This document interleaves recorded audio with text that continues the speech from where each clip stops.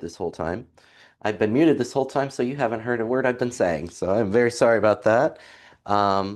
Trust that I was actually speaking, but no one's watching live right now. So you'll see this if you go back on the recording. If you're watching this, um, why? Stop it. No, just skip forward to some later part of it.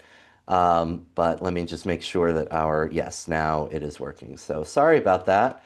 Well, that just gives me more time to say what I was saying. So it's now 2:35 a.m. on the East Coast of the United States. Sorry about that. I had a whole intro going for you.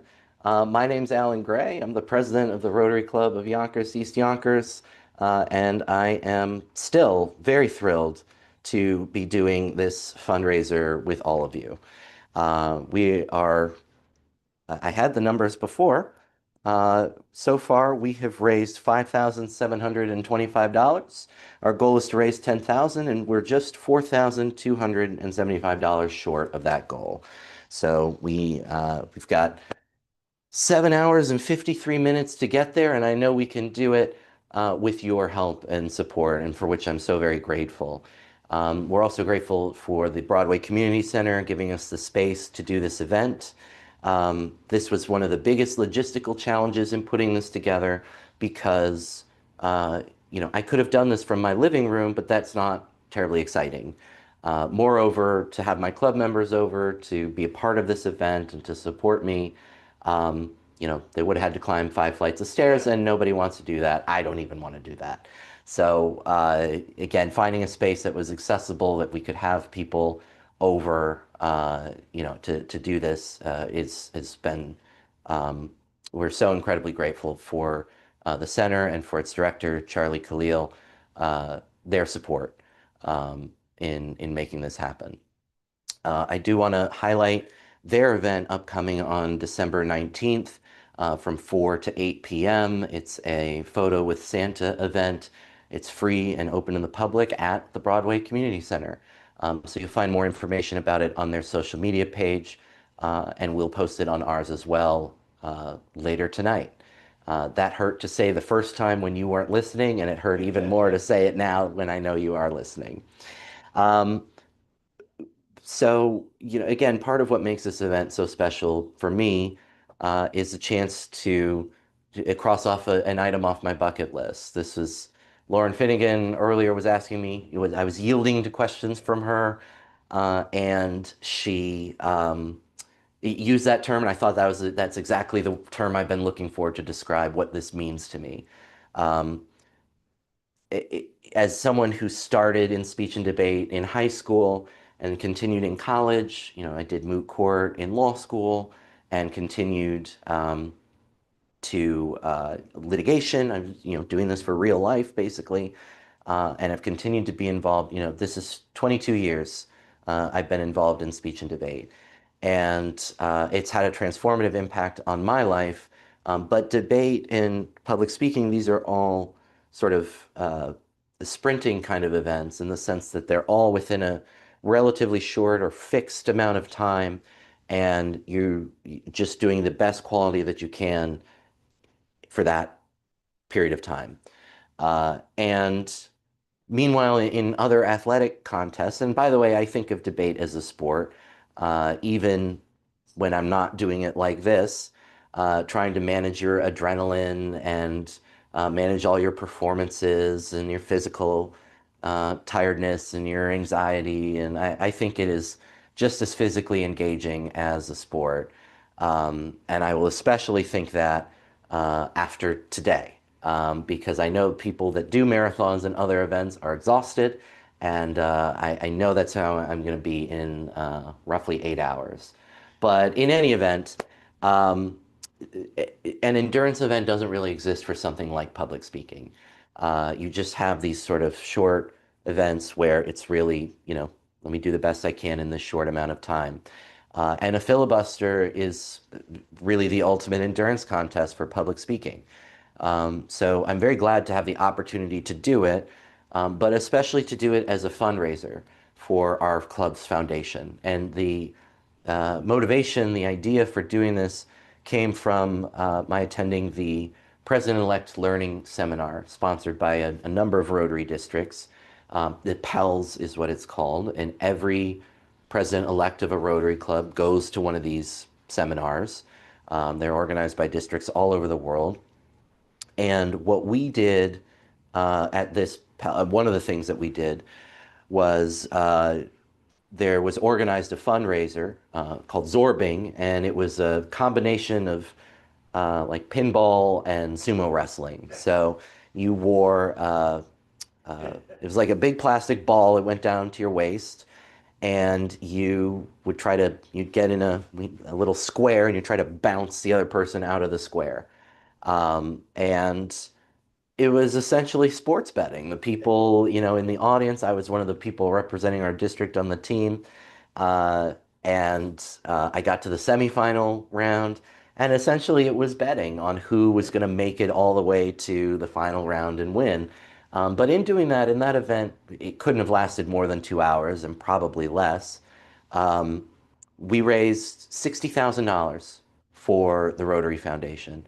And not only is that a lot of good that can be done with that money, but the point of the exercise was to demonstrate how unconventional fundraising methods can be successful.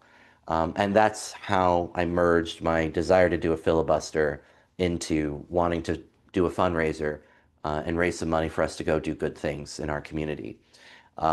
This additionally came out of my recollection of different fundraising events in elementary school, ones where it was you would collect pledges for every jump rope that you do, I'll give you a nickel. And then, you go do the jump rope on the day and however many you make, and then you go collect the pledges. And I was not an athletically oriented child. And so those were not things that I typically excelled at. Um, and so I never really did them because I wasn't going to raise any money. So, not helpful. Um, but this is a skill that I've had that I've been building up over the past 22 years. And I am very excited to get to put it to good use in service of Rotary because that's what Rotary is all about. It's using our background, experiences, and skills and knowledge in order to do good things in the world. And that is what I'm trying to do. And I'm very grateful to have a lot of support within my club as I'm doing it, and from without my club, from other people in the community, from family and friends. So thank you to everyone who has helped make this possible. Um, but I've gotten a lot of questions too on how this event has worked. And so, the goal here, Cory Booker set the record earlier this year in March and April for the longest speech on the Senate floor, 25 hours and 5 minutes. It was not technically a filibuster because a filibuster is a senator's speech meant to block legislation. And Senator Booker was not actually blocking any legislation at the time that he gave his remarks.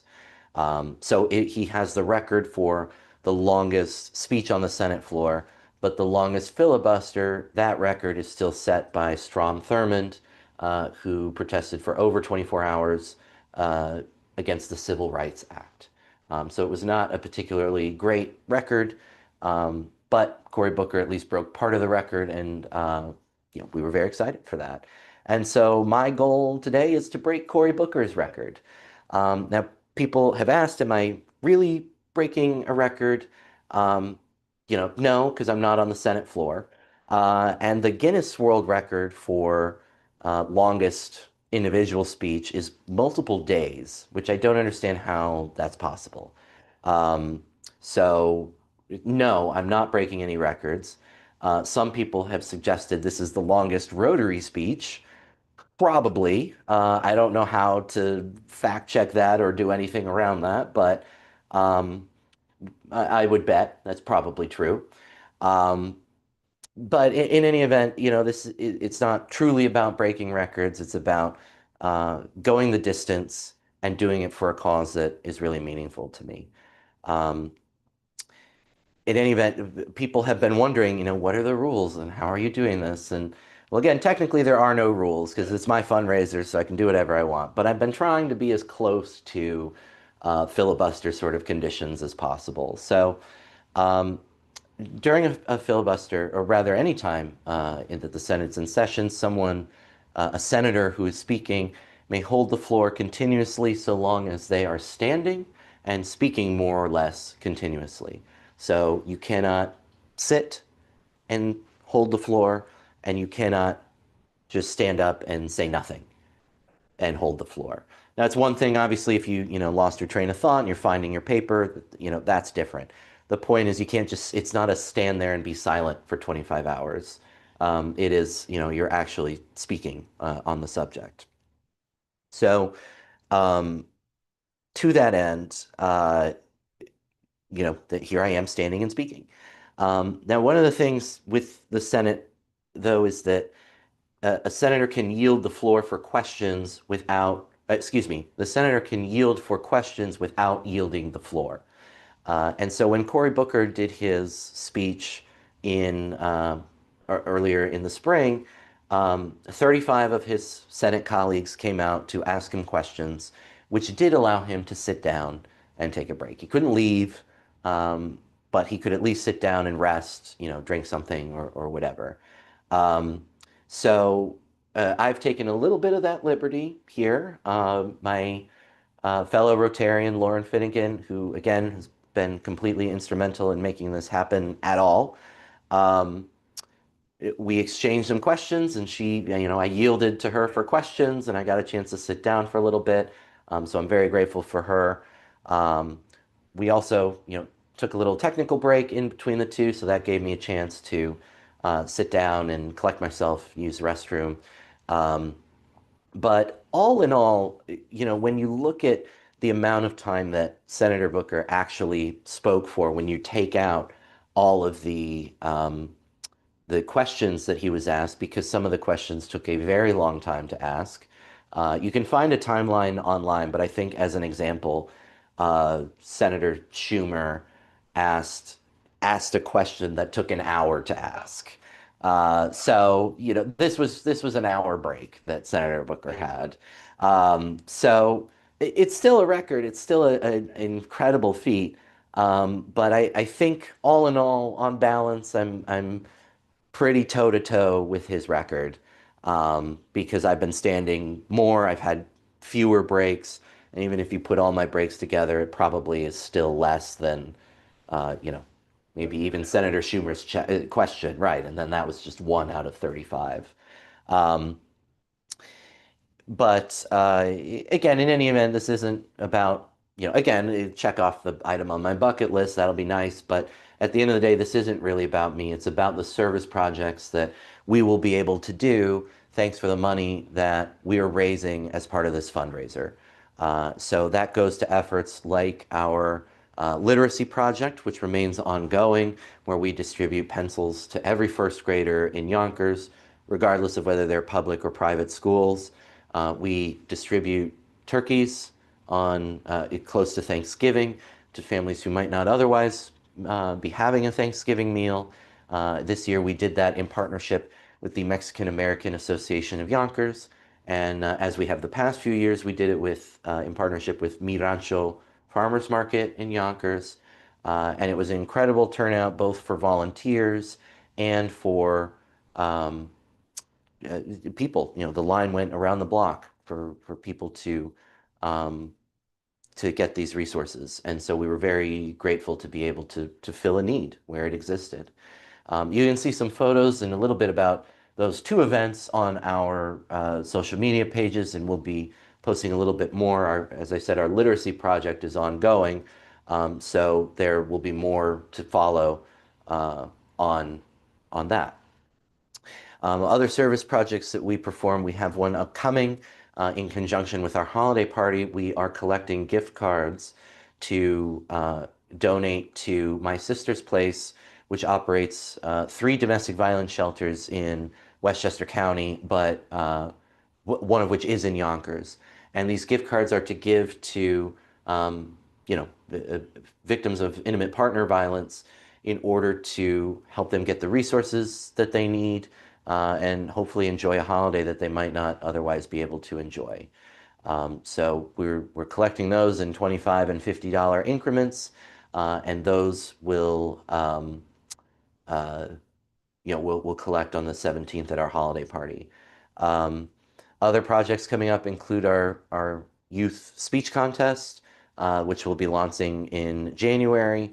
The contest itself won't be until March or April, but we'll start, getting the contest ready and publishing the topic to students and things like that in the new year. We also have upcoming our Life Fact project, which I'll show and tell you more about a little later, but where we plan to distribute these choking rescue devices to 50 uh, different, restaurants, businesses, places of public assembly.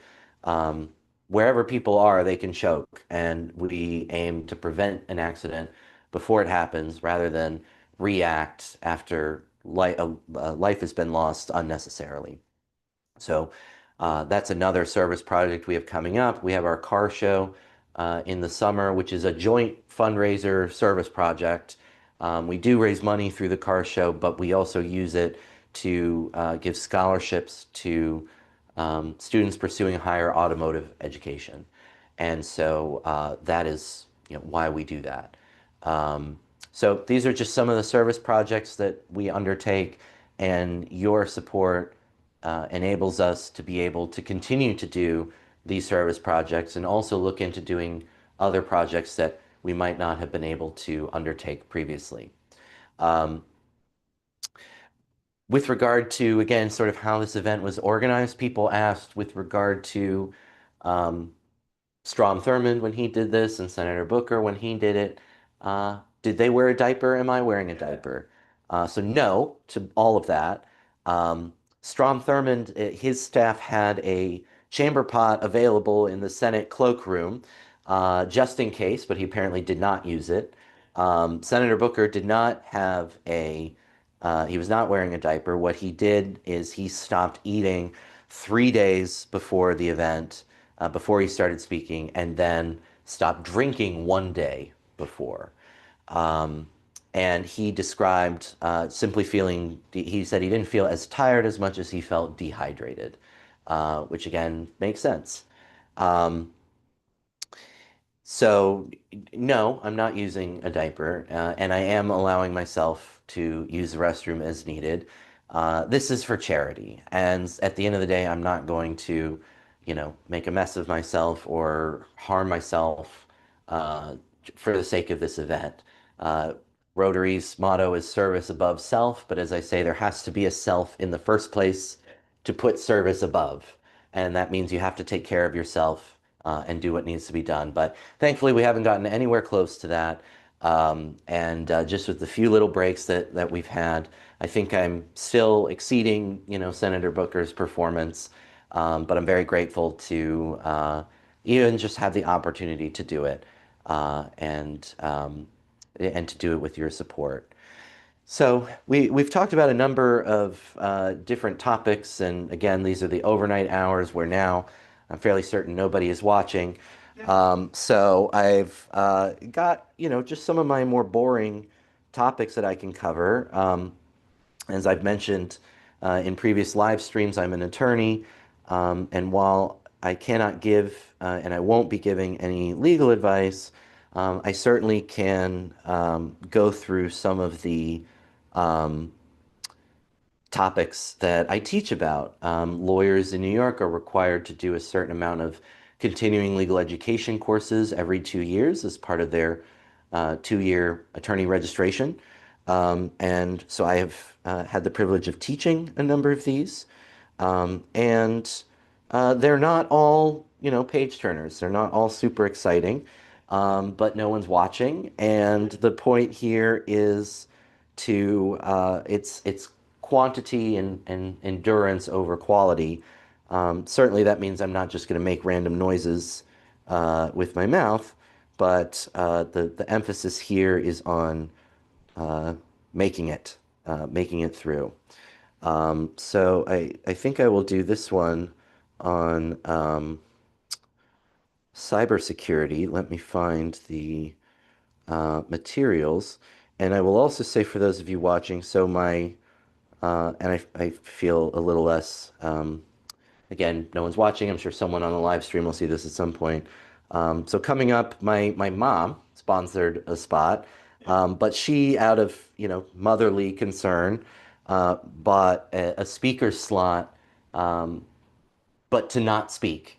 So she has asked that I take a break during that segment. So that segment's coming up, and when that happens, I'll just put her slide on screen, and I will honor her wish and uh, just come back to you 15 minutes later. So, again, if our sponsors donated and that's what they wanted to use for their time, then who am I to judge? So that's where we're at. Um, so let me make sure. Yes. So this was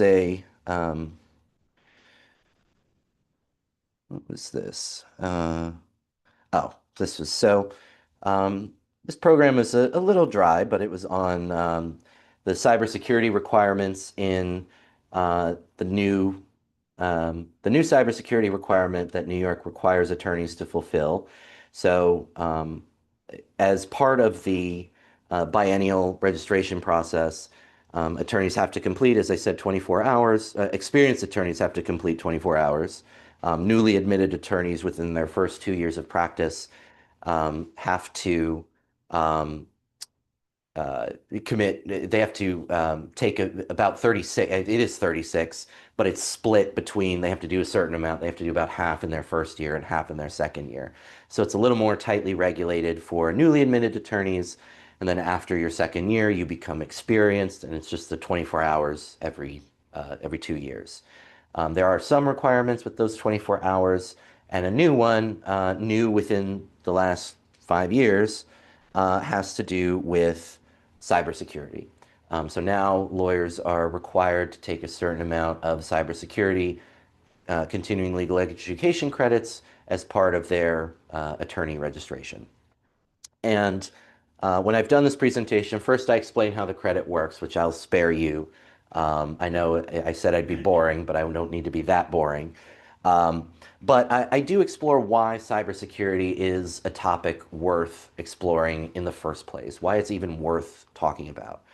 Because that, of course, is the general attitude when the CLE board, adds a new requirement. Why are you making me focus on this? And again, for not just the legal profession, but for any profession, I think that it's extremely important to be mindful of and focus on cybersecurity. But I'll give you these examples in the legal career, and I think you'll understand why it's important. So one of these instances involved Alex Jones, who was a podcast, hoster, but he was sued in Connecticut. I believe it was Connecticut. Um, let's see, what was it? Yeah, it was Connecticut for defamation regarding the Sandy Hook Elementary School shooting. He had claimed that certain people were actors or, not really injured, that the thing was a hoax. And so parents of some of the children who were murdered in that incident sued him for defamation. In the course of the trial, at one point, and it is not uncommon for lawyers to exchange documents electronically, where that used to be done in paper. They will often do it electronically now. And sometimes records themselves are electronic. So rather than printing them out, and emailing them, you just have the records. Well, at one point during this process, um, Alex Jones's lawyers disclosed to the parents' lawyers. I think it was I think they gave a hard drive. Yeah, it was an actual hard drive that was supposed to just have the evidence on it. Not only did it have the evidence, it also had privileged communications between Jones's lawyers and Jones, in which Jones made some very stark admissions that what he knew he was saying was false. And lawyers are not supposed to turn over those communications. They're privileged. They're usually not admissible. Um, and accidents do happen, and the law has an allowance for that. So the plaintiff's lawyers told Alex Jones's lawyers, hey, I'm pretty sure you didn't mean to give us this. And Alex Jones's lawyers still did nothing. And so ultimately, this evidence was admissible at trial, and it was a huge part in critiquing his credibility. And when the lawyers were then confronted with the ethics of what they had done, or more accurately, had not done, they really refused to take ownership of it. And that created a lot more problems for them as attorneys. I'll pause for a moment to acknowledge it's 3 a.m. here on the East Coast of the United States. I'm Alan Gray. I'm the president of the Rotary Club of Yonkers. 7.5 hours to go. We've been going for 18 hours consecutively. Thank you again for all your support. And thank you to Mitch Weisberg from the Rotary Club of Larchmont, who sponsored this segment.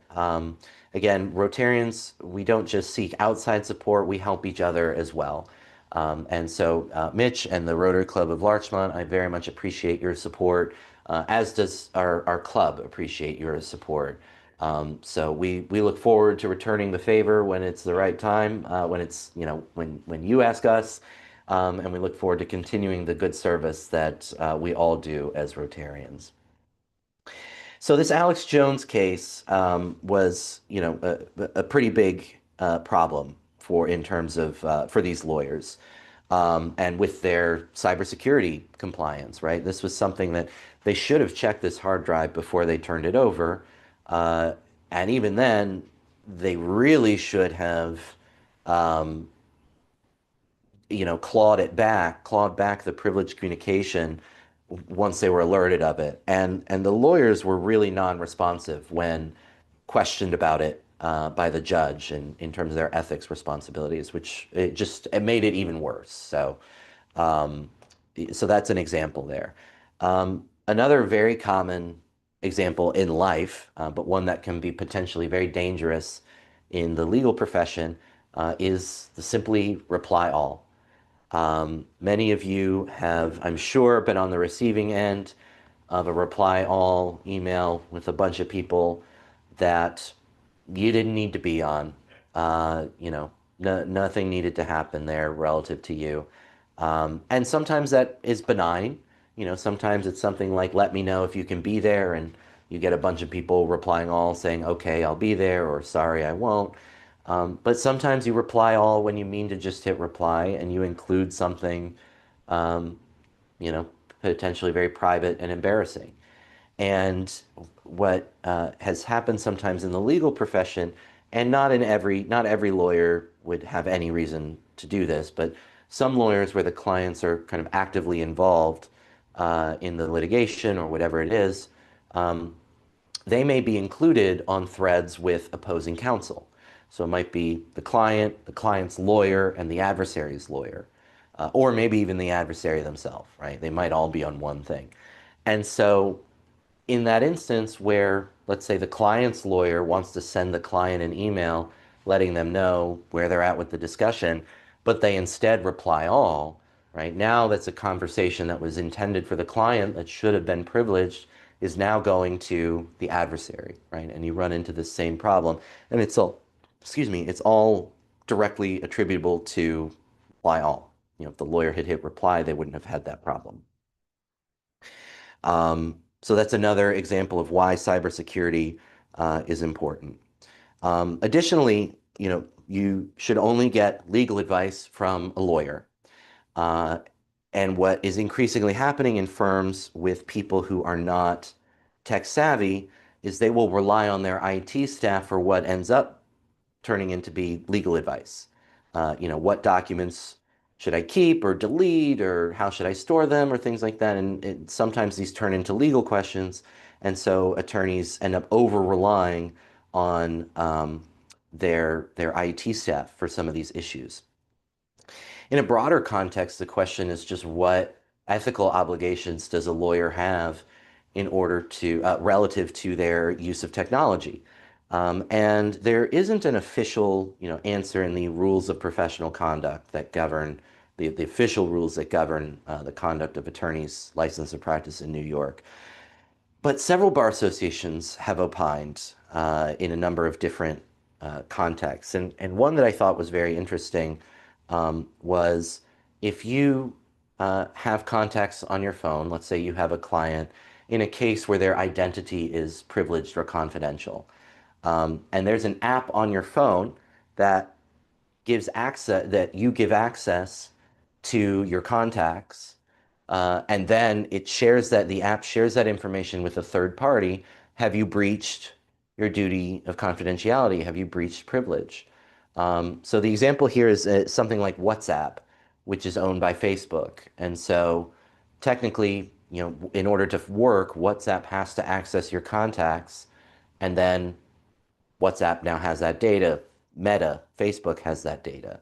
Um, and the Bar Association's suggestion there is to check what the third party does with the data. So if no one is really looking at it and it's collected simply because the app needs it in order to work and no human beings are involved, that's one thing, and that's fine.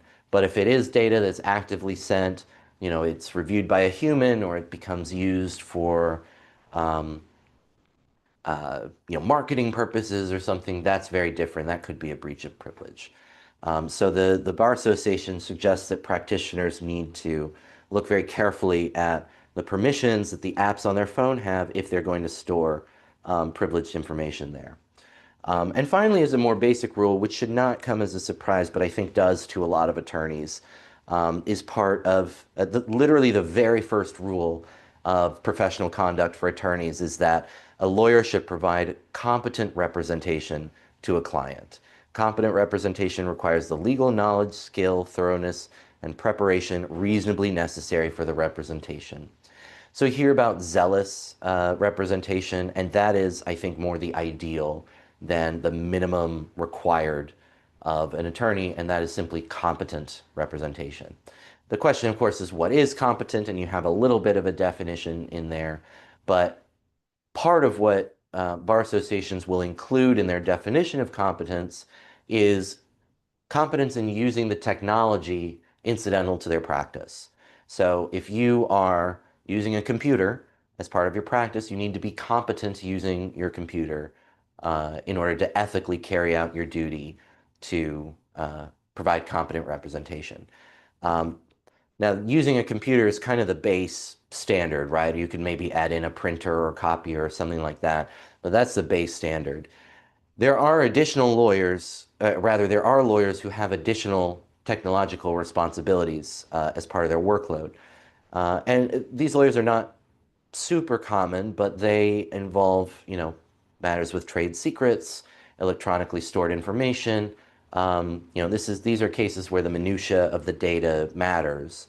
And uh, again, there are plenty of cases where the lawyers will sort of use as the excuse, oh, I didn't understand how it worked. And courts generally are extremely unsympathetic to that response, that if you are using or you need to use the technology as part of your job, you need to understand how it works. Now, again, the floor here is competence. So lawyers are not ethically required to be experts in all the technology that they use. They simply need to be competent in it. And what I tell lawyers is doing things like taking classes. You can ask your IT person to show you how to do certain things. Again, maybe not relative to a specific case, but just, how do I, change this setting or something like that. Um, you can look up guides and tutorials and videos, and there's all kinds of things you can do to acquire the knowledge necessary to become competent in using technology. And again, that's, I think, not just true. That's true not only for lawyers, but I think it's true for all of us as well. And I think competence is a pretty good baseline there that we should all take it upon ourselves to be competent with the technology that we use. Um, some cases where, again, and the judges just clearly were not having it. Let me find this here. There was a bit. Um, again, just the general idea is that it just doesn't fly. Oh, here's one. So the lawyer uh, said, I just don't have the technological background necessary to make the technical distinction that escaped us here. And the court described the attorney's actions as stunning, uh, given that he had already known what his obligations were, what evidence he was supposed to hang on to, and just did none of it. Um, so again, courts generally have little patience for lawyers who uh, are required to use technology or need to use it as part of their representation, but then feign ignorance at how to use it. And this comes up, with some frequency in in my job. Even though I'm not dealing with um, the kind of, electronically stored, discoverable information that many of these high-profile cases involve, or complicated federal cases, or whatever it may be. Um, but nevertheless, it's not uncommon for me to see attorneys arguing, oh, well, I didn't understand the e-filing system. I didn't understand how I was supposed to file this document with the court. I didn't understand what the court, did when it sent me this document. And these are excuses that, really shouldn't fly. Because again, if you're using the e-filing system, you have an obligation to be competent using it. And New York, to their credit, our e-filing resource center, they're wonderful people. They, will provide one-on-one assistance as necessary, and they do classes on how it works, and their classes are free and online. So there just is no excuse for that kind of thing. But again, it's not uncommon to see lawyers arguing, I misused or didn't use the technology because I didn't understand it. And the growing consensus is that that's not an acceptable excuse.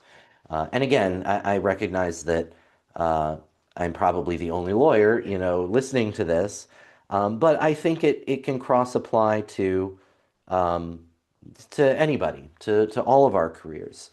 Um, you know, whatever if you need to use an app to schedule an appointment, learn how the app works.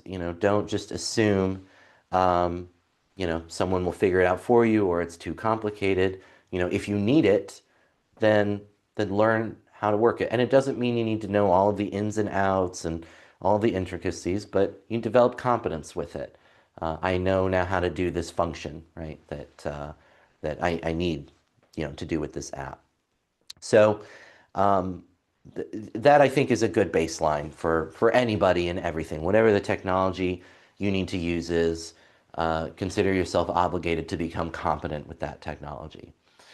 Now, one of the things that comes up often when I'm working with people with new technology is some resistance to that effort. And sometimes it is minor, sometimes it's fear, sometimes it's intimidation, but sometimes it's active rejection. Sometimes it really is, I don't want to learn this. This is not going to help me. This is not going to make a difference. This is a waste of my time. I can't do it, right? Just some really active pushback on learning it. And when I do this presentation, part of what I try to do is validate that, understand that it's normal, right, to be afraid or resist something new. And that's not just with technology, that's with anything. We see that in Rotary all the time, right? My club's worked this way for 80 years. I don't want to do something new, right? And this is anything and again, it's also not just Rotary. It's anything that's existed for any period of time or anything you've known how to do. When you finally have to start doing something different, there is some initial resistance to that. So it's normal and natural and it's okay. And, trying to bring your temperature down a little bit. Because if you are agitated and you're angry or resistant, again, all valid feelings, but we're not in a condition to learn when that is our emotional state. So that is what we're trying to tamp down. And once we do that, then it's a matter of changing our approach to how we discuss the technology. Um, and part of what I'm going to go into in a little bit is, a series of studies that looked at how the presentation of the technology was framed, or rather how the technology was presented to people to use. So people who were resistant and said, well, what if I told you this about the technology? Would you feel a little more comfortable learning how to use it? And there are certain ways you can reframe your thinking if you're feeling that way about new technology in order to learn how to use it.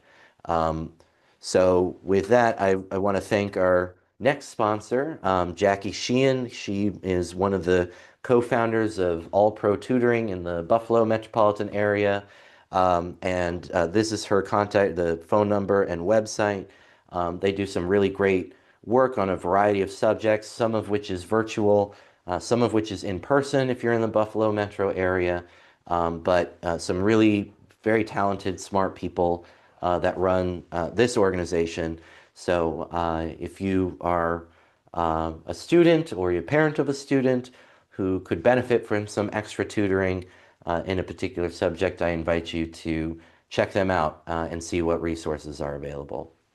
So, with that, the study, and it's a fascinating um, literature review from the Journal of Gerontology and Geriatric Medicine, and they examine um, what they call the effect of ageism on the digital divide among older adults. And so what they're examining is this idea that, a digital divide being the people who know how to use the technology and people who don't, and you can cross the divide. But the idea of ageism sort of being, well, you're old, you can't figure out how to use this, or you won't be able to use this. Uh, and that can be external, that can be someone saying that to you, but very often it can be you saying it to yourself. I'm not able to figure this out. This is for the young people. I can't figure it out. And I find myself doing that sometimes too, especially as I work on our club's social media. I say, look, I'm busy. I don't have time. I can't, I don't have time to sit around and figure this out. All the young kids have this figured out. I can't believe I'm not a young kid anymore, but here we are, right? Um, and no one's telling me that, but that's the message I'm telling myself.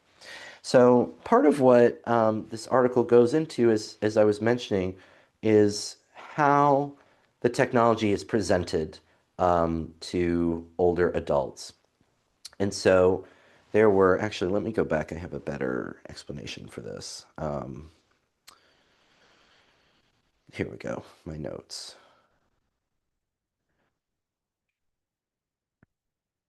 Rather than me trying to synthesize it on the fly, I already did that. So let's go through that. So the literature attributes the digital divide affecting older adults to internal characteristics of older adults, such as low levels of computer literacy, technophobia, lack of perceived usefulness, and physical and cognitive deficits. Now, again, so physical and cognitive deficits may or may not be able to be addressed depending on their severity. But everything else, computer literacy, technophobia, lack of perceived usefulness, these are all things that can be changed and improved. So that it's starting from that position. The term digital divide refers to the tendency for older adults to be less likely to use the internet than younger people, and for those older adults who do access the internet to do so less. So again, this is the divide, this tendency that younger people tend to be more active and older people tend to be less so. On the internet, it is. Ageism, of course, is simply age discrimination or prejudice in whatever form it may take. So when it comes to ageism factoring into the digital divide, economists assume that consumers make decisions that maximize their utility or satisfaction. The concept of utility maximization is supported by introspective evidence that by and large our actions are geared to the goals we seek to achieve. But monetary outlay may not be the only cost associated with the purchase and use of a product or service. Time costs and psychological costs may also enter into a consumer's decision. Psychological costs are a subset of social costs that specifically represent the costs of added stress or losses to quality of life. Psychic costs are related to the anxiety, embarrassment, and fear of failure associated with the product or activity. For older adults, there may be psychological costs associated with internet use. Anxiety and fear of failure as reasons for the digital divide This is consistent with older adults tending to be risk averse or more risk avoidant than younger people. So an example of this, even within my own family, or my partner's family, my family-in-law, um, at one point, someone needed a new phone, a new cell phone. And so, we all tracked to the store, and they all ended up needing new phones because they were so outdated. Apple no longer serviced the model. Um, these phones were well past their expected usefulness. It was time to get everybody new phones. And again, within my partner's family, there was a lot of pushback on that idea, because even if the phone was cheaper in the long term, or it was going to work out better in the long term, they didn't know how to use it automatically, and they were going to have to take that time and energy in order to figure it out. And that was very intimidating for them. And so part of, guiding them through that process involved reassuring them that actually, yes, this is a different phone, but it's very similar. All your data is going to be copied over, all your settings are going to be copied over. So it will look a little bit different because it's a physically bigger phone, but otherwise everything else is going to work the same, right? And explaining that and walking them through that helped to alleviate some of their concerns. So that's one example of, recognizing that it's not just about how much money you're putting out on this device, but it's also how much energy, how much stress are you investing on it as well. Um, So what are some of these psychological costs? Again, sort of giving you this example of, oh, it's going to take me more time. But I can be more specific than that. So self-efficacy is one's belief in one's ability to succeed in specific situations. The theory of self-efficacy lies at the center of social cognitive theory, which emphasizes the role of observational learning and social experience in the development of personality, i.e., an individual's actions and reactions, including social behaviors and cognitive processes, are influenced by the actions that individual has observed in others. People with high self-efficacy, that is, those who believe they can perform well, are more likely to view difficult tasks as something to be mastered rather than something to be avoided. Studies of well, first, before I go into that, so self-efficacy here again is your um, confidence in your ability to succeed. So, this filibuster is a great example of that, right? My self-efficacy has been all over the charts, leading up to this event, starting this event, and going through this event. Right now, I feel pretty high, right? We've got almost 7 hours left, a little bit over seven. I'm very confident we'll get there, and I'm very confident I'll be able to get to zero. Um, I did not have that same self-confidence 4 hours ago. I was feeling pretty tired. I was a little down, and now I feel like I've gotten a little bit of a second wind, so I'm feeling a little bit better, right? So your self-efficacy can vary, and it can vary with regard to particular tasks. Um, but understanding how, again, how likely you feel you are going to succeed with the technology, that's just a starting place. And it's not even, will you succeed? Can you succeed? It's just your self-belief about whether you can, right? And that belief then plays a big part in how successful you ultimately are. So, studies of the factors predicting the use of technology found that computer self-efficacy was an important predictor of technology use. Self-efficacy was a predictor of computer anxiety. While cognitive and physical abilities do influence technology adoption, older adults had lower self-efficacy regarding computer use and more computer anxiety than younger adults. Moreover, computer self-efficacy has an indirect effect on technology adoption through anxiety, since people with lower self-efficacy have higher anxiety. Now, when you translate this into sort of more common language, you see it's not that groundbreaking what they're saying. What they're saying is how likely you are to use technology depends on how likely you think you are to succeed in using it. So if you think you are not likely to succeed. If you have low self-efficacy, then you don't end up using it, and you have more anxiety around using the technology, and you're less likely to adopt it. So this is, one of those, mind over matter, fake it till you make it, whatever, however you want to consider it.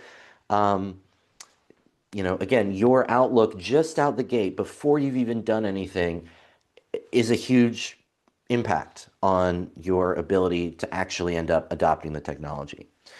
So there are a few different models that game out sort of how this works. The technology acceptance model models behavior of information technology in a work environment and hypothesizes that user acceptance of new technology is determined by the user's intention to use the technology, which in turn is influenced by the user's belief about the technology's perceived usefulness and perceived ease of use. Perceived usefulness is defined as the extent to which a person believes that the use of a particular technology will improve his or her performance, and perceived ease of use identifies a person's belief that using a particular technology will not be onerous or require great effort. So this model breaks down, this idea into a few components, and it starts to work them down into things that you can work with in changing your outlook or someone else's outlook. So perceived usefulness is, again, how useful do you think a technology will be in improving your performance, your life, whatever it may be? If you don't perceive that technology to be useful, you're less likely to adopt it. And then perceived ease of use, again, how easy do you believe the technology will be for you to use, or is it going to require, a significant amount of work in order for you to learn how to use it? And again, these are changeable. So one of the things I try to do when I'm working with people who are resistant to learning whatever the technology is, I try to explain to them why this will be more useful, why this is going to make their life easier, and why it is not going to be as hard for them to use it as they think it is, right? So it's not enough to say this is the newest thing, this is the best thing, this is great. You've got to be more specific than that. So this is going to make this specific task easier, or this is going to make, this issue that you're having more manageable, whatever it is. So I will give you an example, although it wasn't ultimately successful, but it's an example of how this reframing works. My partner was very resistant for a very long time to using any kind of money exchanging app on his phone. Venmo, PayPal, Zelle, the whole thing. He was very resistant to it. And whenever, one of us owed the other money, we had to go to the bank and withdraw the money, and if we needed, make change, and then hand it to the other person. And I kept saying, "What century are we in?" Right? This is, come on. So again, when it came to why is he not using this technology? Why is he not using one of these apps? Maybe there are reasons for a specific one, but to flat out refuse to use any of them, what's going on here? So part of it, again, is perceived usefulness, and this is what I got into by, what century are we in? It saves us from having to go to the bank and having to make change, and think of all that time and energy that you're saving when you can do it in seconds from your phone, and it goes straight into your bank account anyways. So, how useful is that in saving you time and effort and energy? Perceived ease of use, I think, is one of the places that he got hung up on, that it seemed like a Sisyphean task for him to try to learn how to use it. And he felt this way. It wasn't, but he felt this way, that it was going to require a huge amount of work on his part in order to learn how to use any one of these apps. And again, trying to explain to him, no, this is really easy. It's very easy to set up. It's very simple to use. Let me show you how I use it on my phone. Let me demonstrate how easy it is for you. These are the kinds of things that can change someone's perspective on ease of use. If they're thinking it's going to be very difficult, showing them it's really not that hard. So again, now there are other factors that can that come into this as well, and we're going to review and discuss them as well. Um, but these two right now are part of this technology acceptance model, and that brings us to 3:30 a.m. on the East Coast, and this is my mom's time slot. So thank you, Mom, for sponsoring this. And again, Mom said she bought a speaker slot, but it's not for speaking. It's she just wants 15 minutes of quiet. So I'm going to honor that, and I'll be back at the end of her segment.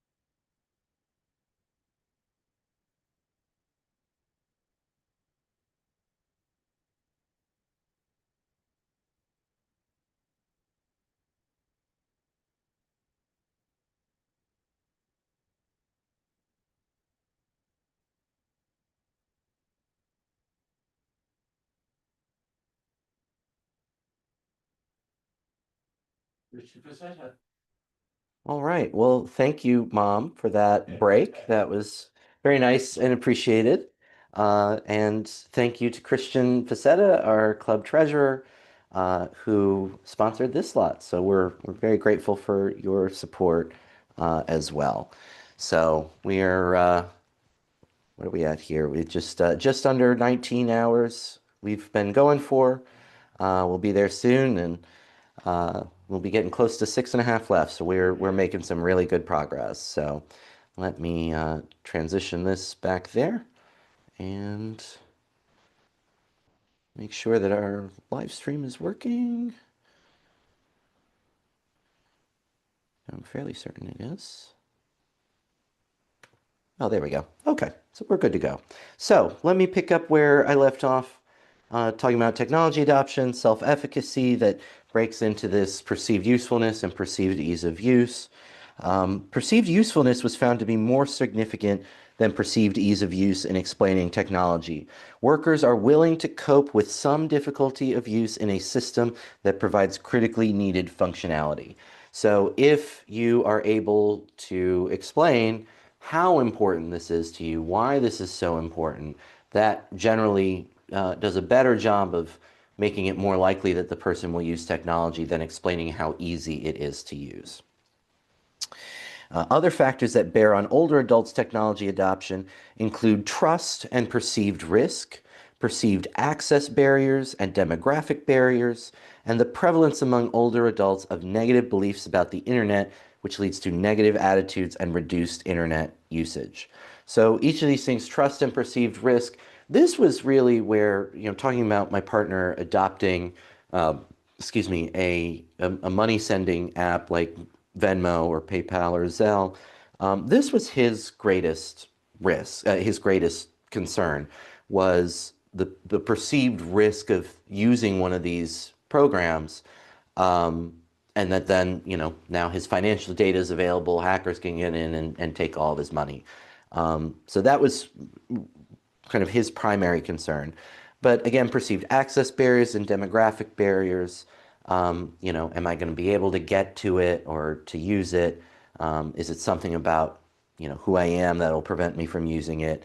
And again, when especially dealing with older adults, this sort of generally pervasive negative belief about the internet generally, right? So bad things happen on the internet. That makes it a scary place. I don't want to go there.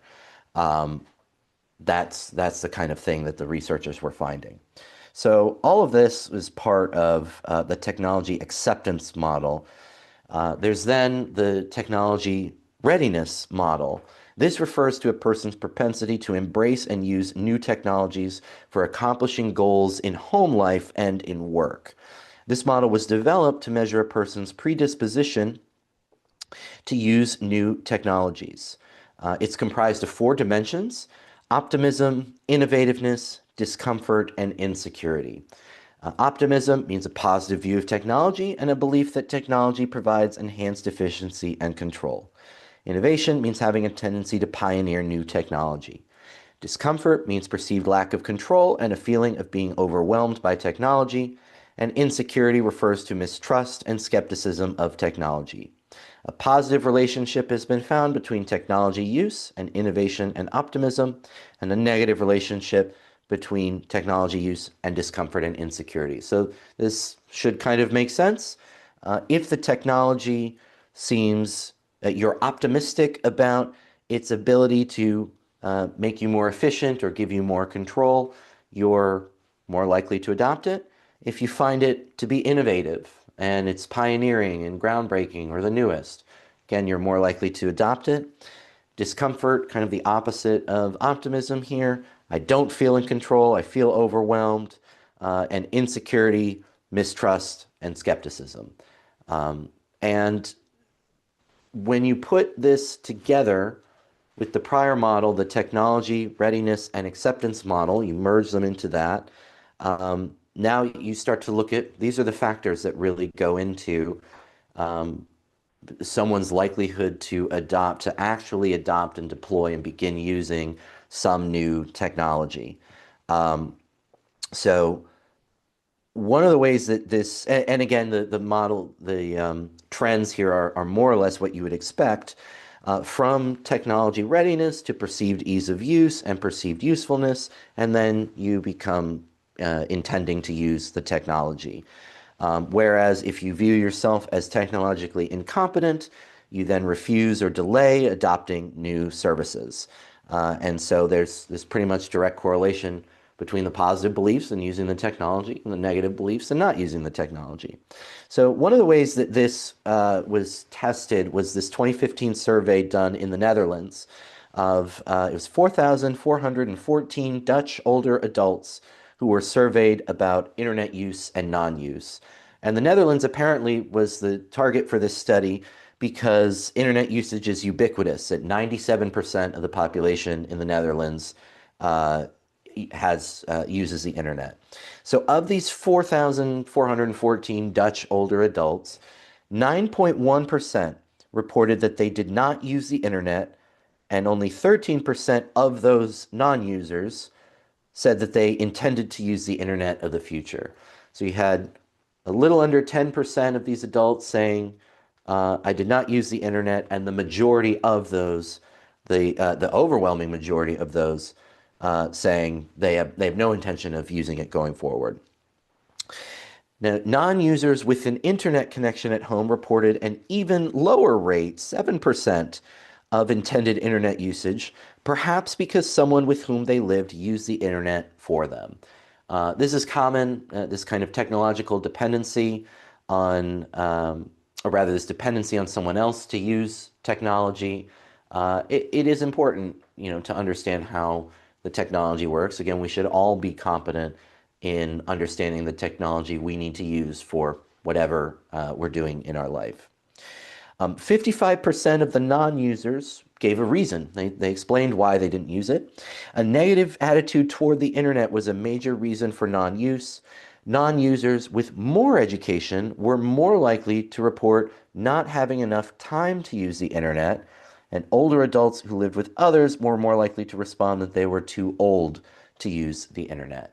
So these beliefs, whether they are formed internally or influenced by external opinions, really go a long way in determining how likely someone is to ultimately increase to use whatever the new technology is. Now, the study didn't stop there. They provided training, and they found that training leads to an increase in comfort in using technology.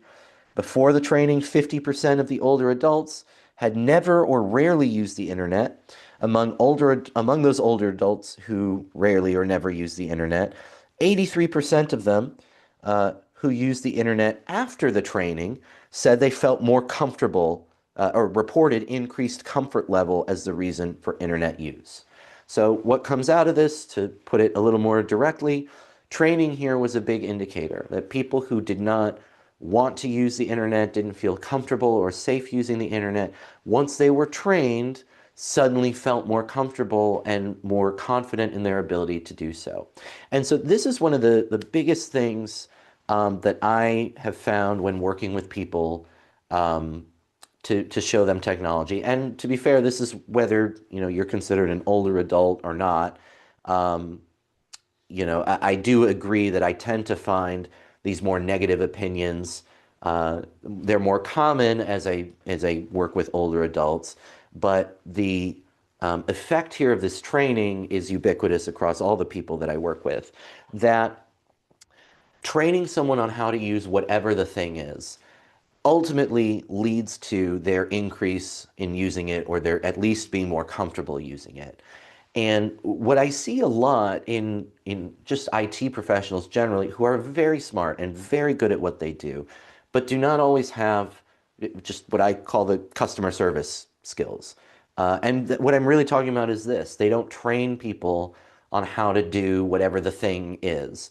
So they'll say, here is this new software, log in using your regular credentials or whatever, but then offer very little guidance on how to use it. Or if they do offer guidance, it's written at a very high level.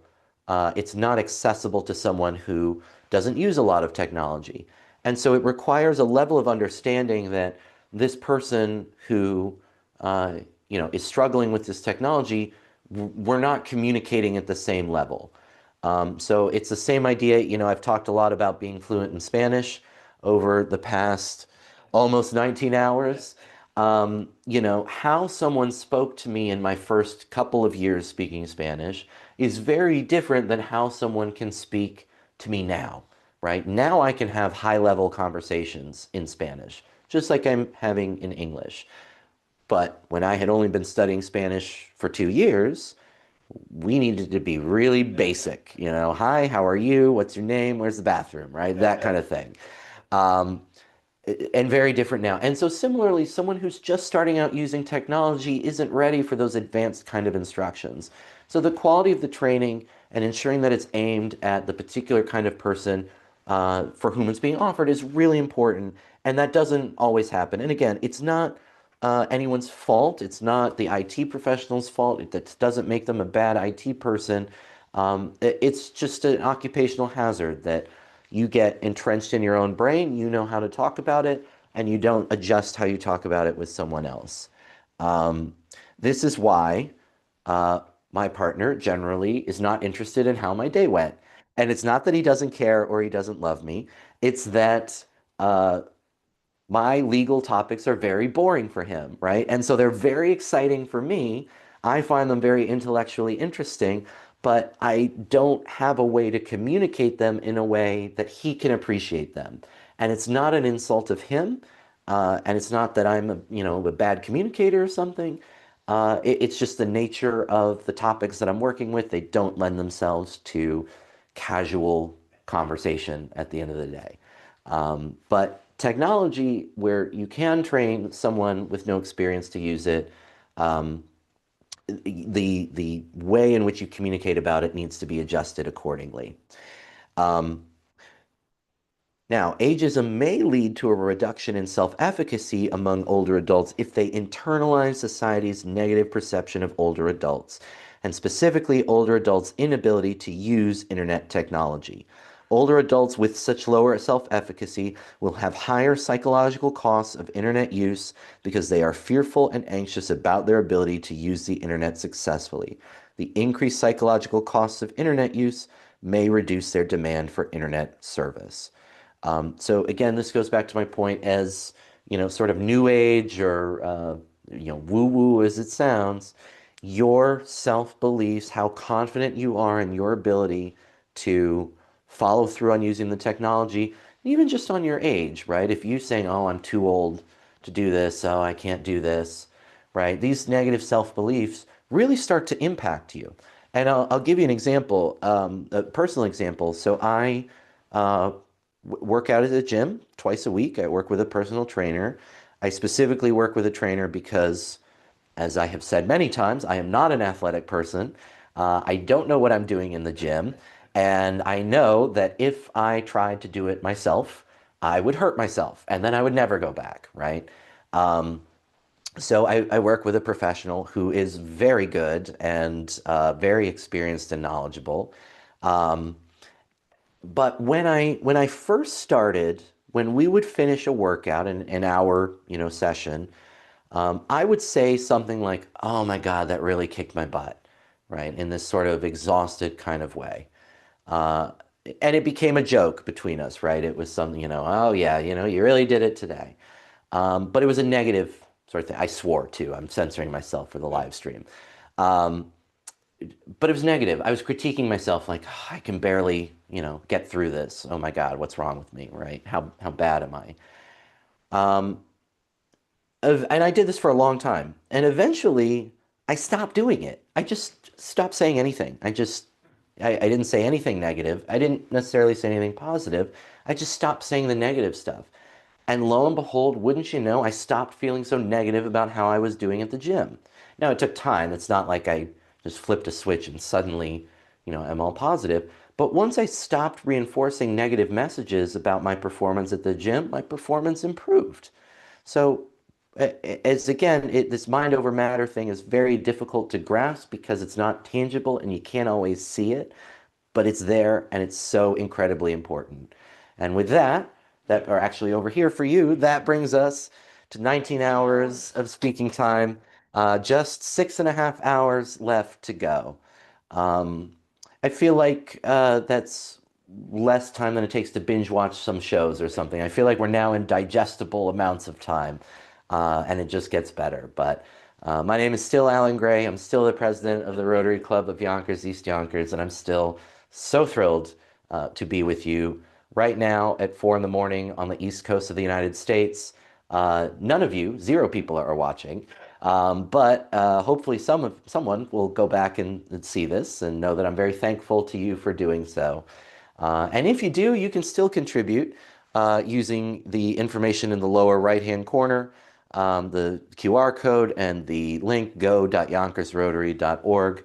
You can also click the link in the description of this YouTube video, and these links will stay up after this is over. So even if you're seeing this after we've completed our filibuster, you can still make a contribution and we'll still be very grateful for it. And we'll still be able to do some really good things with it, which I will tell you about after I finish going through this, because we're almost there, and I'll just finish the train of thought while we're there.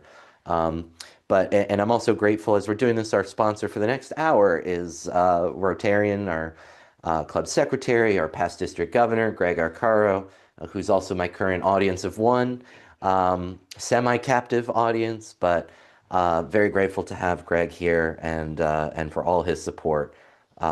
Very much appreciated. So getting close to just finishing this off again, the messages you send yourself and what you tell yourself really makes a difference in your ultimate performance. Ageism may cause some older adults to underestimate the usefulness of the internet. If ageism contributes to internet anxiety, older adults may rationalize, I have functioned very well without the internet, and thus the internet will not be useful to me. Usefulness requires successful execution of an internet-related task. Ageism may also affect the perceived ease of use of the internet, because ageism depicts older adults as lacking the ability to adapt to these new ideas and specifically to use the internet. If ageism contributes to the perception that the internet is hard for older adults to use, then older adults will be less likely to use the internet because they feel their efforts might be futile or embarrassing. And so again, it's not just the messages that you tell yourself, but the messages that you internalize from others. So if someone is telling you you're too old, or here, let me do it for you, I can do it faster, right? These kinds of things, there's nothing inherently wrong with saying that. But if you internalize from that the message, something's wrong with me, I can't figure out how to do this, again, you're less likely ultimately to follow through on using it. So going back to the technology readiness model, its 4 dimensions, optimism, innovativeness, discomfort, and insecurity, can all be impacted by the negative messages of ageism. So it can reduce an older adult's optimism about the successful use of technology. I'm old, and therefore I'm not going to be able to figure it out. Or I likely won't be able to figure it out. Ageism may also diminish an older adult's innovative attitude toward technology. Some older adults may internalize the external message that older adults are inflexible and cannot learn new things. Furthermore, ageism may cause or intensify some older adults' feelings of discomfort with and mistrust of the internet. Again, these are all external, largely external messages that many people internalize. And simply by internalizing them and saying, oh yes, this is me, this accurately describes me and my situation, it becomes true. It becomes a self-fulfilling prophecy. Now, under the TRAM, Technology Readiness and Acceptance model, older adults who view themselves as technologically incompetent may devalue the benefits and usefulness of the internet. Some older adults may internalize ageism's negative message that older adults are internet incompetent. As a result, these older adults devalue the benefits of the internet and consequently do not adopt the internet or do not fully utilize its benefits. So again, internalizing these negative messages affects all of the dimensions of these models, all of the things that might make you more likely to adopt new technology, suddenly less effective because you're internalizing all these negative messages.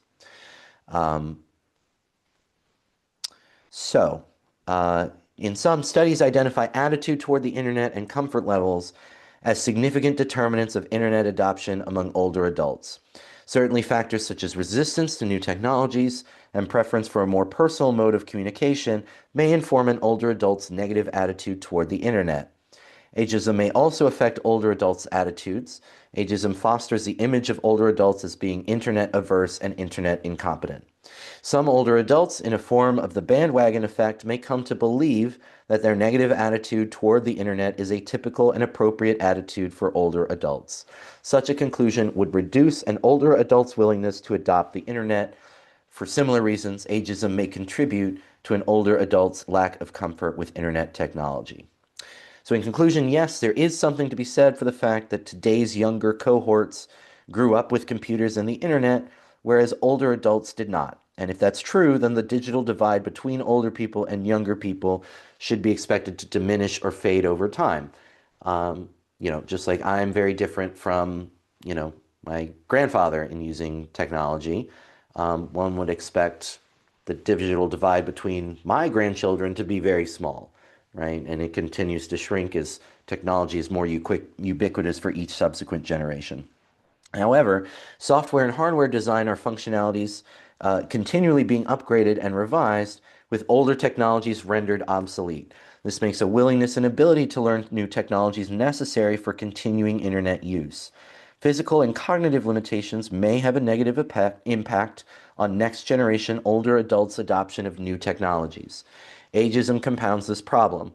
Younger adults, as they age, may internalize negative perceptions about older adults and therefore doubt their ability to adopt new, more complex internet technologies.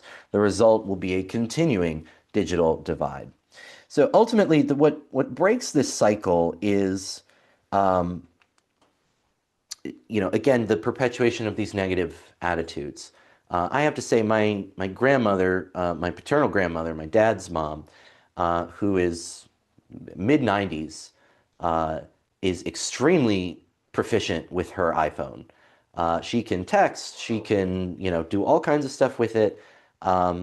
She's very good with it. And this is someone that, ageism would suggest would be really struggling to use new technology, and she absolutely is not. She's got her iPad and the whole thing. So, perpetuating these externally or internalizing them yourself continues the problem. So when I'm working with someone on training and someone on any, here, let me encourage you to adopt this new technology or to use it or whatever it may be.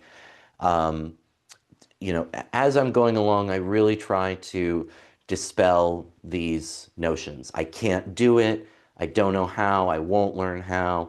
Right? All of these things are just obstacles that don't need to be there. Now, sometimes that leads to, I'm working on two fronts, the psychological front and the technological front. But at the end of the day, without addressing that, we're not going to make any progress on the technological front. At the same time, some of the ways, it's not just, no, you're not too old. No, you can do this. Yes, you can figure it out.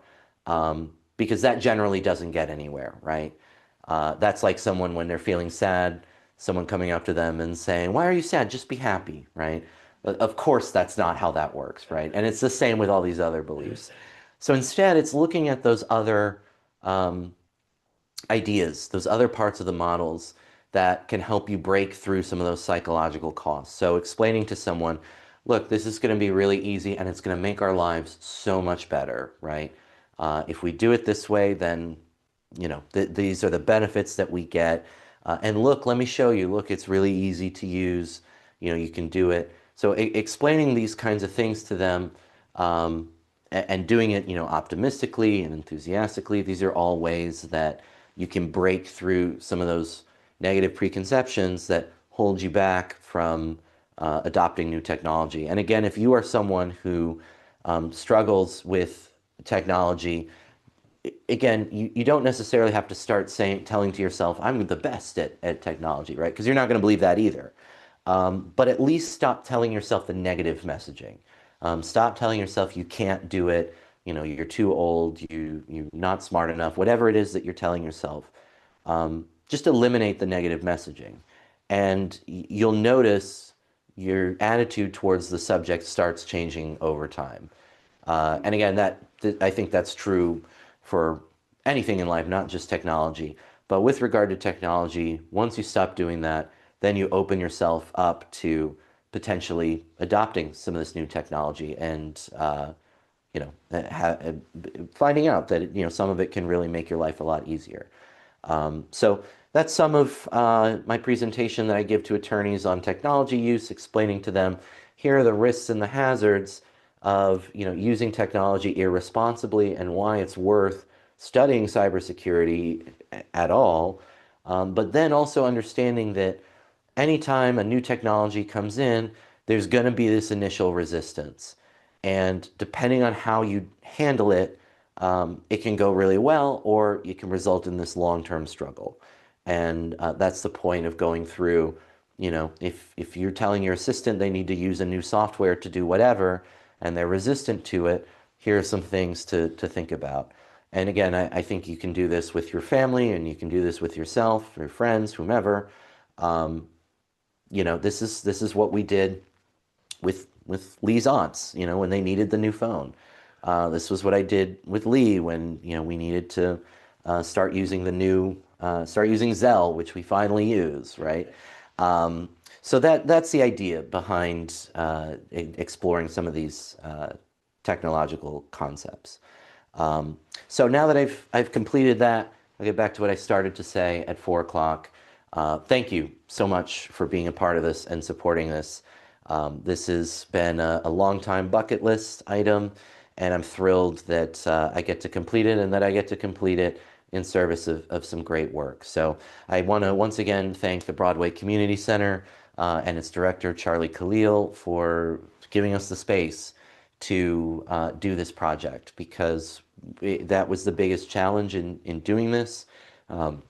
And having a great partner to work with on this project, to continue building that trust and goodwill. We're just incredibly grateful for your support. And in return, of course, we want to continue to acknowledge the Broadway Community Center's upcoming event on December 19th from 4 p.m. to 8 p.m. This is a Come Get Your Photo with Santa event. And it's free, open to the public. You can find more information on the Broadway Community Center's social media pages. I also want to, again, acknowledge and thank our club member, Carol Conklin, who suggested in the first place that we reach out to these people. And that's exactly what Rotary is all about. It's about making these connections and using them to do good things. And that's exactly what we're here to do this morning. And sorry, I'm double tasking, trying to get up the next thing to say. We've managed to raise, sorry, I'll get the number back out here, $5,725.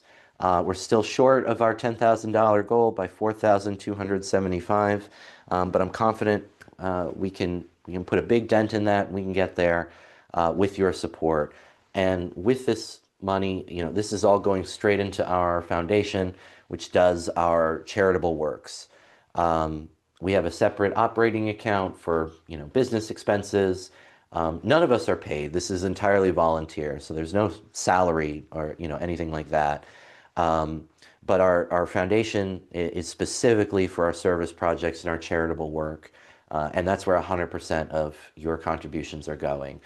In addition, the donation page that we use, if you scan the QR code, visit the link, click it in the description below, that is all, it all goes to the same page, and that is with our partner, Zephy, that manages or that collects our online contributions.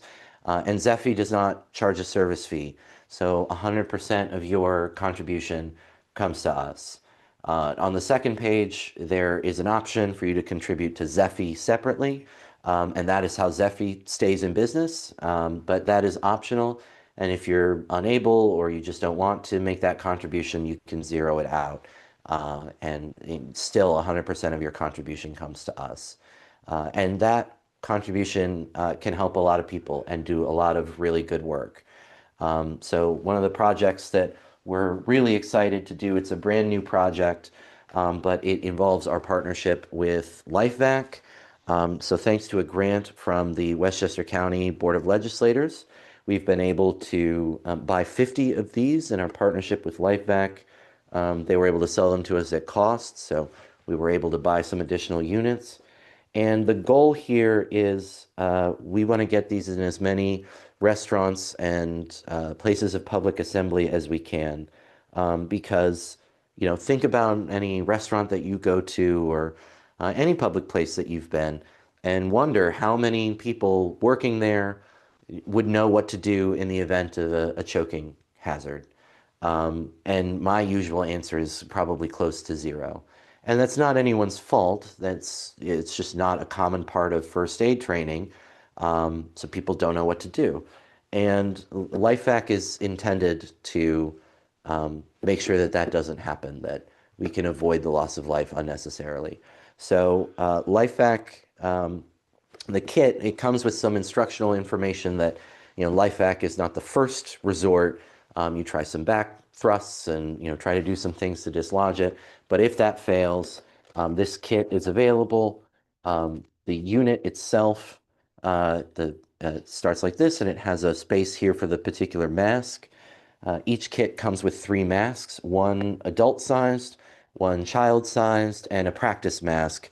The practice mask is reusable, and it's exactly what it sounds like, but the adult and pediatric masks are single-use only, and LifeVac will replace them if you use them. So if there is a choking event and you use the LifeVac, you just let LifeVac know, and they replace the mask that you used or the device as necessary at no cost to you. So it's essentially a lifetime guarantee.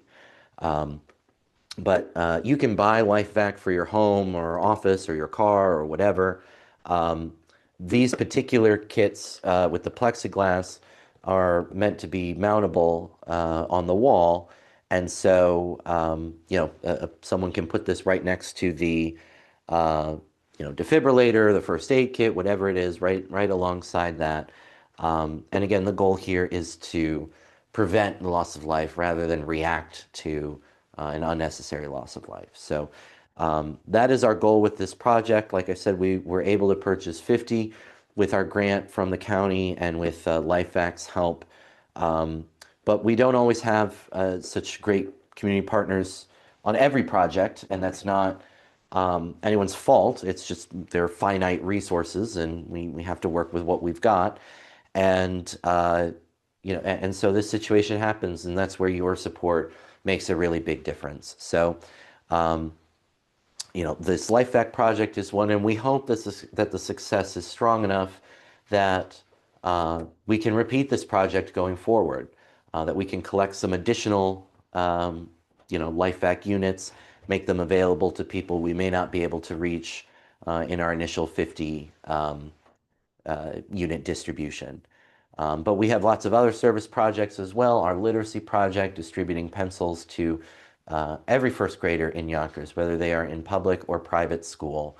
We make sure that they have just the basic writing implement in order to study. That something that we take for granted, not every child is able to have. And we do our best to make sure that that is not an issue. We have our turkey distribution that I've mentioned, and these 2 projects have, the turkey project recently concluded, and that was before Thanksgiving. The literacy project is ongoing, and you can see some photos from both of those on our social media.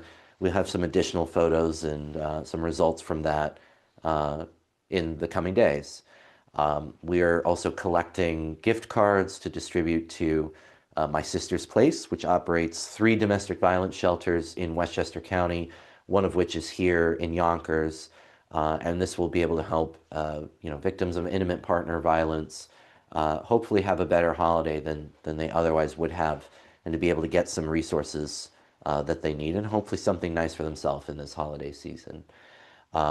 These are just a few examples. We're going to be ringing the bell for the Salvation Army on December 20th. We will be running our speech contest starting in January. We'll have our car show in the summer. All of these service projects are just meant to make people's lives better, but we can't do that without financial support. And that's why we're so grateful to have yours and for your participation. And as I said, just doing this, trying to come up with a creative way to raise money. We have our pancake breakfast that we do in the spring that has been a longtime staple of this club, and it's a resounding success. So I'm looking forward to doing it again this year. But we wanted to add in something new, and certainly I've never heard of anyone doing this. No one I've talked to has heard of anyone doing this. And again, the closest are the examples I've given you of when I was a kid and hearing these jump rope fundraisers, and for every rope you jumped, someone pledged to give you a nickel or whatever. And I just wasn't very good at those, but I've been building my public speaking skills for 20 years. Again, if you put all together all the ahs and ums and ands and so's, I think Toastmasters World Headquarters would just explode. Um, so, this is not my highest quality performance, but it absolutely is my longest enduring performance. And it's been a bucket list item, and I'm so glad to be doing it with you. And coming off our technology talk, my self-efficacy is pretty high. I think I'm going to be able to make this, and I'm really glad I get to do it with all of you.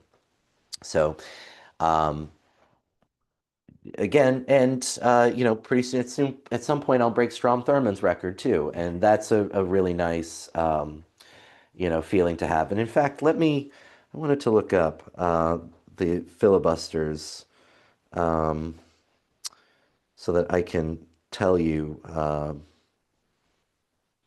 more precisely what the time limits are, or what the timing has been. Um, let's see, longest solo filibusters. Here we go. So again, Cory Booker's is the record I'm trying to break. It's not technically a filibuster because he wasn't trying to block a particular piece of legislation, but it is the longest solo speech in Senate history, the longest speech on the Senate floor. So that is the record we're going for. But the longest filibuster still, Senator Strom Thurmond, South Carolina, um, filibustering the Civil Rights Act of 1957.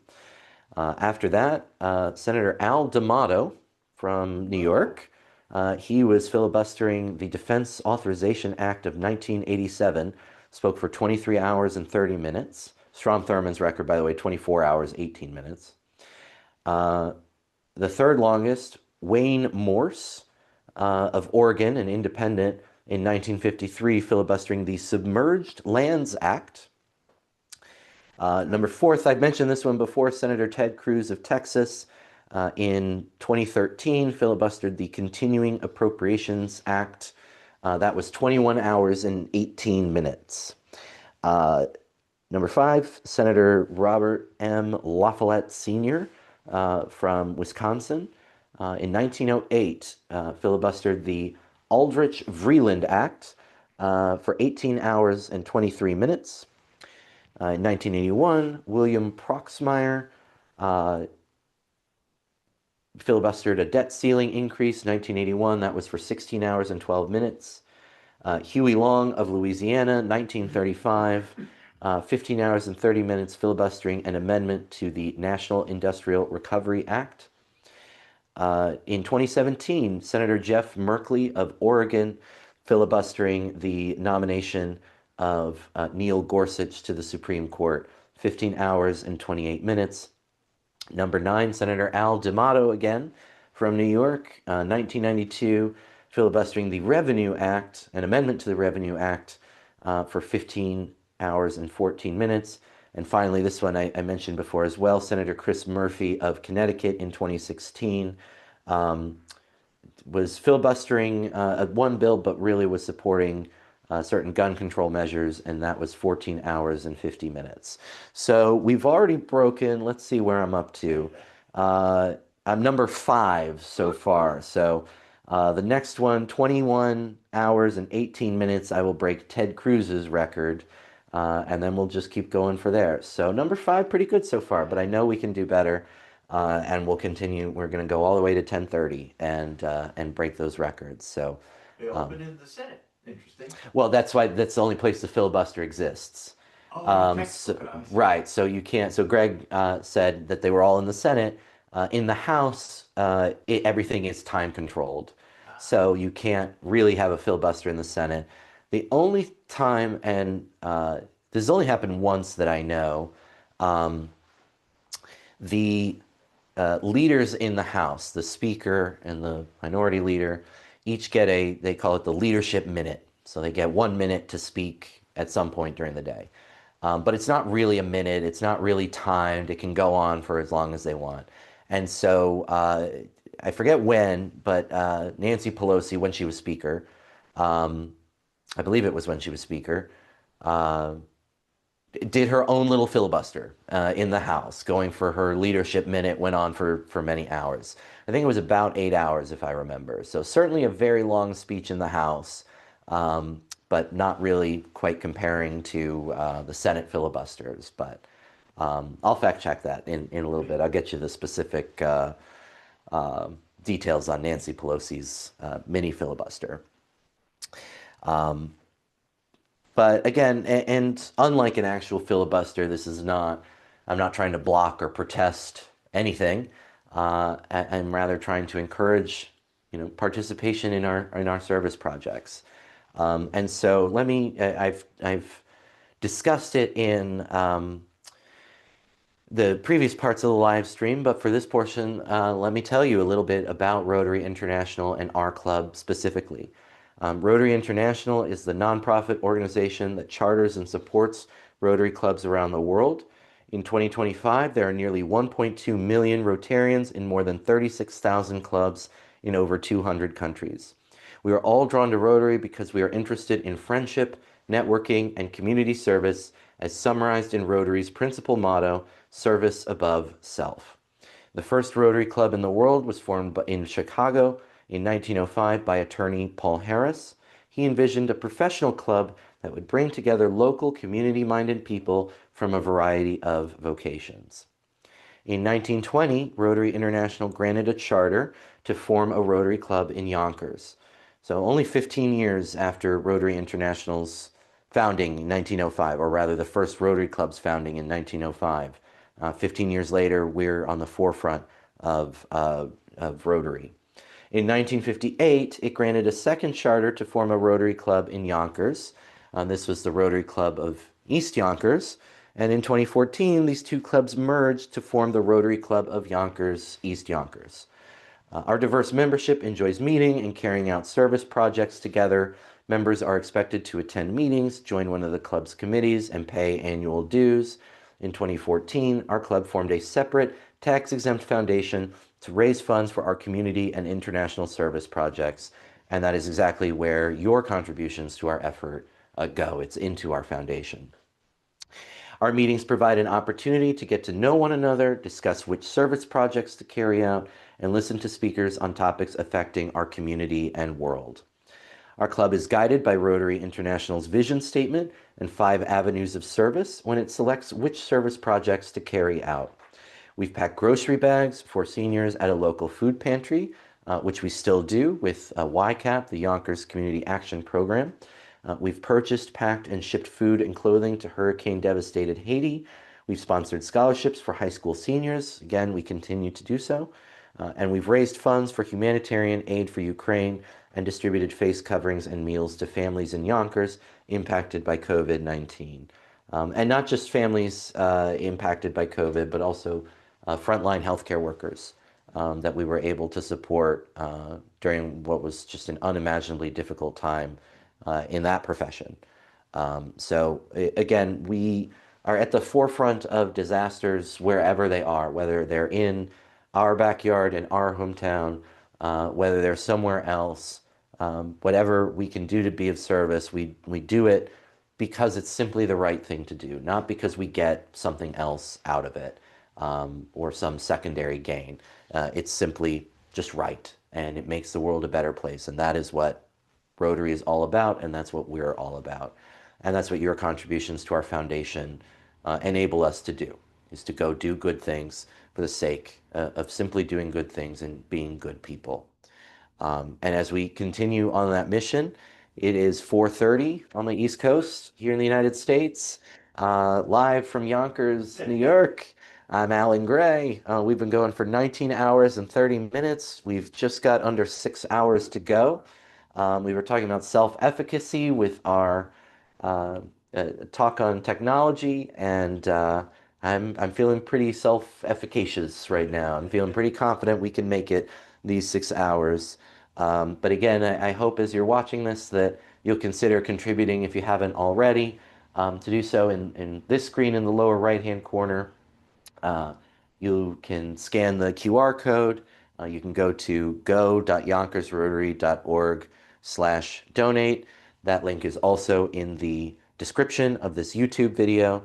All of them take you to the same place, which is to our donation portal, and 100% of your contributions come to our foundation for our charitable work. So thank you very much for your support as we reach our $10,000 goal of making a difference, of $10,000 goal in order to be able to make a difference in our community. But to tell you, just as we have our own foundation, Rotary International also has a foundation, and that helps clubs like ours carry out the service projects, focusing on grants within Rotary's 7 areas of focus. Those are peace building and conflict prevention, disease prevention and treatment, water sanitation and hygiene, maternal and child health, basic education and literacy, community economic development, and the environment. And as I've said before, I think you'd be hard pressed to find a service project that does not fit into one of Rotary's 7 areas of focus. I certainly have yet to find one.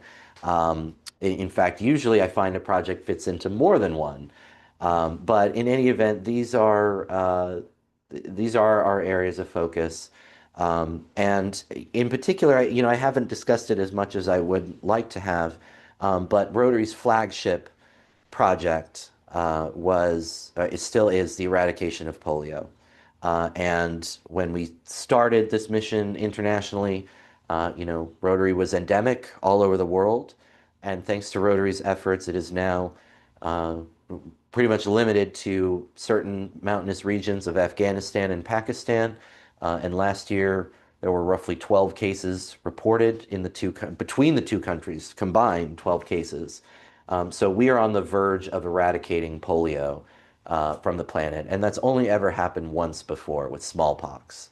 No other disease has been eradicated until soon, when Rotary is able to eradicate polio. And again, that started as a club project. That was a club that simply said, hey, here's an idea. Let's go vaccinate a bunch of people against polio who need it. And that grew and grew and grew until it became really Rotary's flagship project. Rotary has also been at the forefront of peace building efforts, and in particular was integral in drafting the United Nations Charter. So Rotary International is a hugely important uh, service organization. And again, the goal is simply to go and do good things wherever they can be done, simply because it's right and it's possible. Um, a number of principles and statements from Rotary guide us. Rotary's vision statement: together we see a world where people unite and take action to create lasting change across the globe, in our communities, and in ourselves. The object of Rotary is to encourage and foster the ideal of service as a basis of worthy enterprise, and in particular to encourage and foster, first, the development of acquaintance as an opportunity for service; second, high ethical standards in business and professions, the recognition of the worthiness of all useful occupations, and the dignifying of each Rotarian's occupation as an opportunity to serve society. Third, the application of the ideal of service in each Rotarian's personal, business, and community life. Fourth, the advancement of international understanding, goodwill, and peace through a world fellowship of business and professional persons united in the ideal of service. One of our most famous ethical guidelines is our 4-way test. And it says, of the things we think, say, or do, first, is it the truth? Second, is it fair to all concerned? Third, will it build goodwill and better friendships? Fourth, will it be beneficial to all concerned? And then our club likes to add a fifth, will it be fun for everyone? Finally, Rotary's 5 avenues of service. We have our 7 areas of focus, but how do we address them? We have 5 avenues of doing so. Club service projects enable clubs to carry out their activities. Vocational service projects help club members conduct their business and professional work with integrity and recognize those in the community who do the same. Community service projects improve the quality of life for people in the local and national community. International service projects help those in need throughout the world and promote peace and understanding. And finally, youth service projects encourage youth and young professionals through scholarships and leadership development opportunities. So we are taking on all of these projects in all different capacities, or rather, we're taking on all these avenues of service in different capacities. And your contributions help us succeed in doing that, help us be able to do so successfully. Um, sorry, there we go. So with that, let me find something else to share with you, since I've concluded our internet or our cybersecurity presentation. Uh, We've got some information on the fact checking on. Oh, please, yes, yes. In February 2018, February of 2018, Nancy Pelosi used her leadership minute Nancy Pelosi, Leadership Minute. to speak for 8 hours and 7 minutes regarding legislation to protecting dreamers. Excellent. So she spoke for 8 hours and 7 minutes on legislation to protect dreamers. So I was pretty close. I didn't have the 2018 bit, but I've had everything else. So that's pretty much the longest I've ever heard of someone going for in the House. And it was because of the unique privilege that's afforded to these leadership minutes that it's 1 minute, but it's not really timed. Um, Let me find. Yeah, yeah. Um, I was going to go through, or maybe I put it in here. Aha, here we are. So I will share with you a little bit. I did a presentation um, at a district training event. This is the presentation I did that if you've seen our social media and you see the post of me in red heels, this is the presentation I did accompanying that and why I was in red heels. Now, again, you can't see my footwear here. I'm not wearing red heels. I'm wearing my tennis shoes, which is the one concession I made doing this. I'm not wearing a diaper. I'm not, I'm in my suit. I am wearing my suit pants. I'm not wearing, jeans or something. But I am in my tennis shoes. And I'm really glad I am because my feet are sore. And I think it would just be 100 times worse if I was in my dress shoes. But um, in any event, I can explore with you at least some of the concepts that I discussed, even if we may not be able to get the same dramatic effect that I strived for in my original presentation. And the point of this presentation was on expanding your reach, expanding Rotary's reach to groups that historically have not been included in Rotary International or in Rotary clubs generally.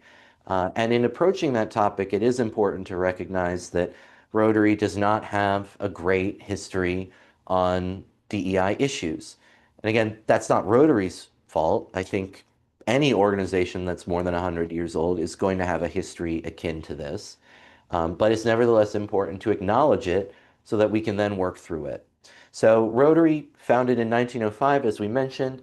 Now, people of color were never explicitly banned from becoming Rotary members, but there was never a prohibition on banning people of color until 1982. What happened was that a club in Birmingham, Alabama, um, had a policy on not allowing people of color to become members, and they had a vote on whether to keep that policy, and they voted to, in fact, keep it. The local press caught wind of that, and it blew up into some national press attention. And Rotary International really kind of distanced themselves from it and said, well, we can't really tell clubs what their membership, requirements are, but uh, that's not something we believe in. And in reality, there was a lot of pressure to on the Birmingham club to undo that. So they ended up having a second vote, not too long later, and ended up rescinding that policy. And that was when, Rotary International, finally kind of took a stand and said, this kind of discrimination is not something that we're going to allow in our organization. Um, Meanwhile, Rotary had a very different relationship with women in Rotary and in leadership roles. Women were explicitly banned from Rotary in the United States until 1987, 82 years into its founding, into its existence. What happened with women is that rather, the state of California passed a law saying that organizations within California could not discriminate on the basis of sex. So two Rotary clubs in California amended their membership requirements, amended their charter to say women could be in Rotary, to remove the language on men and replace it with person or men and women, whatever it was, but allowing women to join. And Rotary International objected to that and said, you can't deviate from our membership requirements. So either change it back or we are revoking your charter. And the clubs did not change it back. They continued adhering to California law, and so Rotary International revoked their charter. The case was the club sued Rotary International, and the case went up to the U.S. Supreme Court, which ultimately sided with the clubs over Rotary International. And so Rotary International then, rather than sort of adopting the policy of we should allow women into Rotary, said that they would do so only within the United States, only in order to comply with the Supreme Court's ruling. But then similar case was brought in Canada, which resulted in a similar ruling, which resulted in Rotary International saying, okay, women can only be in Rotary in the US and Canada and nowhere else. And then eventually it wasn't until 1989, 2 years after all this, that women were finally allowed to be Rotarians officially. Um, so again, 84 years into Rotary's existence, 77 years before Rotary officially prohibits discrimination on the basis of race or color, 84 years before Rotary officially allows women to join. Now, the Rotary's relationship with the LGBTQ plus community is less well documented, but the language that was used uh, in um, to define who was eligible for Rotary membership is the kind of language that very often was used to exclude LGBTQ plus people from membership. So historically, or excuse me, the earliest documents limited membership in Rotary to men of, quote, good character and good business reputation, end quote. And that good character bit is, does a lot of heavy lifting in excluding people. And it's a very similar, you can find very similar phrases in many other groups and organizations and see how that kind of language was used to exclude openly gay, lesbian, bisexual, transgender people especially, um, uh, because those identities were considered to be a poor moral failing. So, um, as an example, it wasn't until 1973 that the state of New York allowed openly gay people to practice law as attorneys in the state. Because up until that point, being openly gay was, again, considered a character defect when assessing an applicant's character and fitness to practice law. They were not of good character if they were openly gay. And in 1973, the Court of Appeals changed the state's position and said that it was no longer a character defect, and openly gay people could be admitted to practice law. So again, that's slightly over 50 years ago, and so this kind of characterization of the LGBTQ plus community as people of poor moral character or having some kind of moral defect.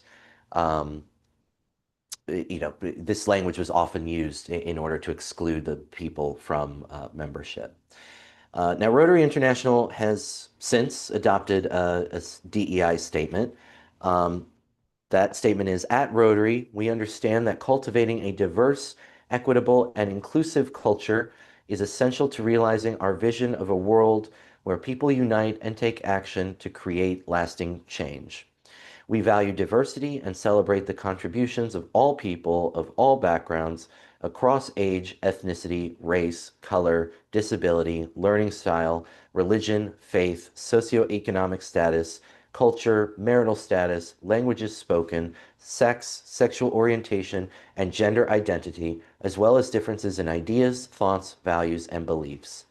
Recognizing that individuals from certain groups have historically experienced barriers to membership, participation, and leadership, we commit to advancing equity in all aspects of Rotary, including in our community partnerships, so that each person has the necessary access to resources, opportunities, networks, and support to thrive.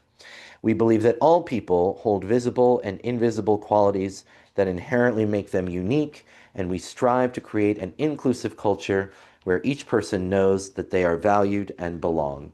In line with our value of integrity, we are committed to being honest and transparent about where we are in our DEI journeys as an organization and to continuing to learn and do better. So that is Rotary International's statement.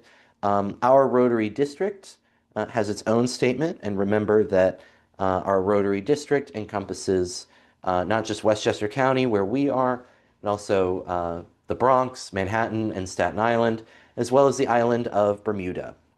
And the way that that came about was that many years ago, Rotary used to be much more strict about attendance, and you could make up attendance by visiting another club. So if you couldn't make it to your home club's meeting, you could go to another club meeting, and they could, sign off on your attendance. And so a Rotarian in New York who made frequent trips to Bermuda got tired of missing all his meetings, and so he started a club in Bermuda and chartered it into the New York district, our district. So that is how that came about. But they are a wonderful part of our Rotary District family.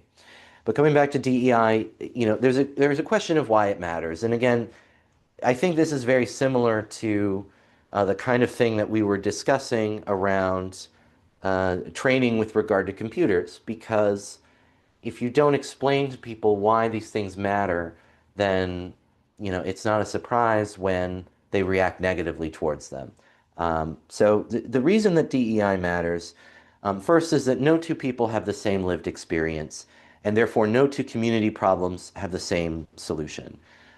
So again, I only have my lived experience as an openly gay, cisgendered uh, man. That's all I've got. Um, so I don't know what it's like to be a woman. I don't know what it's like to be a person of color. I don't know what it's like to be transgender. And that's not anyone's fault. That's just how human beings work. We can't be everything. And so I only have my lived experience.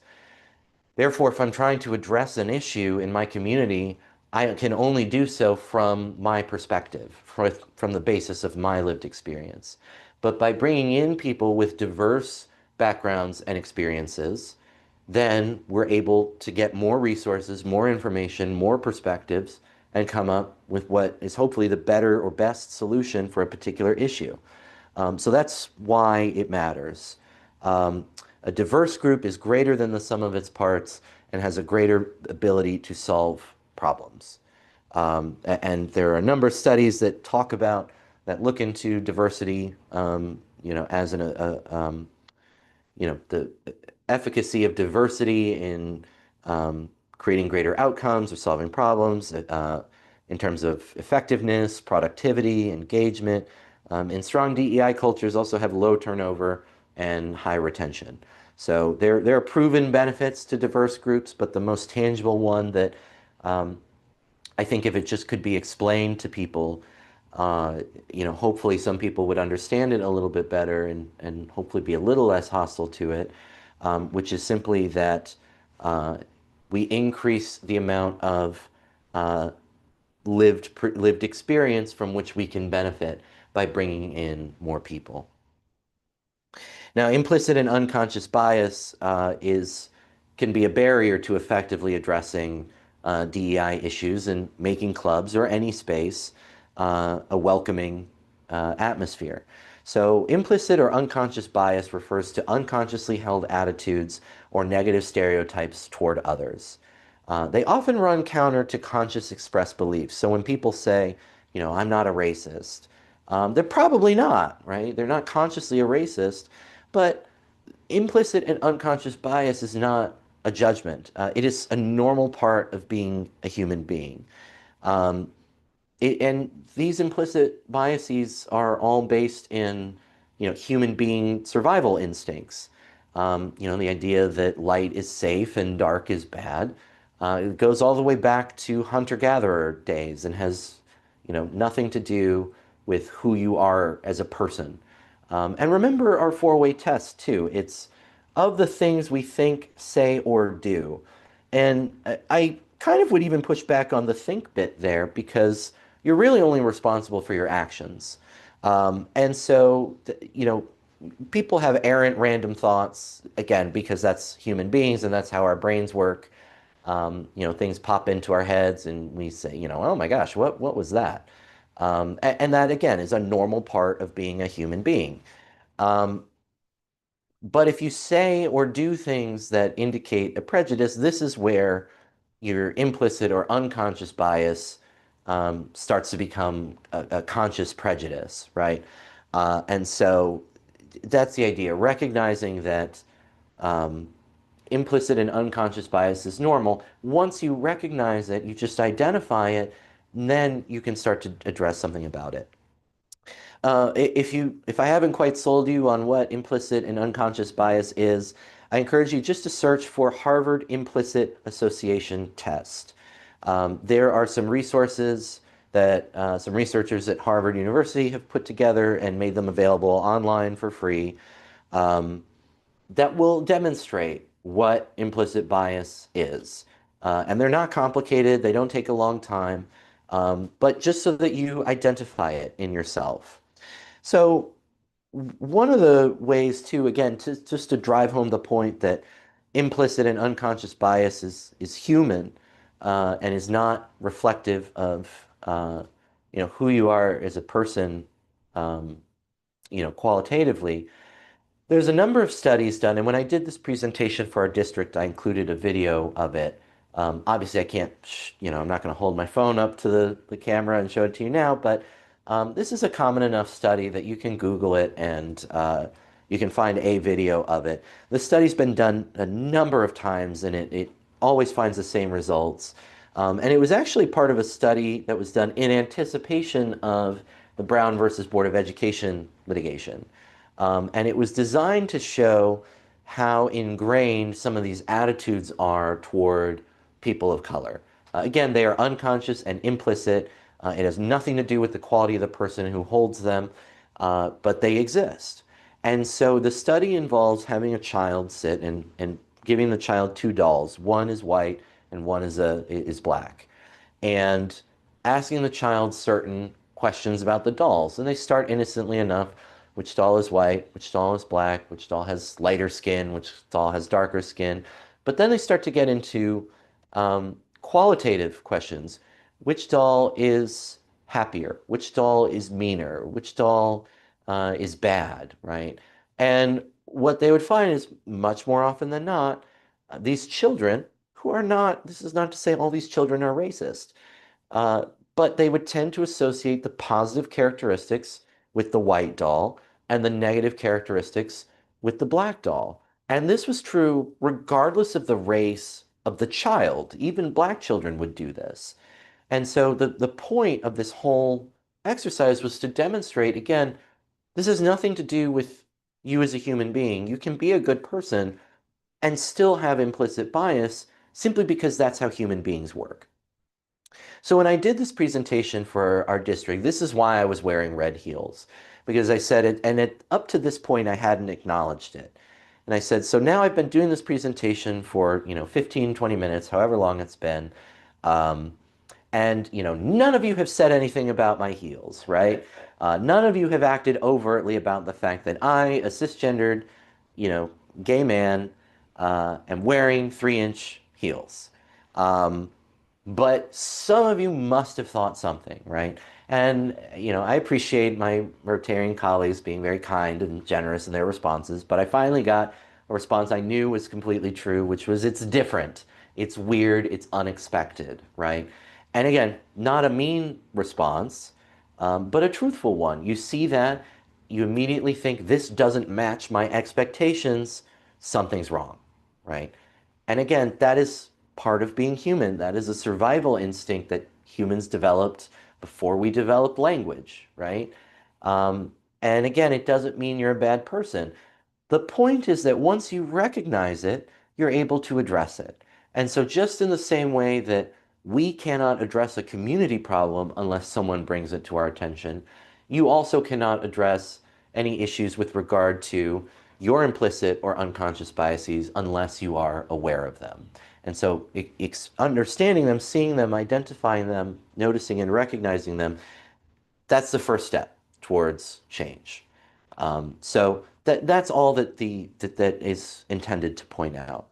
Um, with regard to exactly why I chose red heels, I was referring to the late Chief Judge of the state of New York, Judith Kay.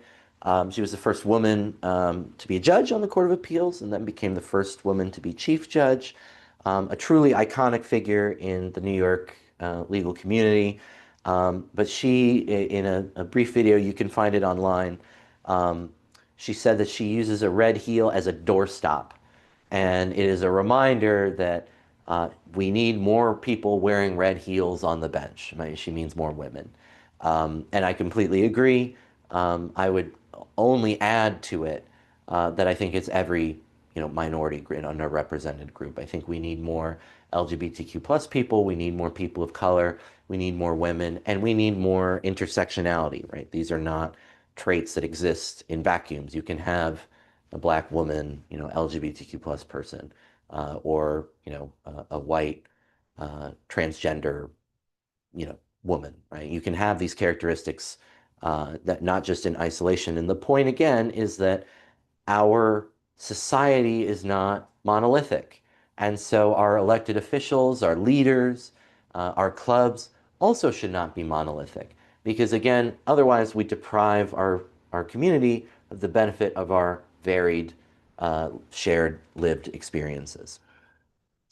So very simply, to identify implicit or unconscious bias, when you see yourself in a particular situation or you notice your reaction to something, you ask, would your views, conclusions, or language, with the things you think, say, or do, be different if that person were different, right? So if me wearing red heels startled you, would your reaction be different if I were a woman wearing a dress, right? And my guess would probably be yes. That would match your expectations, so you wouldn't think anything of it.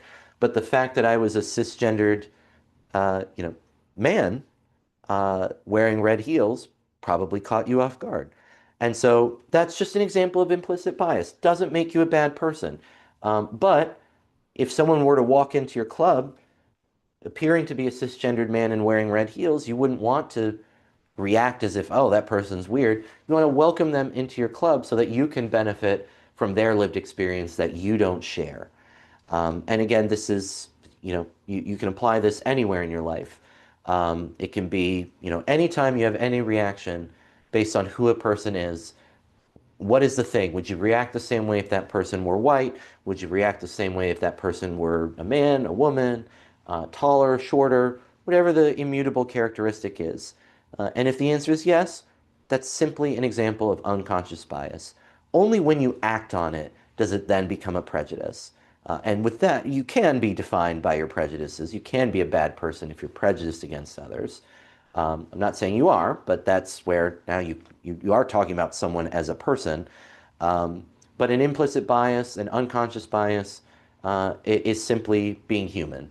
And that's perfectly normal and natural. And it's just identifying it is all that you need to do.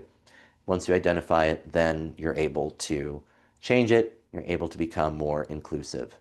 And with that, it is 5 o'clock on the East Coast, 5 in the morning here in New York.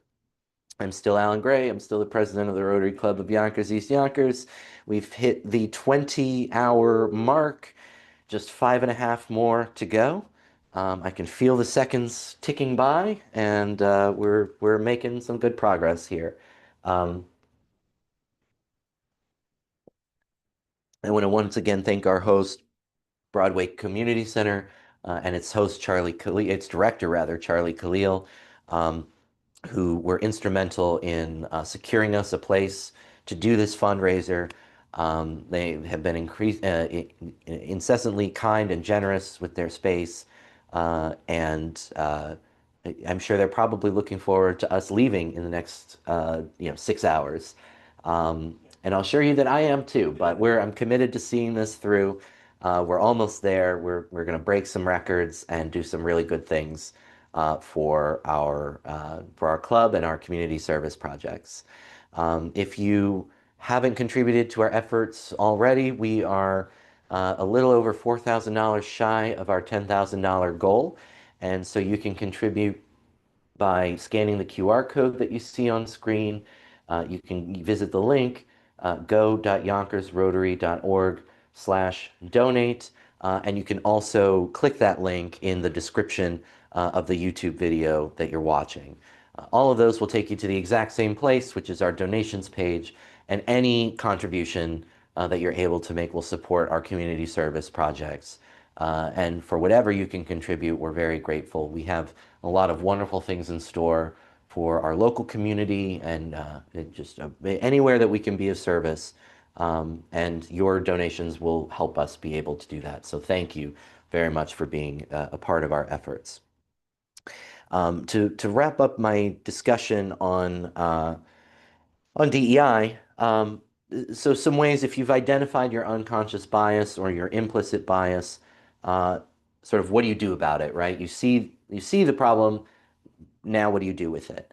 And the answer is there are a few things you can do, and some of which are, I think, in the grand scale of things, pretty minor changes. Um, but they do require practice. They're linguistic changes that sometimes don't come easily, and that's okay. Um, so, for example, one easy way to reflect this is to use gender-neutral language.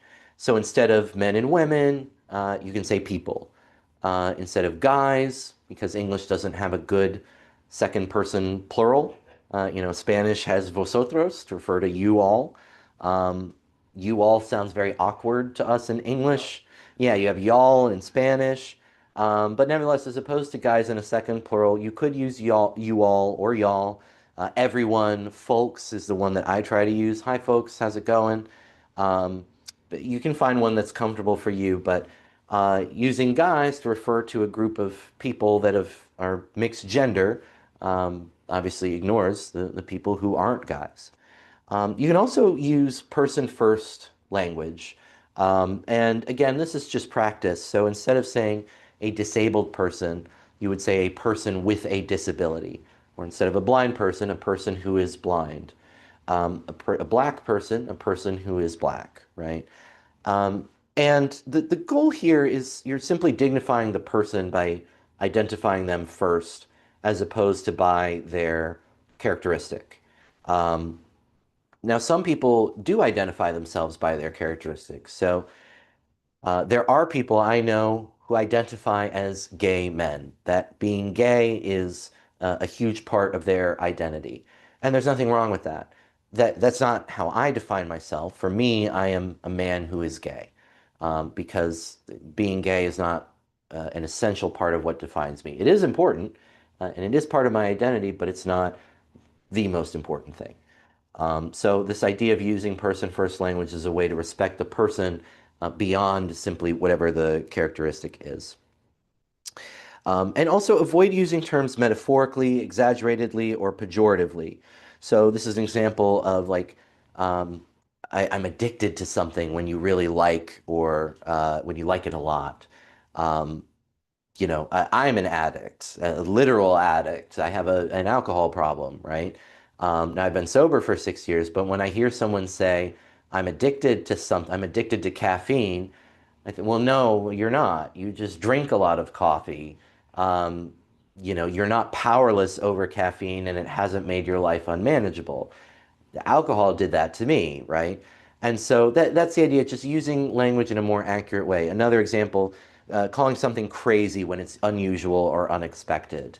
Well, crazy has a pretty negative connotation among people suffering from mental health issues or struggling with mental health issues. So you can avoid that. That's just, that was completely unexpected. I had no idea that was coming.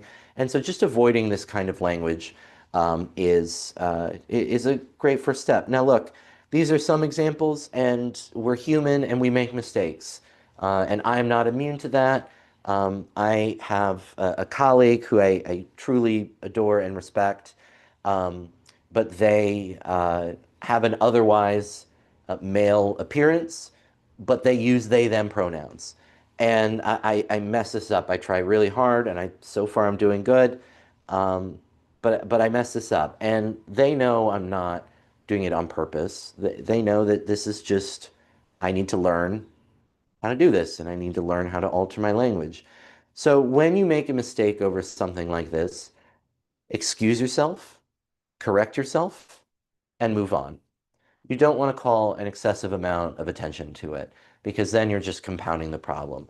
So when I refer to them as he or him, I say, I'm sorry, they or them, whatever is grammatically appropriate, and then I move on, right? I acknowledge the mistake, I correct it, and I move on. Again, eventually you overcome these linguistic difficulties or these linguistic changes. And the goal out of all of this is equity. And equity is different from equality. Equality is everyone gets the same thing. But equity it more refers to a sense of fairness. So the example here is if you have a person who, and you can find this image online, a person who's short, a person of medium height, and a person who's very tall, and they're trying to peer over the fence to see a baseball game.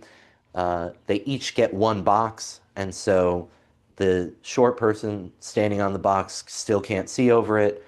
The medium person standing on one box can just see over the edge, but then the tall person is now sort of looming over the edge because they didn't really need the box to begin with. And so that is equality. They do all have one box, but equity suggests that the tall person not get a box because they don't need it. The middle person is doing just fine with one box, and the short person can get two boxes so that they can see the game. And so equity means now everyone is able to access the game, even if one person required a little bit more support than the other. That's the idea behind equity, and that's ultimately the goal in all of this expanding your reach.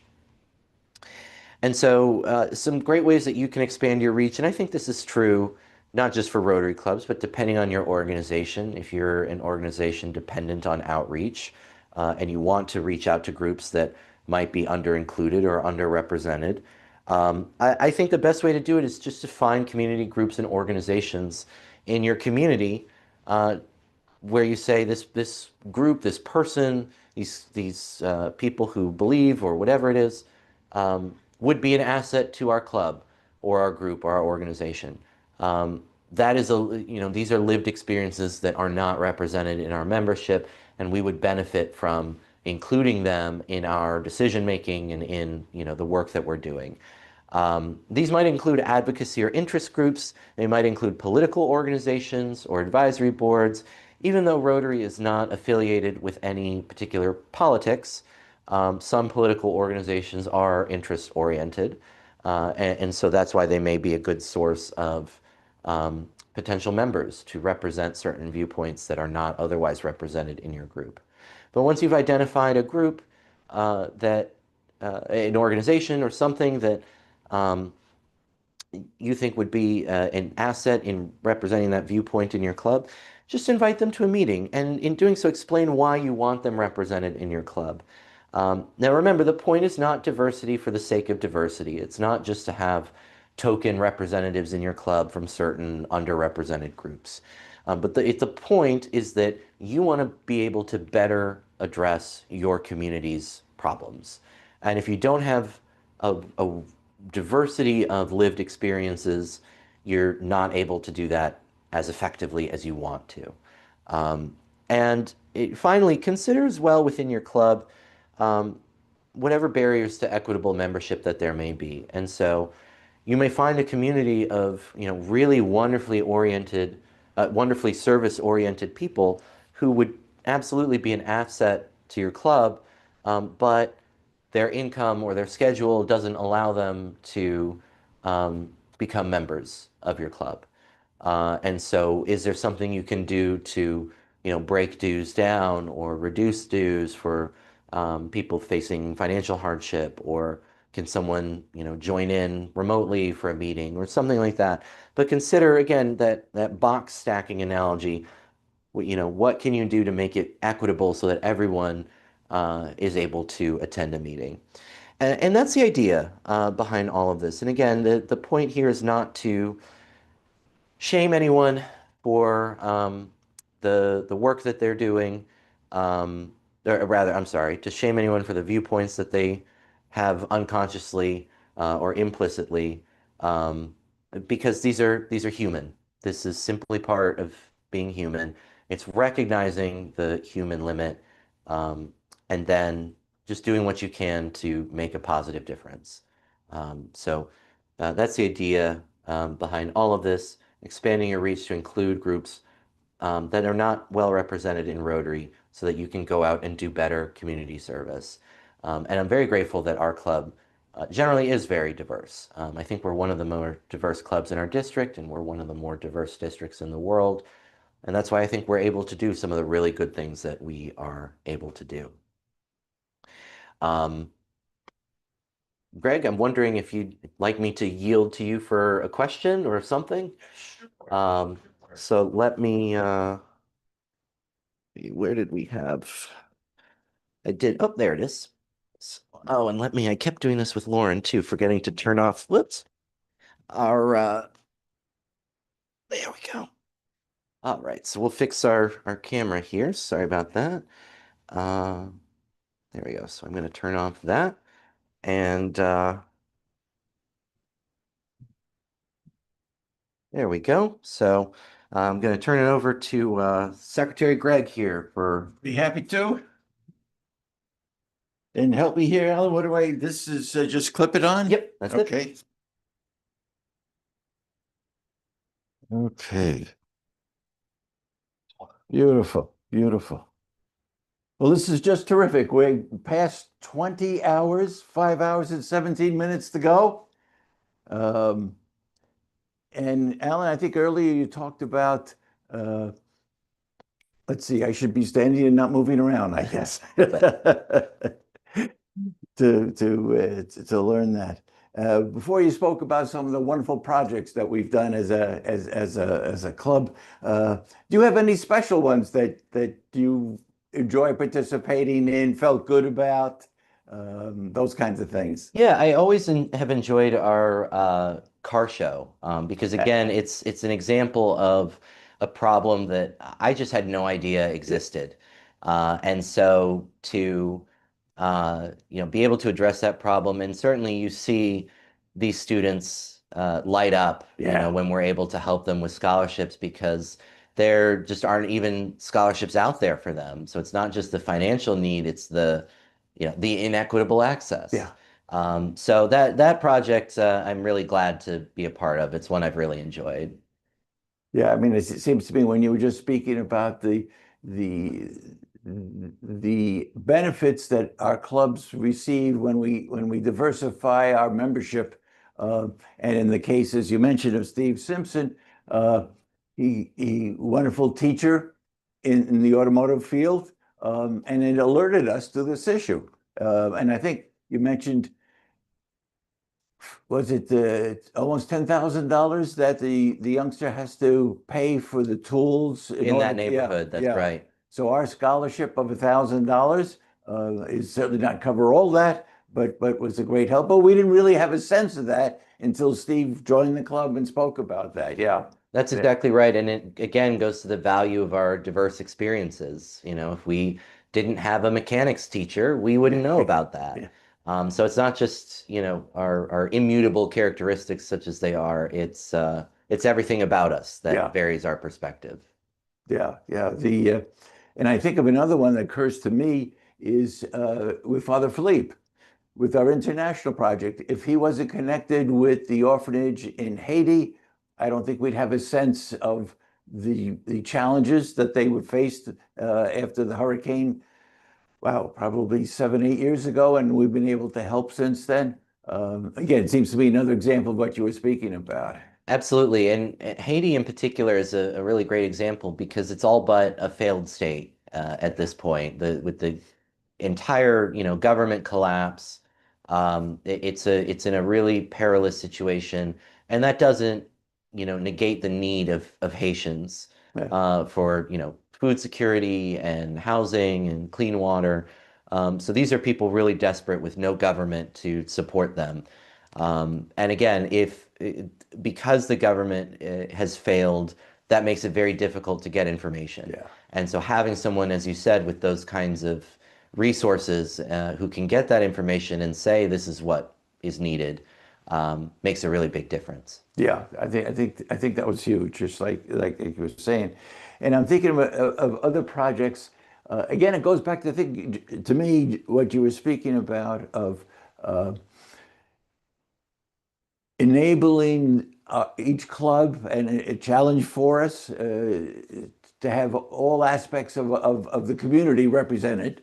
And I know Rotary often speaks about a community assessment Mhm. and trying to get a community assessment. And it certainly seems to be nothing better than a community assessment than to have members who represent the community there. And I think another one that occurred to me was and you mentioned it, I think, a few times, the literacy project. Uh, we didn't really have a sense that first graders run out of pencils. That is something very simple, straightforward. Yeah, absolutely. And I think it's the same, that we just learned working with my sister's place, that we had an idea that we thought would be helpful, and they gave us new information that Yeah, explained, a better way to be of service. Um, and yeah, to your point about a community needs assessment, certainly Rotary International has tools yeah, available to do that. I personally am not the biggest fan of that tool, and not Rotary's tool. I mean, community needs assessments yeah, as a tool, simply because it requires a lot of effort, and I don't know yeah, that the reward is worth it. Instead, I think it's better for, again, you to identify, who is in your club, what mm, viewpoints are represented, which are not, and then how can you invite someone to come and share those yeah, viewpoints with you, and then in doing so, encouraging them to continue to do that as a member of your club. And I don't know that you need a community needs assessment to mm, find out which viewpoints are lacking in your club.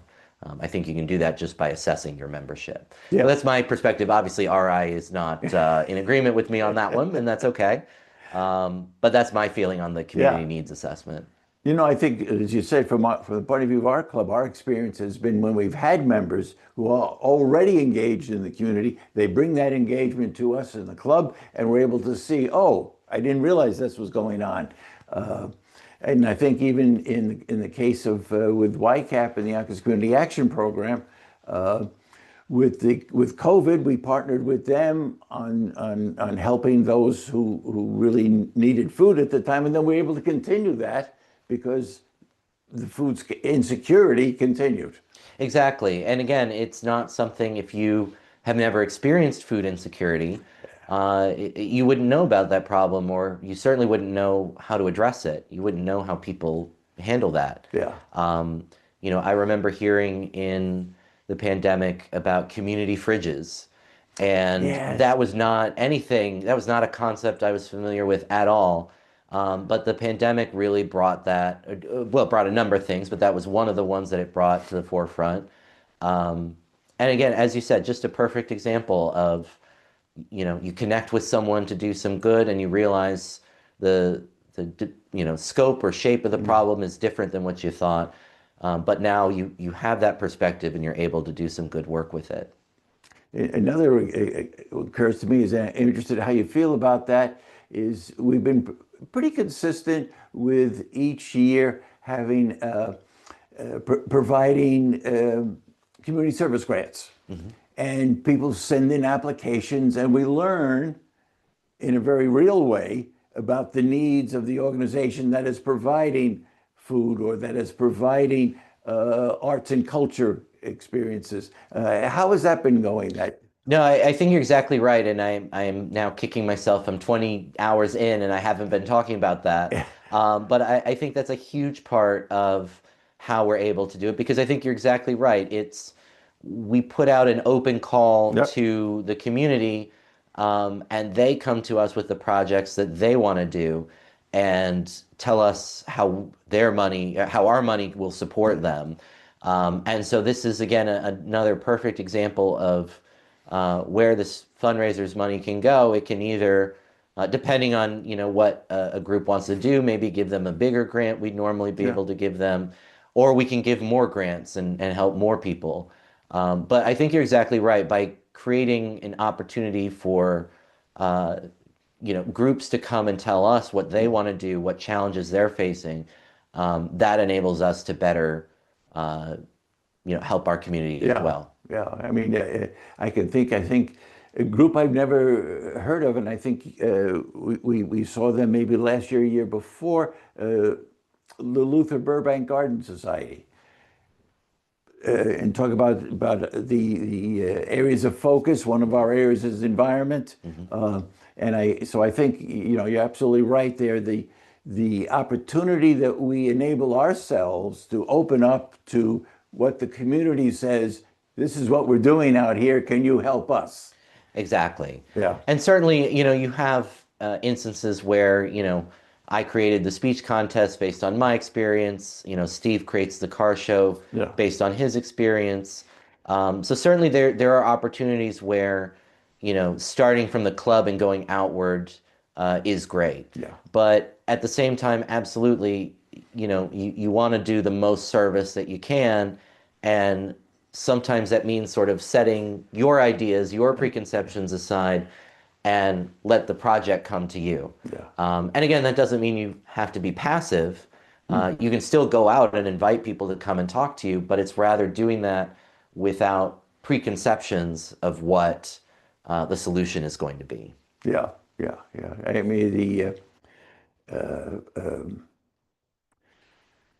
I think I guess we're probably up to about maybe 10 community service grants a year, and I think that's been terrific for us the past 3, 4 years. Another one I think is that you mentioned, and I'm interested in what you feel about that is I think you mentioned the Peggy Murphy Memorial Scholarship. Again, another example of a trying to develop an opportunity for those in education and community service. Yeah, exactly. And I think that's another great example of a club project going out because Anne, who is Peggy's daughter and runs this project, is a dart enthusiast, I guess is the way Yeah, to put it. So again, it's something where I would never have thought you could give me 100 years and I would have never come up with a dart tournament as a fundraiser. But Anne's done it for, I think this was the fourth year right, right. and raises a very good amount of money to give some great scholarships to some very deserving students. Um, so again, it's an unconventional fundraising method. I think it's unconventional, but it has worked for 4 years. I'm sure it'll work, number five next year. Um, but yeah, I absolutely agree. I think it's a phenomenal project, and it's an example of a club member using their experience to then, build on that and go do Right. good things. Yeah, yeah. And I guess, as you mentioned earlier, next year she is president-elect this year, and she'll be president next year. But like you say, whoever would have thought that a filibuster type approach would be a fundraiser? Thanks to you, we have this opportunity to support projects like we were just talking about with the food pantry, with the scholarships for youth, it's just been terrific. The other thing I guess is we spoke about the avenues of service, club service, vocational service. That vocational service has been one that when you earlier read, I think in the earlier in the filibuster about Paul Harris, the networking idea of, well, I'll buy my insurance from you and I'll buy my furniture from you and that kind of thing. I think for a while we didn't do that in Rotary. Do you see that? How do you see that vocational service aspect? I see it as more of an available feature than as Yeah. a sort of intended perk. And what I mean by that is, I am in government service, so I cannot take private clients. Right. No matter how sympathetic I am to your cause or your case or you personally, I just can't do it. And that's not a slight against anyone. It's just the reality of the situation. But that doesn't mean that I can't be of service to you. I can, make suggestions or, try to point you in right direction. So I think when you make it, sort of strictly transactional, I will buy my insurance from you, you will do this, right? I think it sort of cheapens the value of Yeah. Rotary a little bit. But that's not to say to do away with it. It's simply to say that's available for you. And so, there was a time, I actually did this with Garrett, where before he was district governor, obviously a few years ago, but we knew each other through Goodwill Toastmasters, and I knew he was a landlord and did some house renovation work. And my partner and I, we were looking for, we wanted a couple rooms in our apartment painted. So I called up Garrett and I said, "Who do you use? And who do you recommend?" And he had someone, and they did a phenomenal job, right? So that's the kind of thing I Yeah. think, with vocational service within the club, um, I feel like that's the better way to approach it. Not that, when I buy a house, I'm going to buy it from you because you're the club realtor, or, when I get sick, I'm coming to you because you're the doctor. But rather, hey, this is my situation. Maybe you can help me directly. Maybe you know someone, right? So I think that's the way I see it. Yeah. Yeah, that's been helpful, as you say, that the informal kind of approach. You mentioned also earlier on, like the structure of Rotary. So we're a club, and you can't join Rotary unless you join a club. You can't join Rotary International out of Chicago. And you mentioned the district training that you presented, the diversity training at. And you seem to say a few times that that really helped you, the district training. Do they do that also in Toastmasters? Are there district trainings in Toastmasters too? Because you also spoke about Toastmasters. I did, and yeah, they're sort of, I guess, is the short answer. So, Toastmasters, in the same way that, well, I guess Pels isn't really required, but strongly encouraged of presidents-elect. Toastmasters does require all club officers to attend officer training twice a year. Ah, The duration of it varies, but they're usually on average between 1 and 2 hours. You don't have to do a training sponsored by your district. You can do it in another district and then transfer the credit over. Most of these are done online nowadays, but some are still done in person, or done in hybrid format. But the one of the struggles that I see kind of all over, and it's Toastmasters and Rotary and my job and the CLEs I attend, and I see it all over the place, is not thinking about the intended result in crafting the presentation. And huh. so what I mean by that is when I built my DEI presentation, the first thing I started with was actually the end of what do I want people to walk Walk away away. from with this presentation. And I thought I want them to be aware of DEI, or rather aware of unconscious bias. I want them not to be afraid of DEI. I want them to understand some simple things that they can do to make their club more welcoming. And from that, I kind of worked backwards and said, all right, well, then how do I get there? And what I think a lot of trainers, and again, this isn't any organization specific, I see it all over the place. They more just talk about whatever the issue is in very general terms. So in Rotary, for example, just using it as an example, it might be, we're so great, we need more members. Go out and encourage people. Exactly, the rah-rah. Well, we're already there, right? So give us something specific that you want us to do, right? And Toastmasters, it's the same. In my job, it tends to be sort of like write better, and it's to the department, write better, and it's like, well, do you want to be more specific about that? We'll do our best. So, in CLEs as well, it's when I do presentations on my alcoholism, I specifically, the purpose is not for me to scare you straight. It's so that you have a better understanding of what addiction is than I had Hmm. previously, and that even if you are dealing with an addiction issue, you're able to identify it and get the help you need. But probably more likely, you'll deal with someone else who Yeah. has an addiction issue, and here's some context and information to help you help them, right? And it's with those purposes in mind that I then craft my story and consider how I tell it, as opposed to, again, think of uh, any, just say no program you did. Drugs are bad. Well, okay, that I got Thanks. it. I got it. Thanks. So in any event, I think that's kind of the common problem I see among trainings is it's not whether training is offered, how much or how often. Hmm. It's the quality, and it's a common thing. It's not an indictment of any one, Yeah. group. Interesting, as you were speaking, it reminded me, I worked for a wonderful organization called Neighborhood Reinvestment for many years. Um, and one of the sessions that we had was a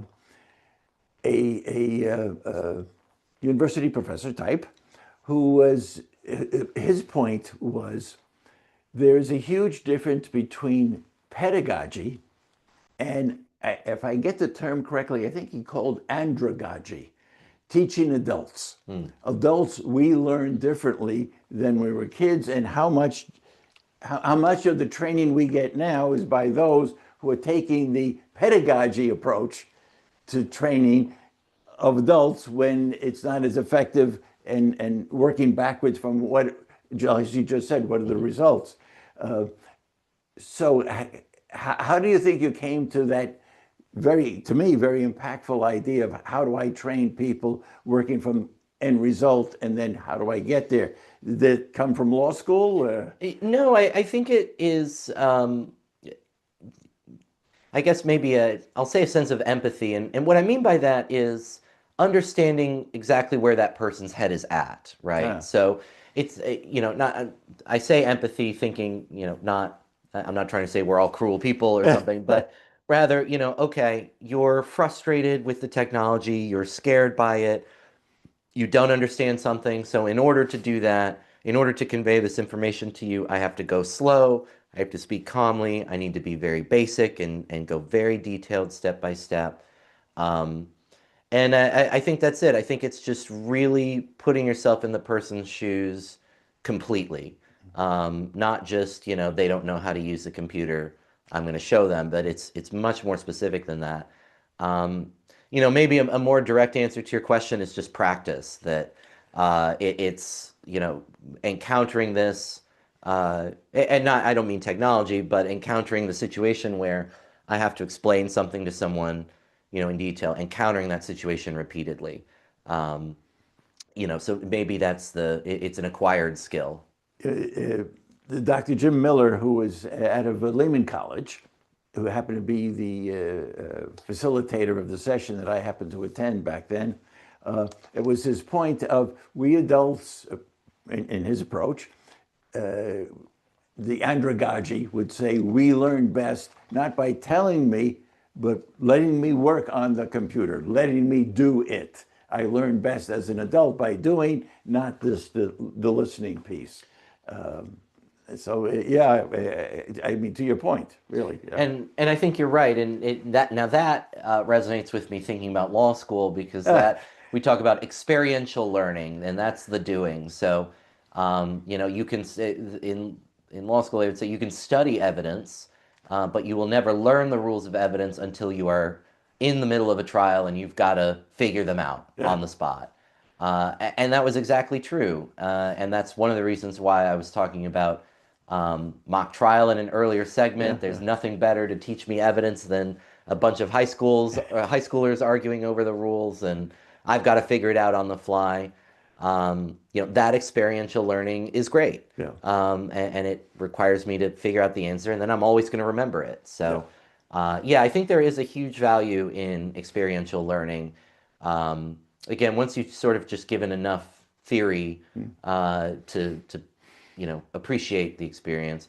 And at the same time, I'm more resistant to um, methods of teaching where, for example, it's get in a group and discuss this, Ah, or come up with this idea. Um, I personally generally find uh, little utility in those kinds of yeah. exercises. Um, but again, those aren't really experiential learning, right? That's not figuring something out. In practice. But in any event, I think, yeah, working backwards and then certainly the more hands-on information you can give Mm. or the more opportunities to experience it you can give it, I think that's ideal. Beautiful. Yeah, yeah, yeah. You also mentioned about some of the things upcoming in the second half of our Rotary year, because our Rotary year starts in July 1st.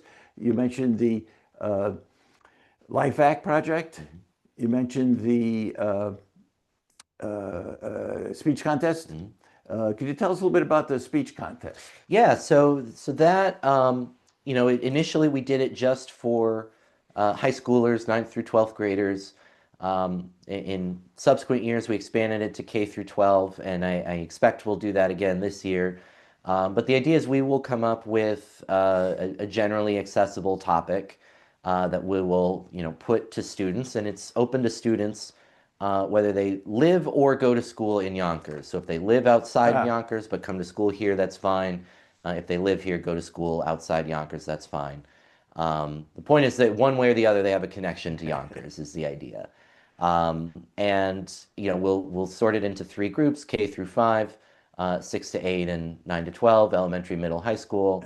ah, And again, the idea will be that they craft a 5 to 7 minute speech on the given topic, and then we'll figure out. We've tried different ways of arranging the preliminary rounds in the past. We had in-person yeah, rounds our first year, and that was great, but we had a lot of no-shows, a lot of students who just weren't able to attend. yeah. Um, in subsequent years have tried video submissions, which are really convenient for organizing the event.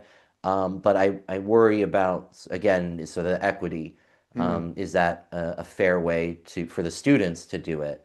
Um, to be fair, I haven't gotten any complaints about it. I would compete, but for, I don't have a cell phone or something like that. Um, that hasn't happened. So, my concerns there may be overblown, but Right. we'll figure out an entry method, and then the top three students in each group we will invite to a final round, and at that round we'll determine their place. So they will all get a place, first, second, third, and they'll get a cash prize going along with that. Um, and get them a plaque or something special, a trophy, whatever looks pretty from our vendor. Um, and what we've done in the past as well is we have invited people to sponsor the awards. So For example, I know Garrett sponsored an award, and he wanted to name it in honor of his father, Ah, and so we did. So that was a memorial award presented in honor of his father. So people have the opportunity to participate as sponsors and again, really make a difference for some young people. So that's the goal with the final round. Um, and yeah, that's how we'll get there. beautiful. Yeah, yeah. I think there was, I think was it the first year, Ellen, that there was a youngster in, what was she, maybe third grade? Yeah, Uh, third or fourth grade that she really wanted to participate. And, I felt badly saying no, because the contest was only open to high schoolers. And the first year it was just to high schoolers, Al, but we agreed. We said we'll let you come. You can give it. It won't be a contest, but uh, as our guest, you yeah, can come do it. And so we got her a little honorable mention trophy, and she did a great job. yeah. She was excellent. So yeah, it was really special to have her perform. But that was the first year that we did it, and it was based on her enthusiasm that we uh, said the next year we will open it up to all ages. It seemed to be again another example of where we as a club learned by opening ourselves up to the community, and the community said, "Hey, I'd like to get involved in this." And we had, I think, as you said, we had just the high school. That's right. And again, when we were designing the contest, I was building it off of what the Rotary Club of Gainesville had given me from when I was in high school.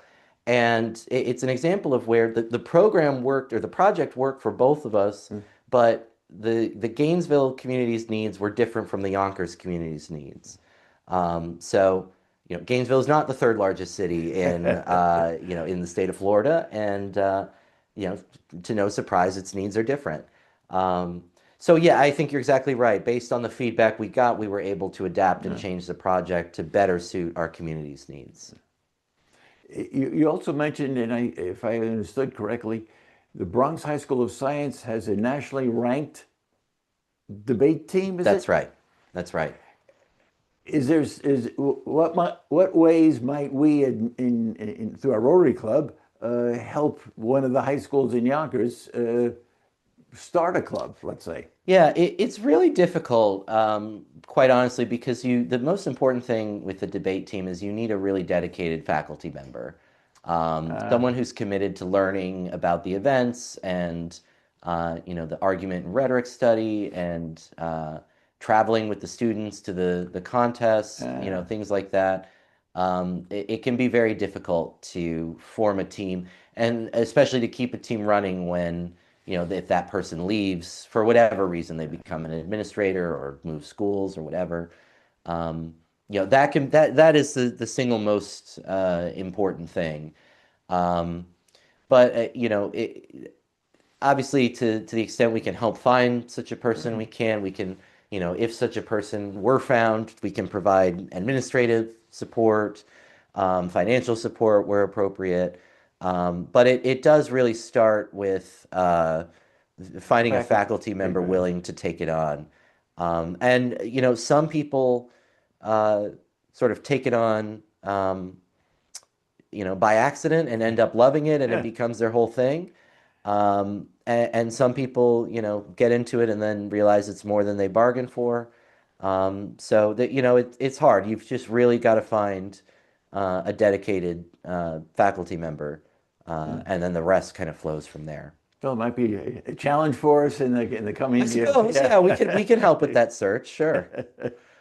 Uh, the other thing I think might be helpful to talk a little bit about is I think you mentioned our uh, Rotary's international involvement through the UN, through polio, and through our global scholars. I know our club has been able to be a host to a number of the scholars.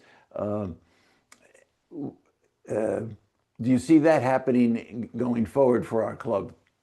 Yeah, I absolutely think so. I think it's not a whether or an if we can help, it's just a how can we help. So as long as those opportunities continue to be available, they continues to be a way that we can be of service, and I fully expect us to.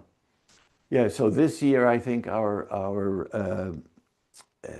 we've been hosting Mizuki Uchiyama, Hmm. who is studying at the International School of Journalism at CUNY, Hmm. and I guess she could be graduating coming up. But again, it seems going back to our roots with involvement with the UN as a Rotary, that's been a great example for us in peace and conflict resolution. Yeah, absolutely. I think, again, anytime we can foster someone's education, and certainly, a number of people did that for me along the way, and I think for all of us, in one way or another. And so to be able to repay that, uh, I think is entirely worthwhile. But especially as you say, it aligns with the United Nations and our peace building efforts. So, yeah, I think it is. Uh, Always a worthwhile Yeah. goal in pursuing. It seems to me I've been on a few trips that back when at least the Rotary in New York would sponsor a day at the UN. Mhm. Those were terrific. You would go down there, and I remember having an Italian background. I would run to the seat the Italian consulate would sit at, and those were wonderful. And I think, uh, just as we said earlier about our experiences, our club with Haiti, the international aspect gets us sort of out of our woe is us in our backyard. There's a world out there, and we could also lend some of our expertise and resources out there as well. So it'd be nice if we were able to continue that. Yeah. Yeah, absolutely. I mean, I think you can put it in more transactional terms. You can say, "I'll scratch your back if you Yeah. scratch mine." But again, at the end of the day, it's, here's a need. Can we help with it? And that's really it. And then when it becomes our turn to have a need and to ask for help, we expect the same response in return, and we always get it, right? Because that's who Rotarians are. So. Yeah, I think it's always great to pursue international efforts. And again, I'm personally, at least, I'm a globalist. I see, the world as being interconnected, and problems in one part of the world can just as quickly affect another part of the world. So I think it's always worth making that investment, now, because you never know what the situation could be in either direction. You never know the benefits you'll reap from your investment, but also never know the consequences that might come from not making that investment. So I think it's always worthwhile to, be of service again, as long as we're able. Then it's just a matter of how. I think you also mentioned that we would never have thought it, but I believe there was a Rotary Club, was it from South Korea, who helped us with the basketball and anti-bullying program. Right. And who would have thought that we would receive? We're so used to thinking we're helping others, Right. and here in the reciprocal nature of Rotary, they helped us. Exactly. Yeah, and that's why this isn't a one-way street of, American aid going out. It's aid Yeah, going all over. Whoever's got the resources gives it to where the need is, and it just continues that way. So it's not one direction, all going to one place, but again, just doing good for the sake of doing good. I think that's what defines us. also, during the course of the filibuster, you mentioned a few times about, I guess, our hallmark project with our Rotary Club, the pancake breakfast in concert with St. John's Hospital. Mhm. Uh, could you tell us a little bit about that project? Yeah, I mean, it's such an incredible project where, St. John's, at least the past several years, has generously provided breakfast. It's not just pancakes, it's all kinds of breakfast.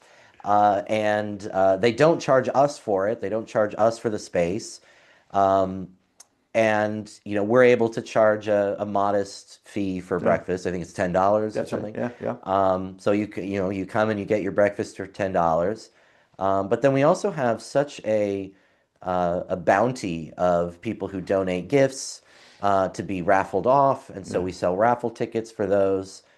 We do a 50-50, I believe, and then we also have sponsorships similar to how we did for this, but we put them on the placemats and the projectors. So they're not just on the projector like they are here. And then between all of that, I mean, I'm trying to remember from last year, it was over $10,000, Yes, right? exactly. So it's an incredible fundraiser. It brings a lot of people out for the community. And again, it's just uh, a fantastic way to raise the funds we Yeah. need to do all our good works. And also, I think it seems to be when we're talking about the vocational service, I think we've been pretty consistent as a Rotary Club with our Administrator of the Year, our Mhm. Leadership in Education. Could you tell us a little bit about that? Yeah, so the Administrator of the Year award is as it sounds, but it's for the school district, recognizing an outstanding administrator within the Yonkers Public School District. And there I forget what the other organizations are that do Teacher of the Year and Yeah, I whatnot. think the Kiwanis might do teacher. Right. Yeah, And so, administrators and having seen my mom, work in a school district yeah, where, certainly, deserving teachers always receive their recognition, and rightfully so because they, absolutely deserved it. But there wasn't as much recognition for administrators, and I don't know if that's, because they were considered management or whatever it was, but I saw many of them work incredibly hard to create safe, supportive learning environments for their students. And so to be able to recognize, those yeah, people in Yonkers is really important. So we're able to throw them a really nice dinner. yeah, And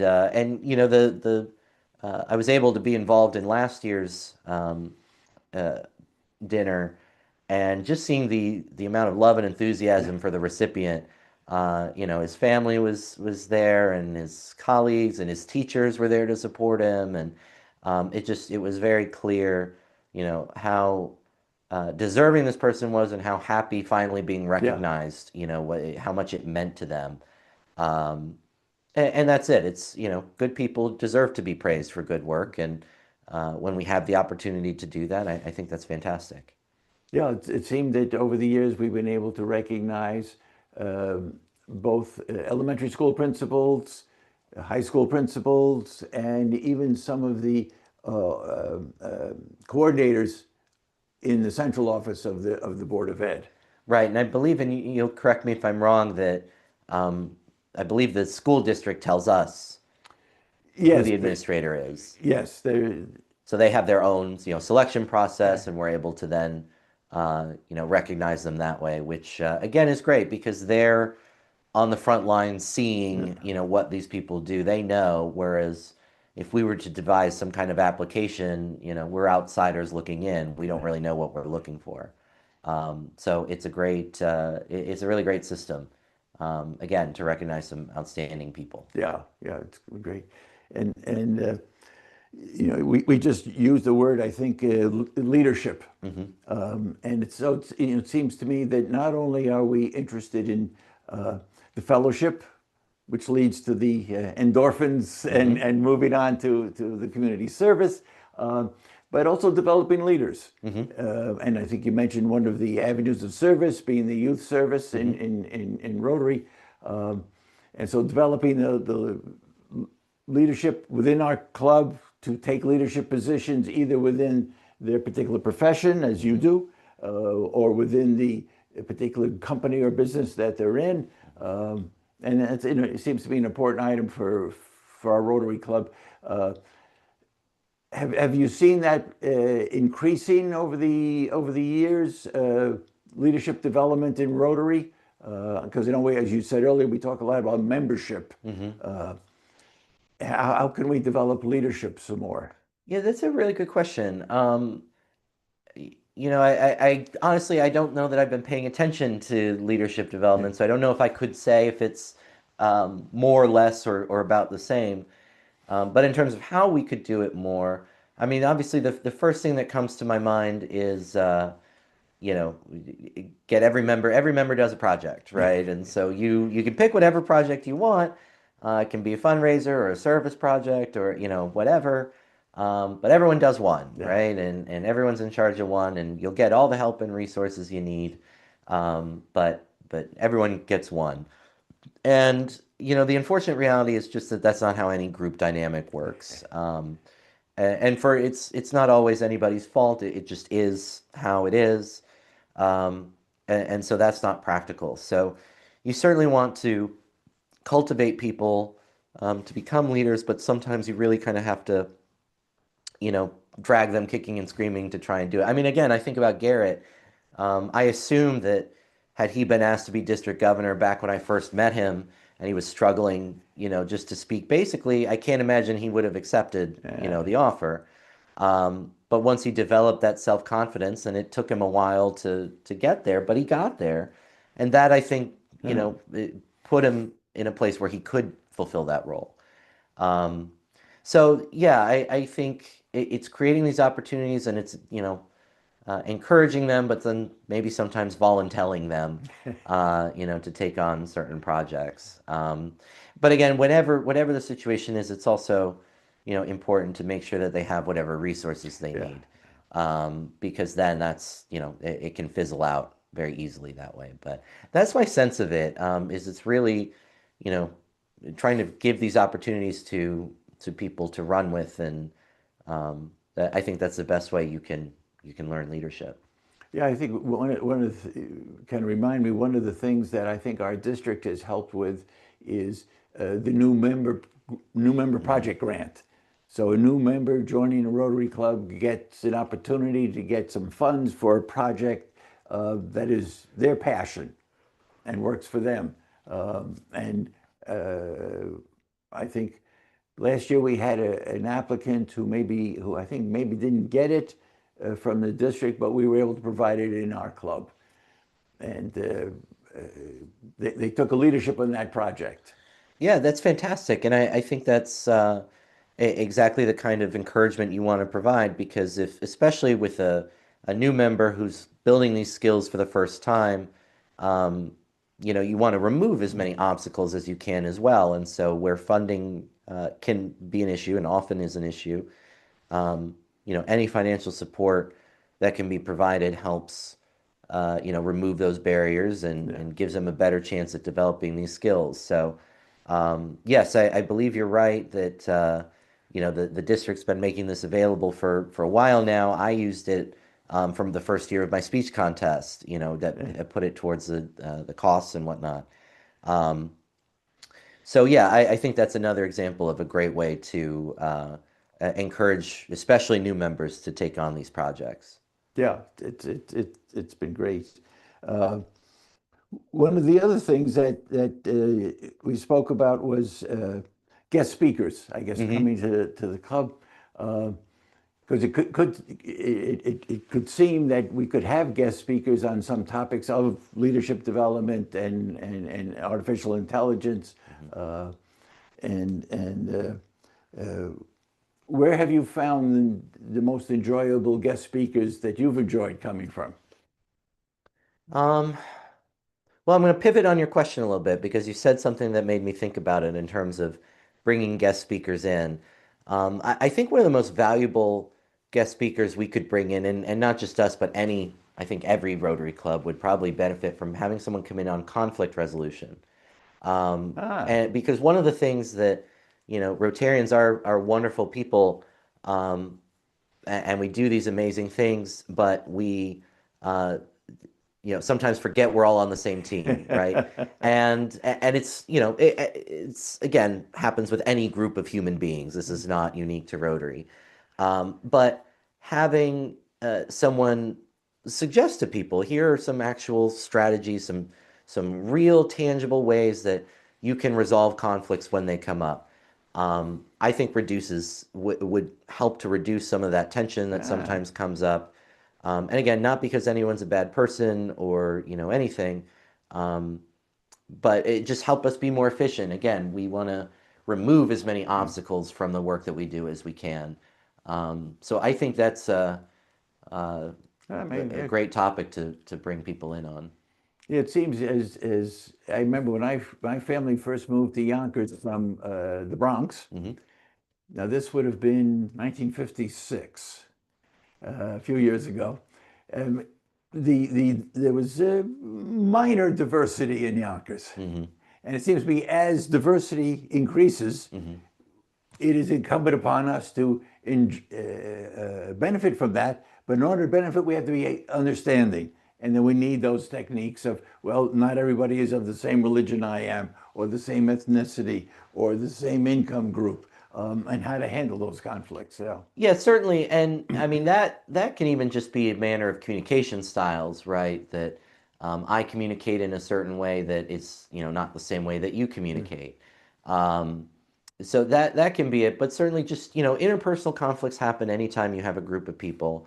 And it doesn't mean anything about the group other than that they're human beings. And so, uh, you know, giving people some tangible skills for here's how you de-escalate a conflict. Yeah. Here's how you communicate effectively about your feelings on a Mm. topic. Here's how you apologize when you've made a mistake, right? Oh, Again, these are just human being kinds of things, but I don't remember my mom ever teaching me how to do them. She don't, say you're sorry. That would happen, that was always a big one, right? right? Right. But not, this is what makes an effective apology, Yeah. and this is how to think about how other people are processing things. Um, so I think that's some of the ways that it could benefit. But certainly, yes, whenever you start to diversify, um, there can be conflict. There doesn't have to be, but there certainly can be just from differing communication Yeah, styles. no, that's, I mean, just again, thinking about, I could see something like that happening at our club. Hmm. I could see something like that we could sponsor, open up to the community even. Absolutely. Yeah. Yeah, I don't think it'd just be Rotarians who'd benefit from it. Right, right, Absolutely. exactly, exactly. Yeah, yeah. So, well, let's see, what are we up to I now? think we're good. We're We doing got 21 plenty. hours. Wow. So thank you, Greg, for No, no, fielding me thank these you for questions. I helping me appreciate on these you. questions. Absolutely. So I'll take that from you. Okay, I'll give that to There we go. Thank you you. so much. I really appreciate you, Greg, giving me the break there. But yes, we are at 6:01 on the Eastern Seaboard here in the United States, and so very grateful for all of you being with us. And so especially thank you to Greg. I needed someone to yield. I needed to yield to someone for some questions, and that was very helpful. So thank you, Greg. That's right. So we're at 21 hours. Oops, there we go. Fix our live stream. 21 hours completed. We are at just under 4.5 hours remaining. So we are getting there. The end is coming in sight. Um, but let me get our I forgot where we're at in terms of the filibuster record breaking. Let's see here. You were in Um, fifth place before. I was. So here's the list again. So 21.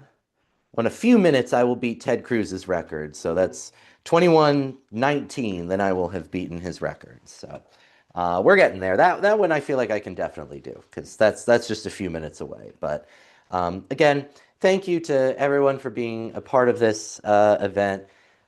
Certainly, I've never attempted anything like this before in my life, but I'm glad to be doing it with all of you because it's in service of something greater than myself and ourselves. It's our ability to go do good things in the world.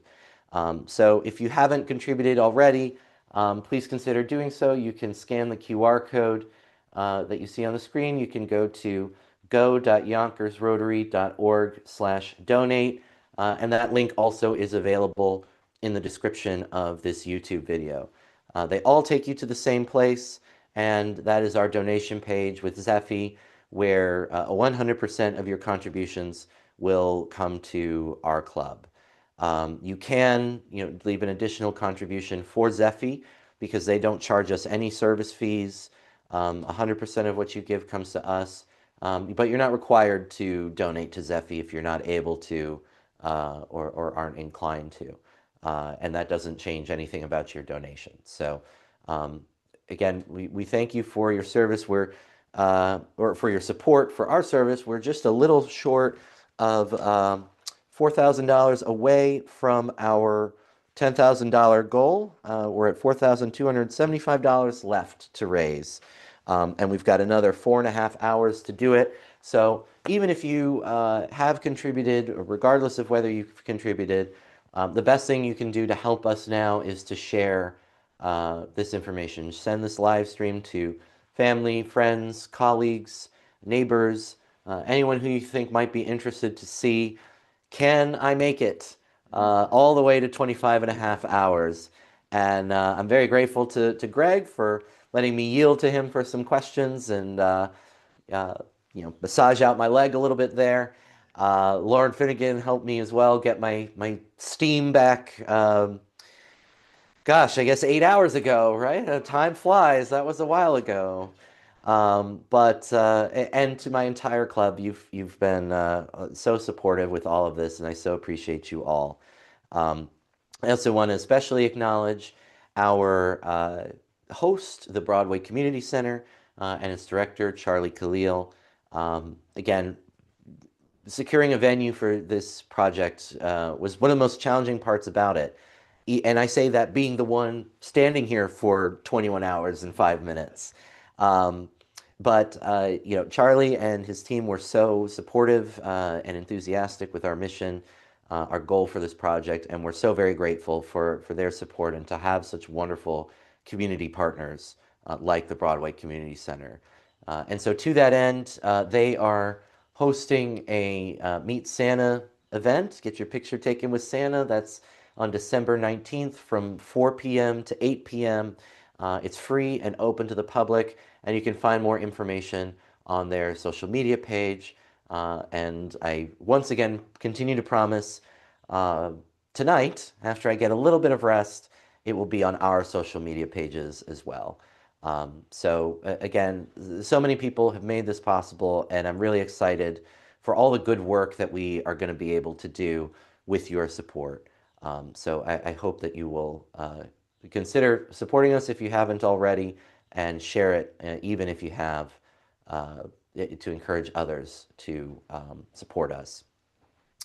Um, I should have written down, Greg, because you said something that did make me think, and that I thought, oh, I should talk about this next. But again, as I've said before, if it's important, it'll come back to me. So hopefully we'll get there. Um, in terms of when Greg, you brought up the point about um, as we were discussing coming up with presentations, this was the topic I thought might be useful to speak about is, I gave you my feedback that starting with sort of working backwards is an effective way to come up with presentations, but I can be a little more specific and helpful than that. So I thought that would be a topic worth exploring with you for a little bit. Maybe until I break to Ted Cruz's record, and we'll reassess and see there. Um, actually, this is something that Toastmasters covers very early on, and I never get to say my full thoughts on this. I always have to bite my tongue in Toastmasters. So Toastmasters says that there are four purposes of a speech: to inform, to persuade, to entertain, and to inspire. I take issue with the last one, to inspire. I don't believe, this is my opinion because obviously lots of people disagree with me. I don't believe that to inspire is its own purpose in a speech. Rather, I believe inspirational speeches are blends of informing, persuading, and entertaining. So I don't believe it's its own unique category. A speech can have more than one purpose. Effective speeches often are entertaining, regardless of whether they are meant to inform or persuade. I see inspiration as simply a blend of, two or three of those purposes. Um, but Toastmasters disagrees with me, and other people disagree with me too. I'm on Miss Iwinski's side on this one. My debate coach from high school, Inspire is its blend, but in any event, it's neither here nor there. But identifying the purpose of your speech is important. And so for this filibuster, I've had a variety of purposes throughout, and they have not always been the same. I suppose my general overarching purpose is partly to entertain. I want to keep you captivated here. Some people, I don't know why, but have watched, almost this entire thing. And I thank you so much for being with me to do that. And so certainly I at least want to entertain you a little bit so that you're not completely disengaged. Part of my purpose is to persuade you to be a part of our fundraising effort, to contribute, to share, whatever it can be, to help us reach our goal. And at times, of course, my purpose has been very overtly to inform. Reviewing um, our founding documents, the Declaration of Independence, the Constitution, the amendments to the Constitution. My purpose there was not to persuade you on any one interpretation or to argue any one position, but simply to inform you as to what was there, what it means, and what some of the arguments around some of the provisions are. Um, and again, even when I've recycled some of my continuing legal education materials, again, my purpose has not been to persuade you to conduct yourself in a particular manner, but simply to inform you, here are the ethics issues and some ways in which you can be guided in conducting your decisions. But again, at other times I have persuaded you, you should be competent in the technology that you use. So again, speeches can have multiple purposes, and it's not always the same purpose. Sometimes it can come and go. Um, but identifying that purpose first and foremost is important because it sets the sort of tone and structure for your speech. So if I'm trying to entertain you, then of course I'm going to speak and carry myself in a particular way. Greg and I were talking during one of our respites about, you put a lot of energy into Batman for Rob. And I think I did, but I was trying to be entertaining, right? And I did the same for Rebecca's Applebee's performance. I gave her the show I think she paid for. We were texting, and she seemed happy with my performance. So, um, but that's you know, so again, I carry myself differently when that's my purpose as opposed to when it's to inform, and again, differently when it's to persuade. So identifying the purpose of what you want to do, even if it's a blend of more than one purpose, is important so that you can kind of think about your speech from there. And then again, what do you want your audience to take away from it? And this is true whether it's a training session or, this filibuster, whether it's, no matter what do you want them to take away? When they leave, they say, wow, I'm glad I heard that because I now know this, or I'm going to go do this, or whatever it is. So I've used Garrett's presentation on flash fires before.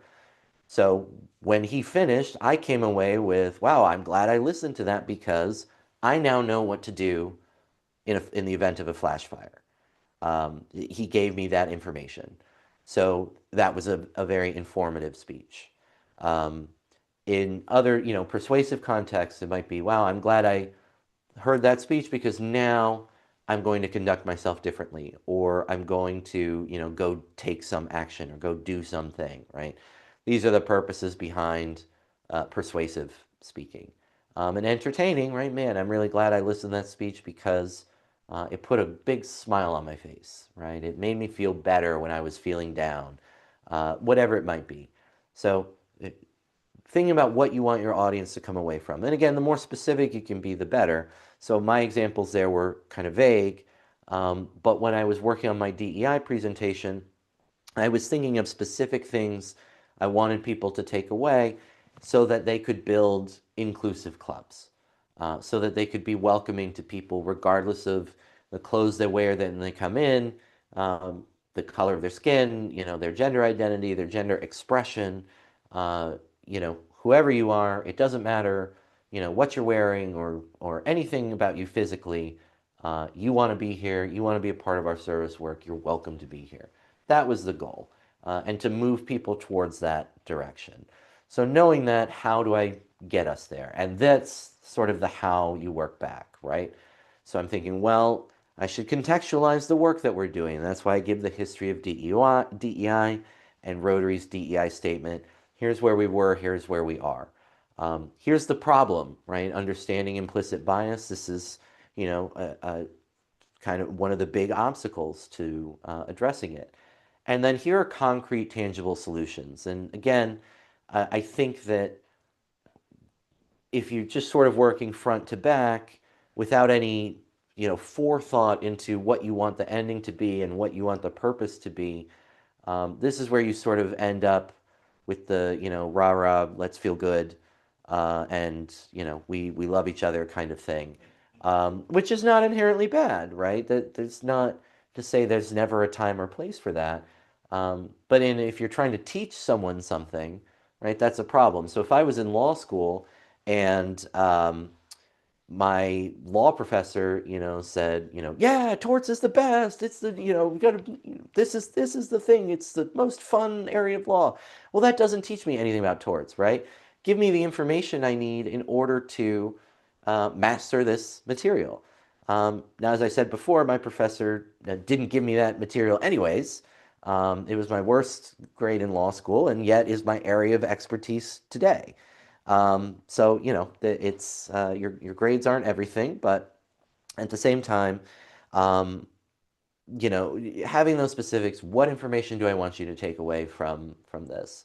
And even just this little segment, that's the message I'm trying to instill in you. I'm trying to inform you as to some effective speech or presentation writing strategies, and to persuade you to adopt them. Start by thinking what you want to take away and work forward so that your presentations, or work backward rather, so your presentations are more effective. And then hopefully I did it in a mildly entertaining way.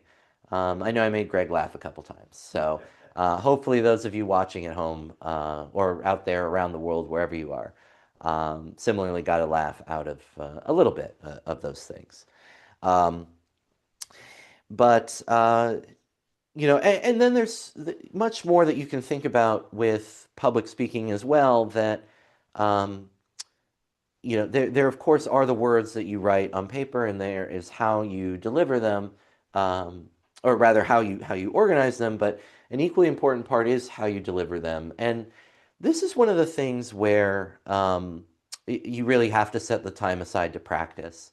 I know I've talked about, I didn't really do any prep for today physically. The advice I saw online was, speak for 8 hours one day and 9 hours the next day, and work up to your goal. And that, would have taken me more than a month, right, to work up to. Um, so that wasn't really practical. Um, but when you're preparing a speech and you're able to sort of write it out and you put some thought into what you want to say and how you want to say it, you also want to think about how you deliver your speech. And there is, with a speech, there's what you say and how you say it. What you say, I've kind of just gone over in terms of, the purpose and how you organize it, consider working backwards. How you say it is divided into how you say it with your voice and how you say it with your body. And so voice encompasses things like tone, pitch, speed, volume, right? These are all things you control with your voice.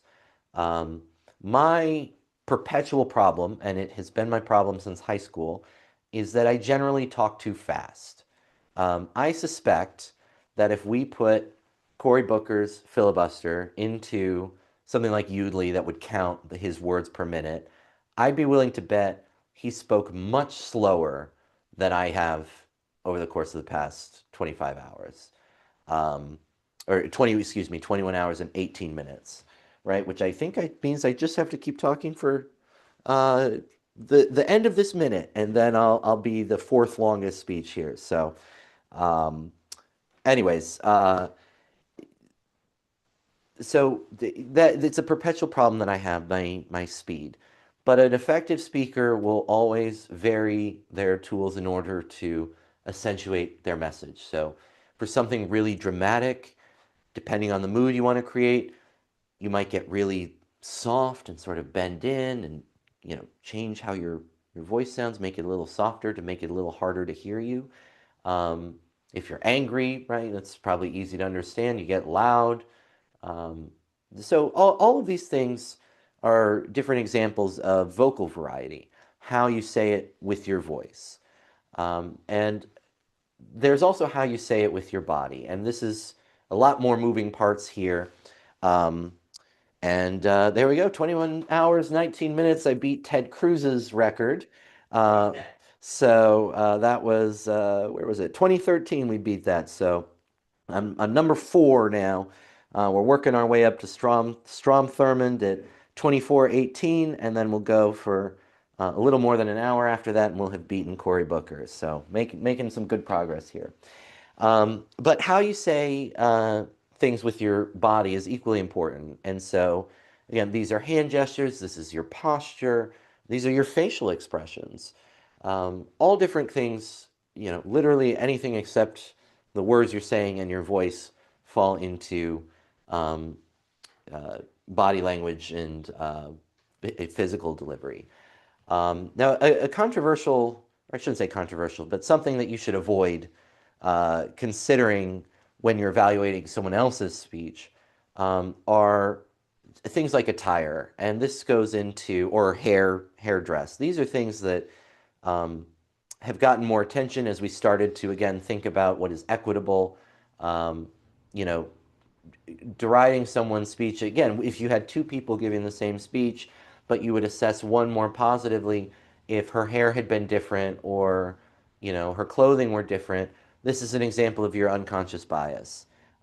It could be a prejudice depending on how conscious it is. If you choose to say, no, someone with that a hairdo I would never trust, right? Well, now you're choosing to believe that. This is now more of a prejudice.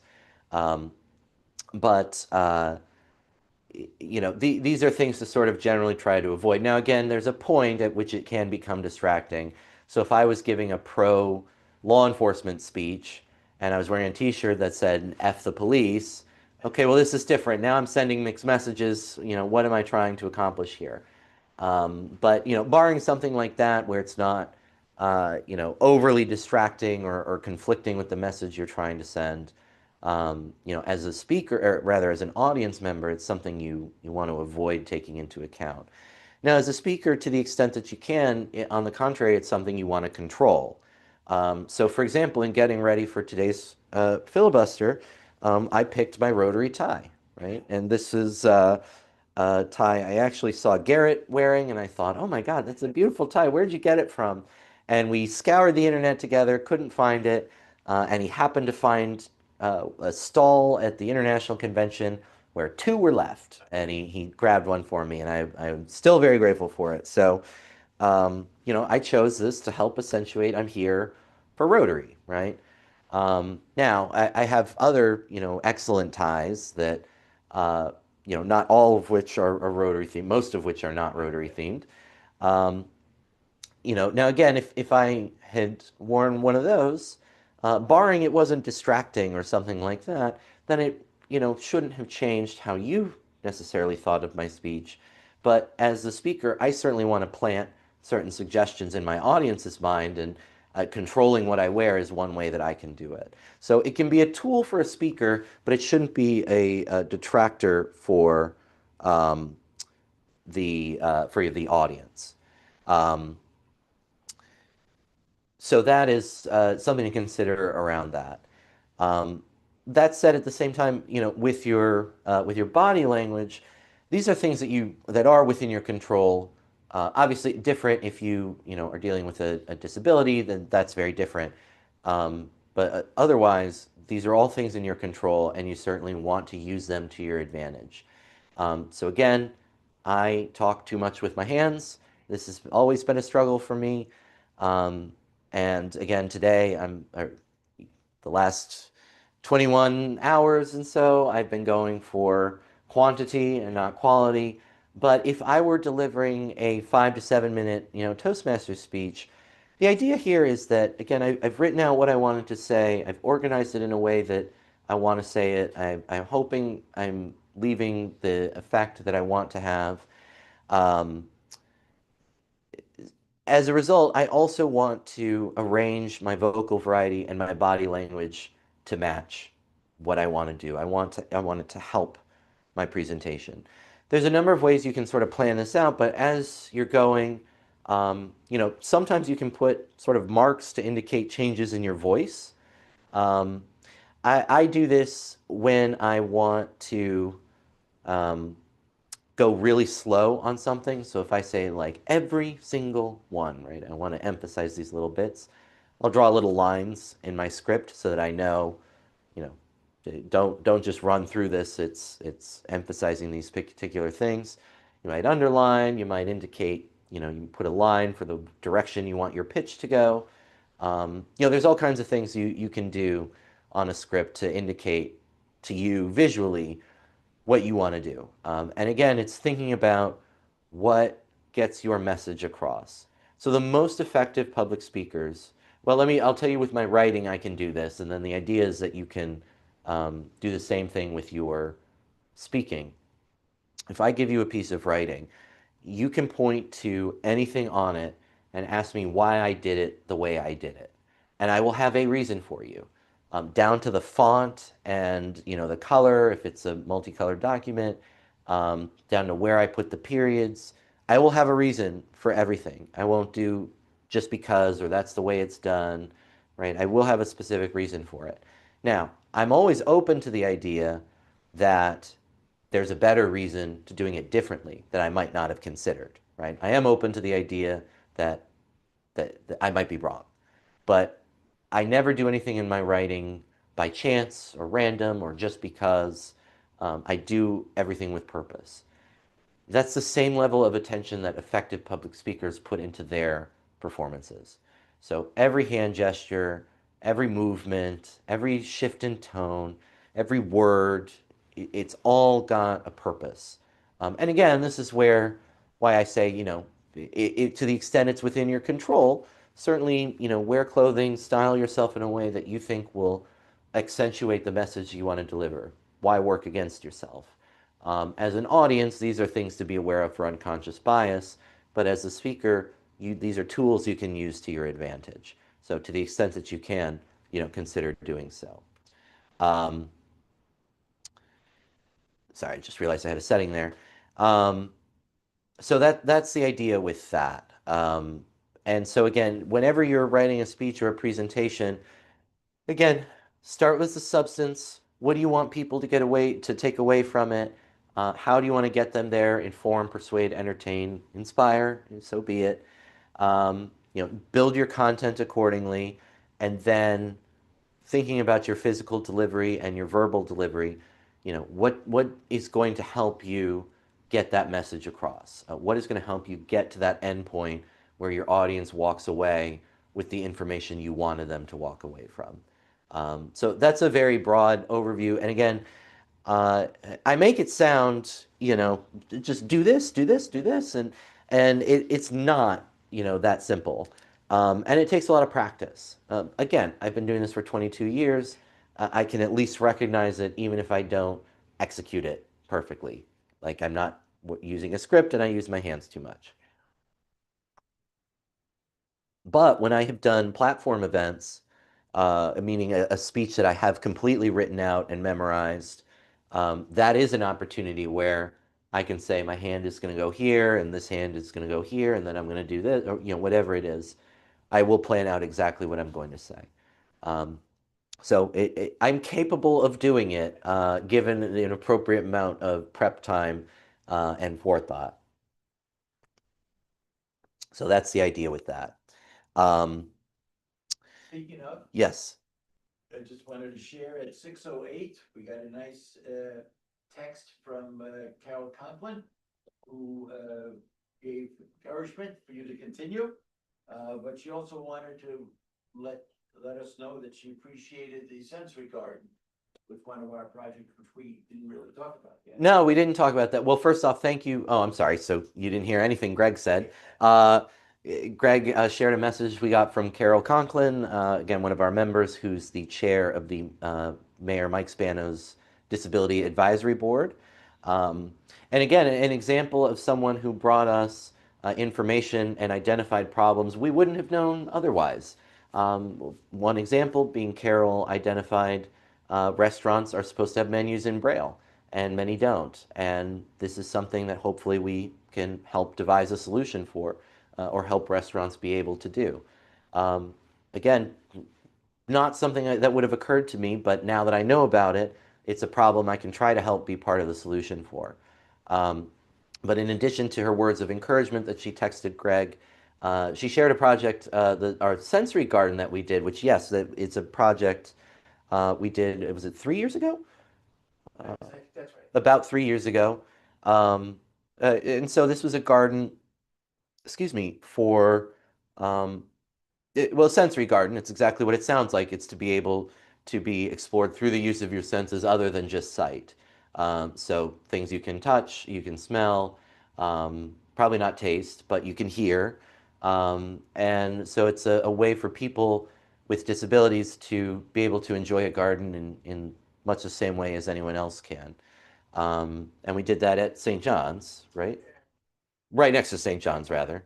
Um, On St. John's Avenue there. and again, just an idea of not something that I was aware of us needing, not something we would have thought of on our own, but by someone in the community reaching out and saying, "Hey, here's an opportunity for us to do some good together," we were able to go do it.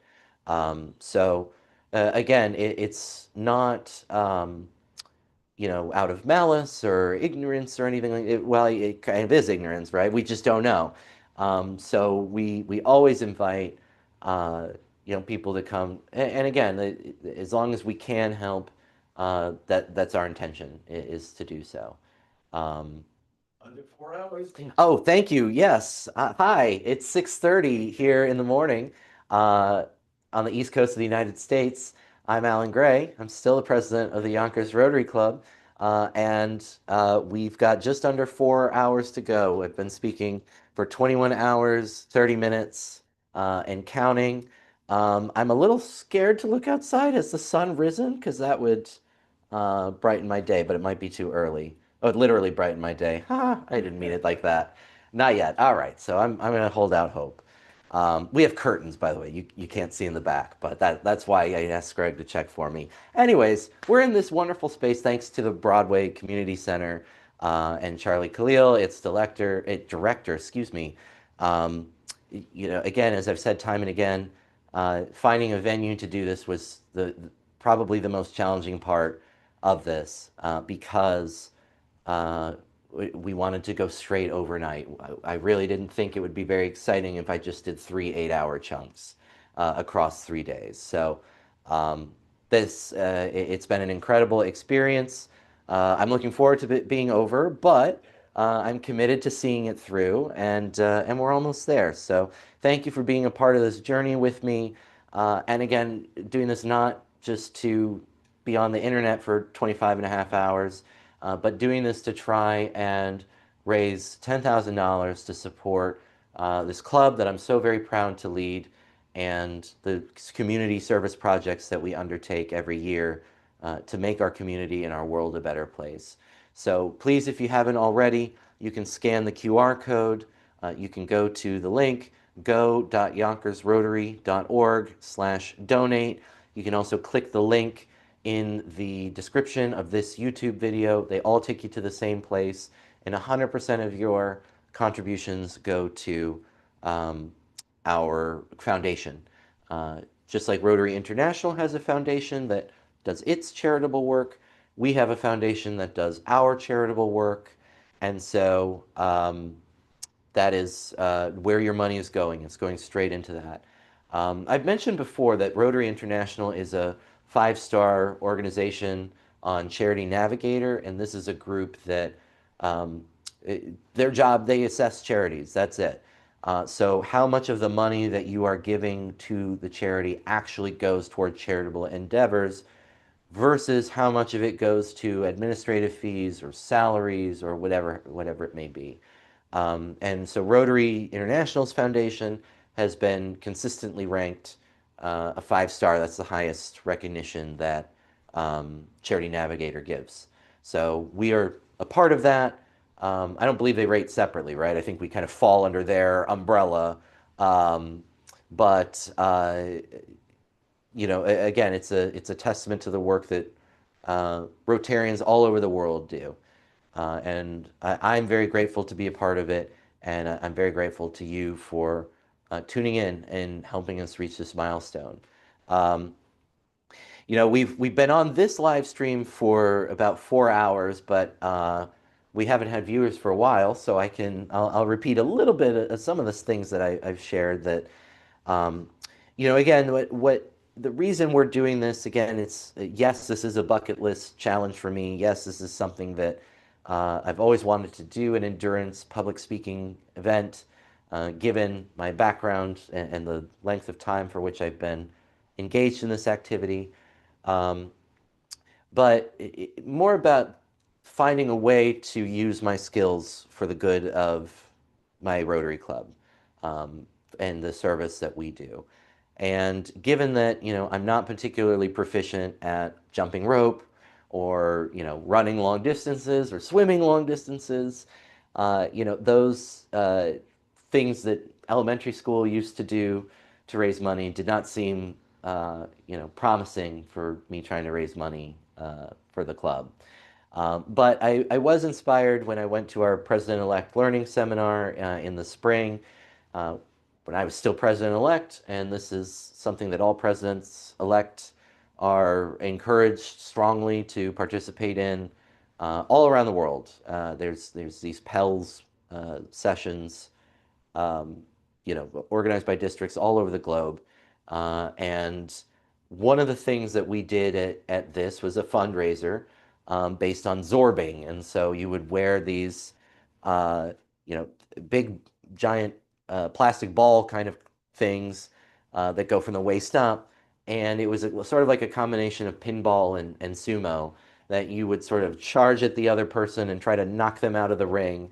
And it was essentially a sports bet was how we raised money on, which district's person would make it, all the way to the end. I was one of the people representing our district, and I made it to the semifinal round, um, which, yeah, by that point I was pretty exhausted. So I know other people were very disappointed I didn't make it, but I was okay with ending my streak there. But in the course of that, the group raised more than $60,000 for the Rotary Foundation. And that took no more than 2 hours and probably a lot less. Um, I say probably because my sense of time was distorted running around in this giant ball. So I don't really know how much time it took. But again, an incredible amount of money raised to go to the Rotary Foundation to, again, do just a lot of incredible things. And that's the encouragement that I got from it was some interesting creative ways that haven't been done before to raise money for our charitable work. And I have considered the zorbing thing, as fun as it was. I just feel like it's a liability incident waiting to happen.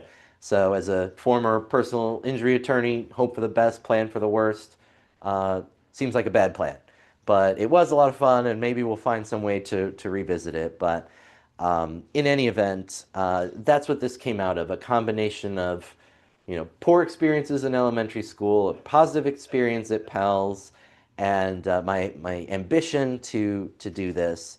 Um, and as I've said before, there really aren't any endurance that I'm aware, any other sort of endurance, um, kinds of projects for public speaking. You have them in other forms of athletics. You have them in running and swimming. You can swim the English Channel, and that's a huge endurance event, right? And running marathons, and one of the other people that inspired me to do this, and I think I shared this story in the first live stream, but the when I was in high school and I was interning in Florida, they don't have district attorneys; they call them state attorneys, but it's the same thing. They prosecute local state crimes, and so I was interning in when I was in high school in the state attorney's office, and one of the attorneys was an avid runner. Um, and he came back. This was during the summer, and I forget if he came back or was going, but he did either way. He did do this 100-plus-mile marathon in Death Valley in the summer. Uh, and it's a multi-day, thing. And as I heard him talk about it, I just thought, my God, what is wrong with you, right? Like this is ludicrous what you're suggesting to do. And he said, well, no, it's something I'm passionate about and I care about. And he said, what's something that you care about, that you're passionate about? And I, suggested this, speech and debate. And he said, well, so wouldn't you do, a marathon debate tournament? And I was like, well, yeah, I would. Now, this is not what we had in mind at the time we had that conversation, but that idea of this is something I'm passionate about, so it's not going to be as painful as it otherwise would be. If I, were very shy, or, didn't feel comfortable speaking at length, then we'd be having a very different experience. But thankfully, that's not. This is something I'm comfortable with. And so again, I'm able to use my skills for the good of my club and ultimately for the good of our community. So that's why we're here. That's why we're doing this. And as I said, every dollar that you're able to contribute goes to our charitable work. And that's what Rotarians are all about, is just the doing the good things for the sake of doing good things. So I similarly appreciate you doing good things and helping us out by contributing, or either already have or aren't able to.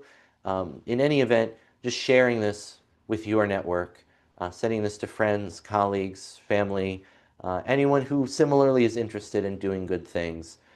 This is a way to do that. And there's no minimum here. Any dollar amount will help us. But we do want to get to our $10,000 goal by 10:30, when I'll have broken Senator Booker's record. And we're about 4,000, a little over $4,000 away from that. So I hope that you'll consider helping us reach our goal.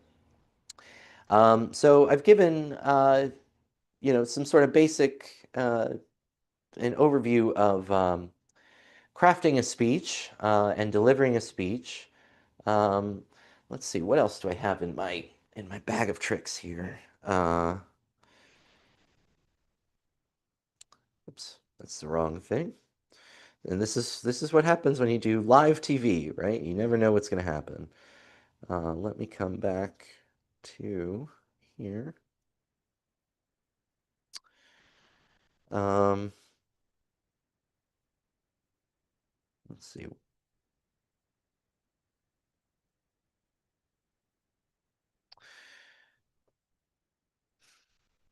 Just trying to find something a little. It is, you know, almost 7 in the morning. I don't want to do something too heavy with all of you. Um,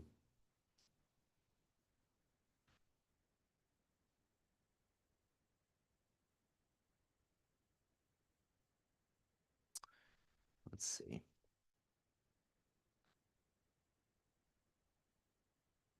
Well, so this is one I haven't done in a while, but that might be helpful to you. So at the start of the pandemic, one of the things that um, came up a lot was, oops, let me find my notes for this before I guess I should do that before I commit to it, right? Here we go. Okay. So one of the things I got asked a lot at the start of the pandemic, because I've generally considered a little more tech savvy, uh, and I'm sure this applies to everyone, that the pandemic forced us to adapt to working in ways that none of us had ever anticipated working. Um, for my court, we were used to having paper materials from the lawyers, and we now suddenly were having to learn how to manage everything on screen. And that was a learning adjustment. That wasn't something that came naturally to us, or at least to me. It was something that I had to learn how to do. And now I do, now I know how to do it, but I didn't at the start of the pandemic. Um, what a lot of my colleagues also had difficulty with was that, I had a pretty decent computer and, set up at home. So technologically, I was equipped. It was more the custom and the practice of, just doing everything off the screen that I was unaccustomed to.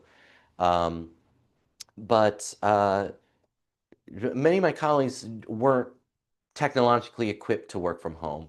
Their computers were old or outdated or, running poorly. And I got a lot of questions about, what kind of computer do I buy? What should I be looking for? What are the characteristics that will make sure that I'm able to do my job? And so I got enough of the questions that I just put together a course. I put a continuing legal education course together. Here is how to find the technology that you need. So hopefully this will be of interest to you.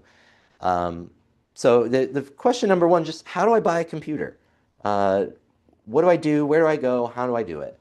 Um, you have options in terms of where you buy technology from. You can go straight to the manufacturer. These are companies like Dell, HP, Apple. You can go to a retailer, which that's like Best Buy, Staples, Office Depot.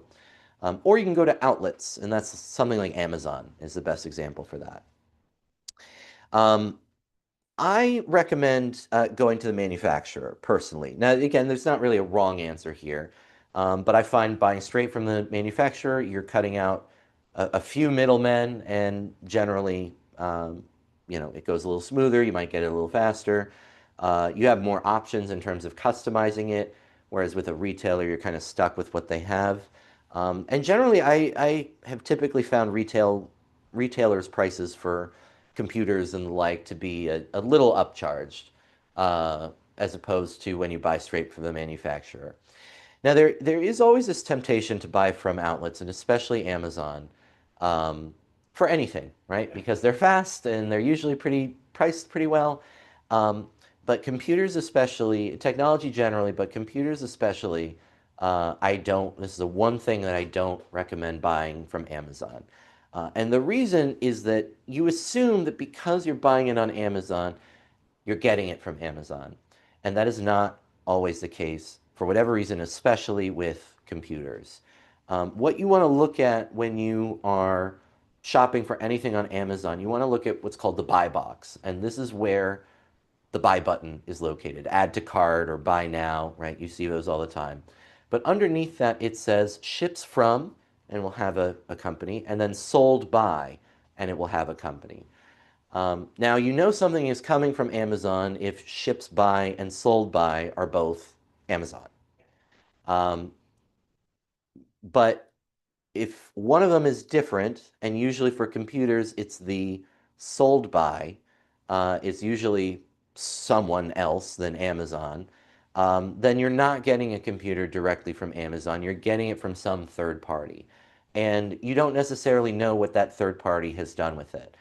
I don't necessarily mean that they've, put a virus or they've hacked it.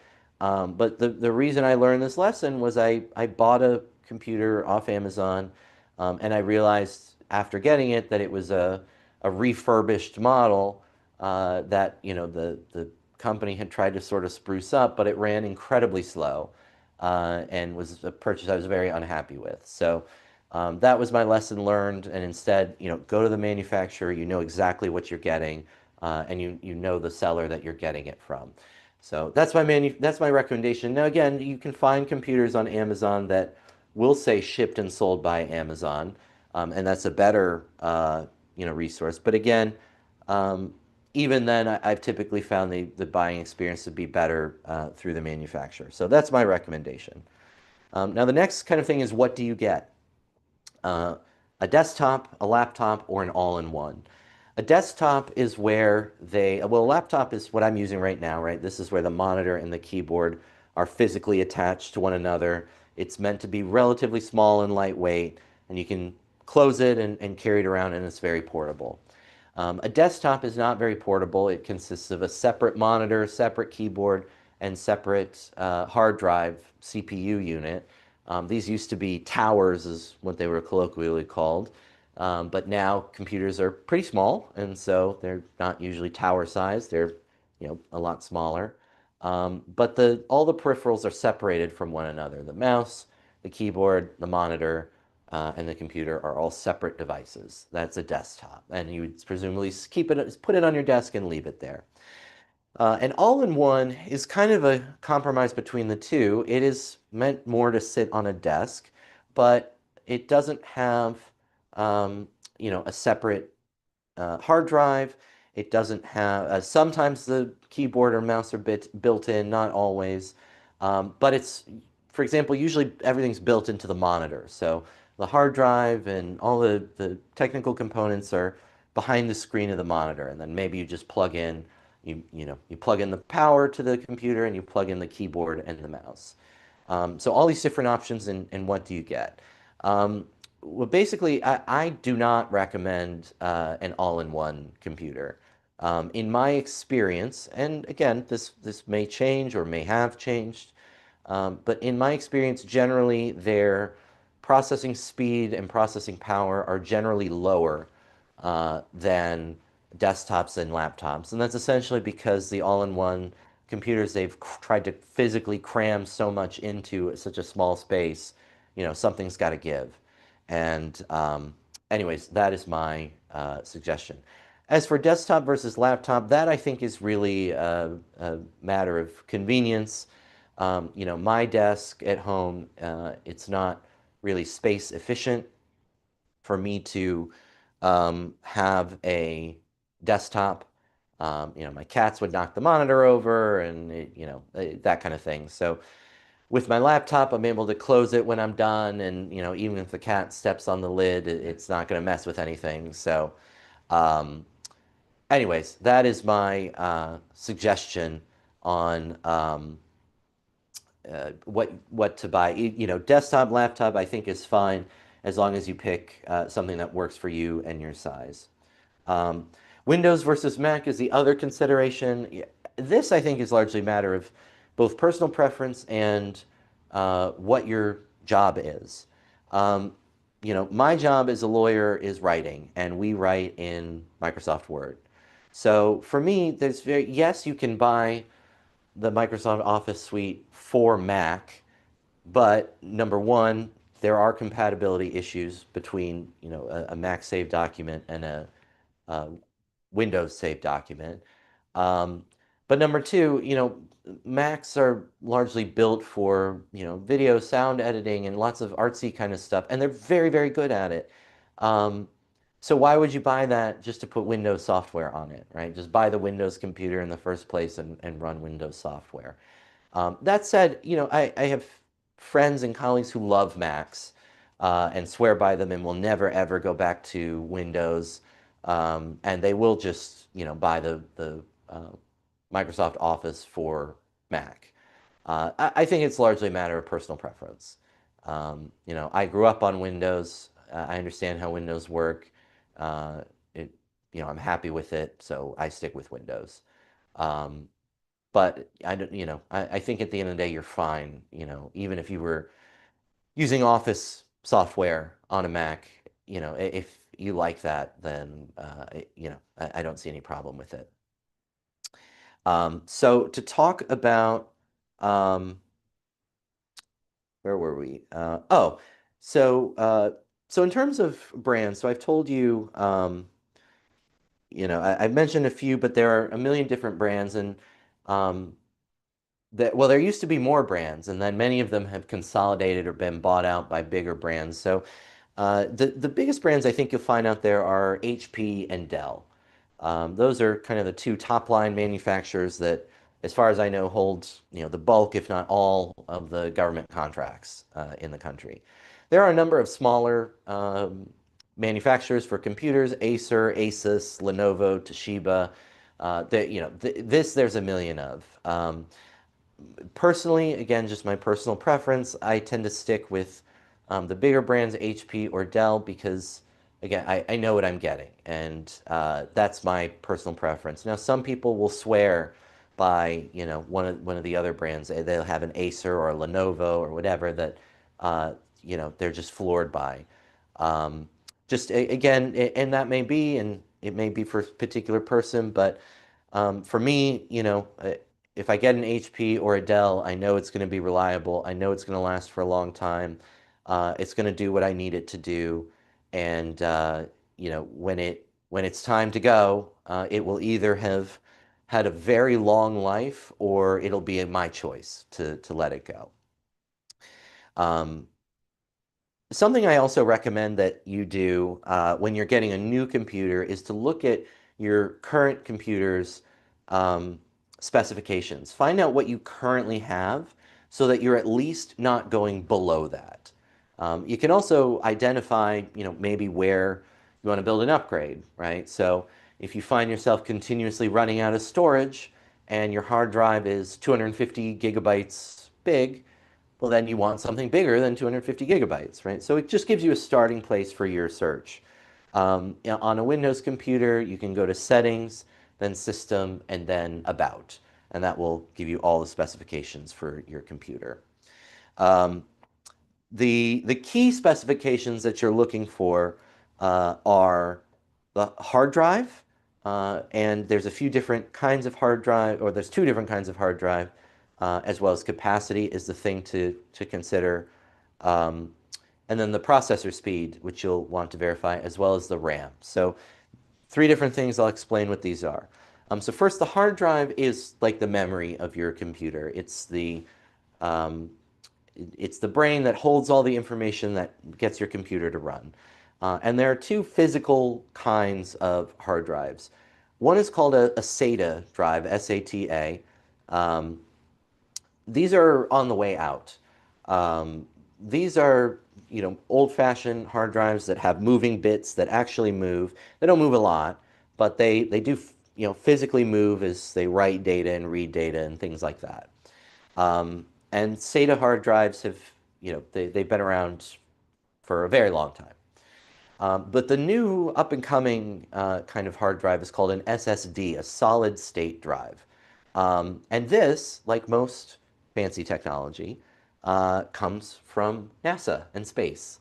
What happens with the SATA drive, because there were moving parts in it, it comes apart in space. It doesn't work.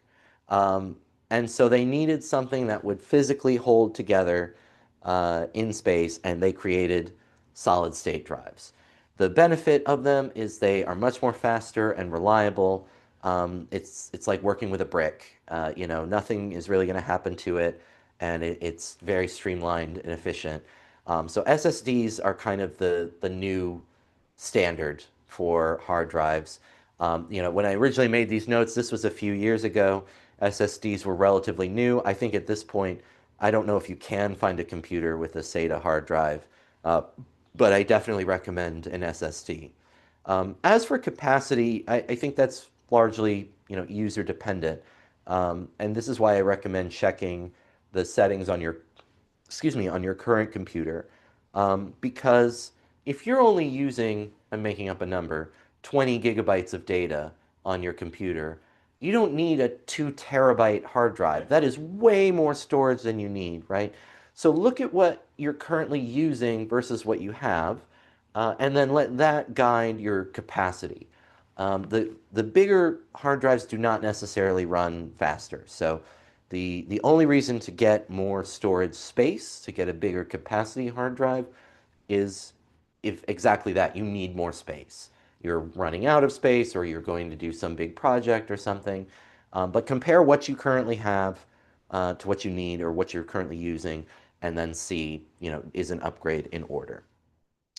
Now, processor speed, this is sort of like the engine for your car. This is how fast your computer will run.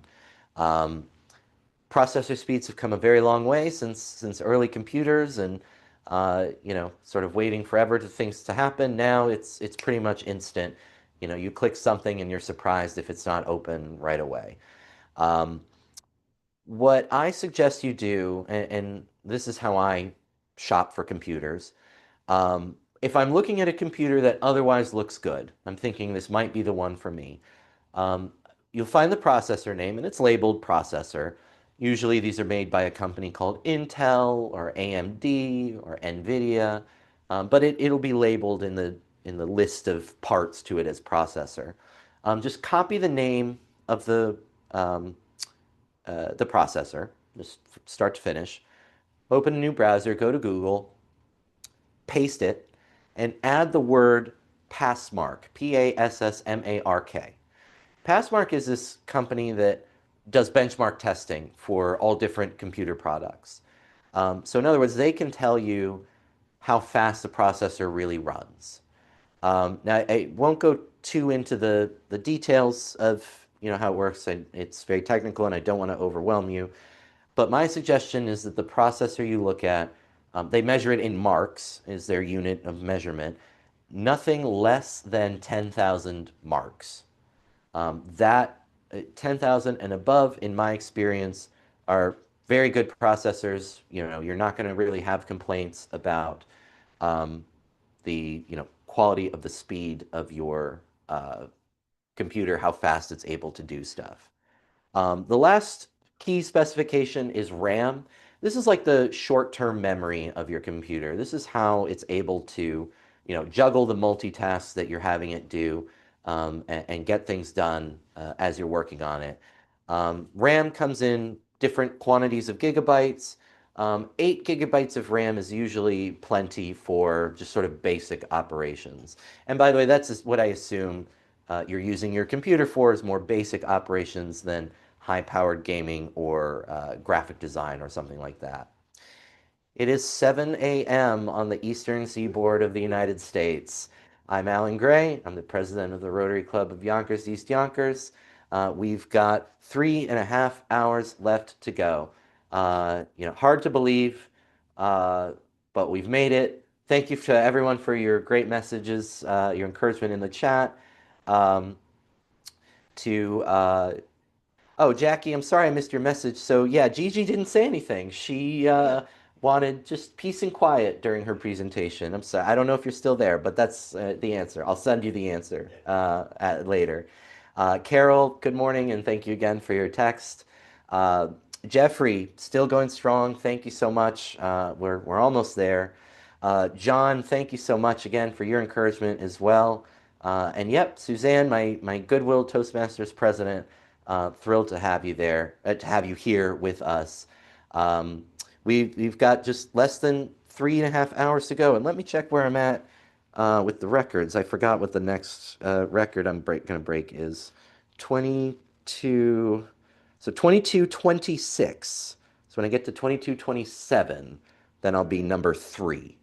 Um, so that's what we're waiting for. That is, yep, just 20 or 25, yeah, 26 minutes. Then I will break Senator Wayne Morse's record. He's an independent senator from Oregon. His 22-hour, 26-minute filibuster was on April 24th, 1953, and he was protesting the Submerged Lands Act. I don't even know what that does. Let's find out. The Submerged Lands Act of 1953 is a U.S. federal law that recognized the title of the states to submerged navigable lands within their boundaries at the time they entered the Union. They include navigable waterways such as rivers, as well as marine waters within the state's boundaries, generally 3 geographical miles from the coastline. Um, I don't know why this was controversial. I don't know what prompted Senator Morse's filibuster, but anyways, I'm about to break it. So there you go, Senator. You just take that. Anyways, so very grateful that you could all be with us and to help us cross the finish line here. Once again, we're just a little over $4,000 away from our goal, and any amount that you can contribute to get us there will be greatly appreciated. All of your contributions go straight to our foundation to fund the charitable work that our organization is able to do. And we'll be very grateful for any support that you can offer. To contribute, you can scan the QR code that'll take you to our donation page. You can also use the link go.yonkersrotary.org/donate. And you can also click the link that is in the description of this YouTube video that you're watching. All of those will take you to the donation page. And by the way, even if you are watching this in the future and someday not December 7th at 7:03 a.m. Eastern Time, those links will still work for you, and we'll still be very grateful for your contribution, and we'll still be happy to acknowledge you and thank you for your support of our work. Um, so with that, I'll keep going for another 24 minutes here until we break our next record. But in the meantime, going back to RAM, so about 8 gigabytes of RAM, in my experience, is usually plenty to handle normal, computer processing kinds of tasks. If you are, an intense video gamer, a graphic designer, a movie editor, that's different. You're going to need a lot more on a lot of these different components. But for just sort of regular, you browse the internet, you write emails, you do documents, that kind of thing. In my experience, 8 GB is plenty. You can do more, but again, at a certain point, it sort of, stops to make a huge difference. Um, in terms of extras, there's a lot of things beyond those three things that um, are sort of just up to you and your personal preference. So one of them is the display, which is important, but it's, again, more about what you enjoy and what feels good to you. So there's obviously size as a part of it. Bigger is better to a point. You don't want, your screen to be so tiny that you can't read it and you've got to, look in real close to see what's on the screen. At the same time, eventually the screen is, gigantic and large and again, maybe that's what you want. One of my best friends, he prefers to have one gigantic monitor. I prefer to have two sort of regular size monitors. But again, it's all about your preference. And so you just have to decide that. And by the way, the monitors, when you see them listed, their measurements listed in inches, that's diagonal. So it is, if it's 16.9 inches, that means it's 16.9 inches diagonally from one lower corner to the opposite upper corner. Um, but again, you can look at what you currently have. If you like it, then you can stick with that. If you have a complaint, go in either direction to resolve it. Now, there are many different kinds of quality monitors. There's HD, high definition, as opposed to full HD, which is FHD, quad HD, ultra HD, 4K.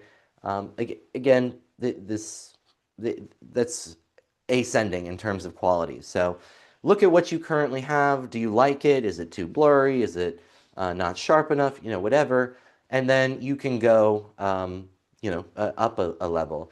This is the one thing I do actually suggest if you don't really have a sense of, what the different monitor types are. This is the one time I do suggest go to a retailer, physically go to a Best Buy or a Staples or something, and actually take a look at them and have someone show you what an HD monitor looks like, what an FHD monitor looks like, and then you can decide based on what you see, yes, I really like this, no, I don't need this, this hurts my eyes, whatever it may be. But it's very difficult to assess, over the computer. It's something you really need to see in person. Um, More frequently, computers are including touchscreen with their monitors. I've had a handful of computers with touchscreen monitors, and I just never ended up using it, right? It was a nifty, fun feature occasionally, but as someone who just worked on Word documents and sends emails and things like that, browses the internet. Um, I never got really much value out of the touch screen. Very different if you were a graphic designer or you're, an artist and you're sort of digitally drawing, right? That's very different. You can use a stylus for that. Um, Even frankly, I have a tablet that I use at my office, and the only time I ever really turn it around and use it, it's a touchscreen feature, is on the rare occasion where I have to sign something electronically, and I can draw my signature, so I can go and actually physically draw my signature on it, and that's it. That's really the only time that I use it. So again, now maybe that's a cool toy for you and you do use it, in which case absolutely go for it. But if you've never used it before, my experience has been you're not missing out on a lot. You can also consider whether you want to get, in terms of other extras, a printer or a scanner. Um, in terms of the scanning, a lot of e- effective scanning can be done on your phone now. You can use your phone as a scanner, and in my experience, it generally works pretty well.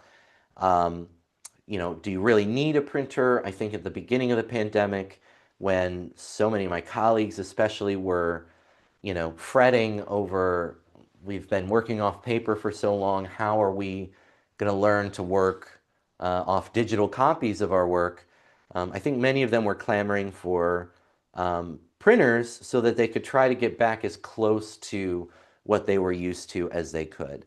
Now, many years later, uh, I've adjusted to it. I now can work off just the screen, and I've come up with ways to make that efficient for me.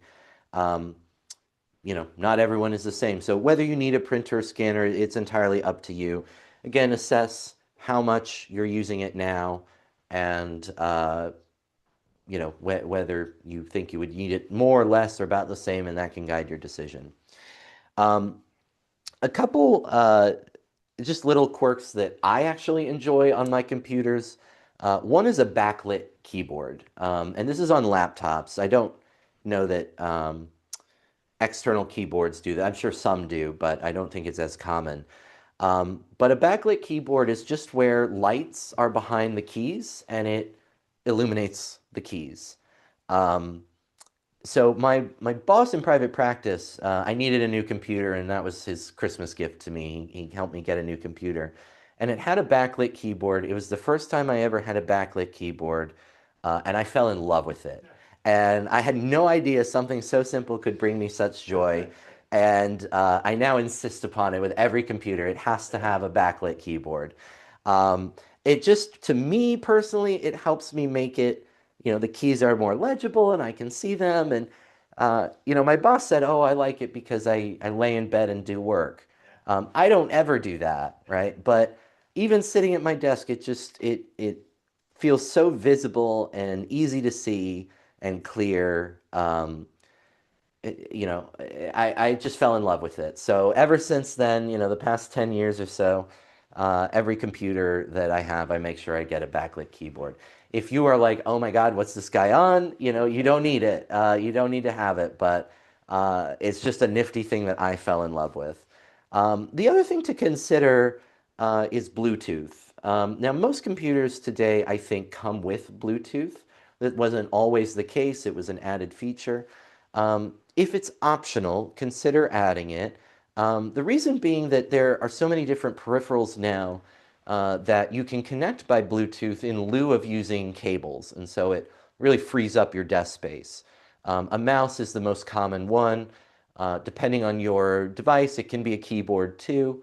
Um, some people will use external keyboards even with a laptop. That's a little redundant for me, but it works for some people. Um, so Bluetooth, it's a way to wirelessly connect devices. And so if you are, um, if you've got, and devices, I mean, it can be your mouse, it can be a keyboard, it can be your phone, it can be headphones, any number of devices, and just reducing the number of cables running across your desk. So, consider whether that is something you would benefit from if you have had a wired mouse, forever, and gosh, I hate all these cables on my desk. This is a way you can eliminate some cables. So just something to think about. Um, Again, more of a feature than a need. Um, so at the end of the day, once you buy your computer, whatever settings your heart desired, and you've got it figured out, and you get it, then the question is sort of what do I do, right? What do I put on it in order to get it to work?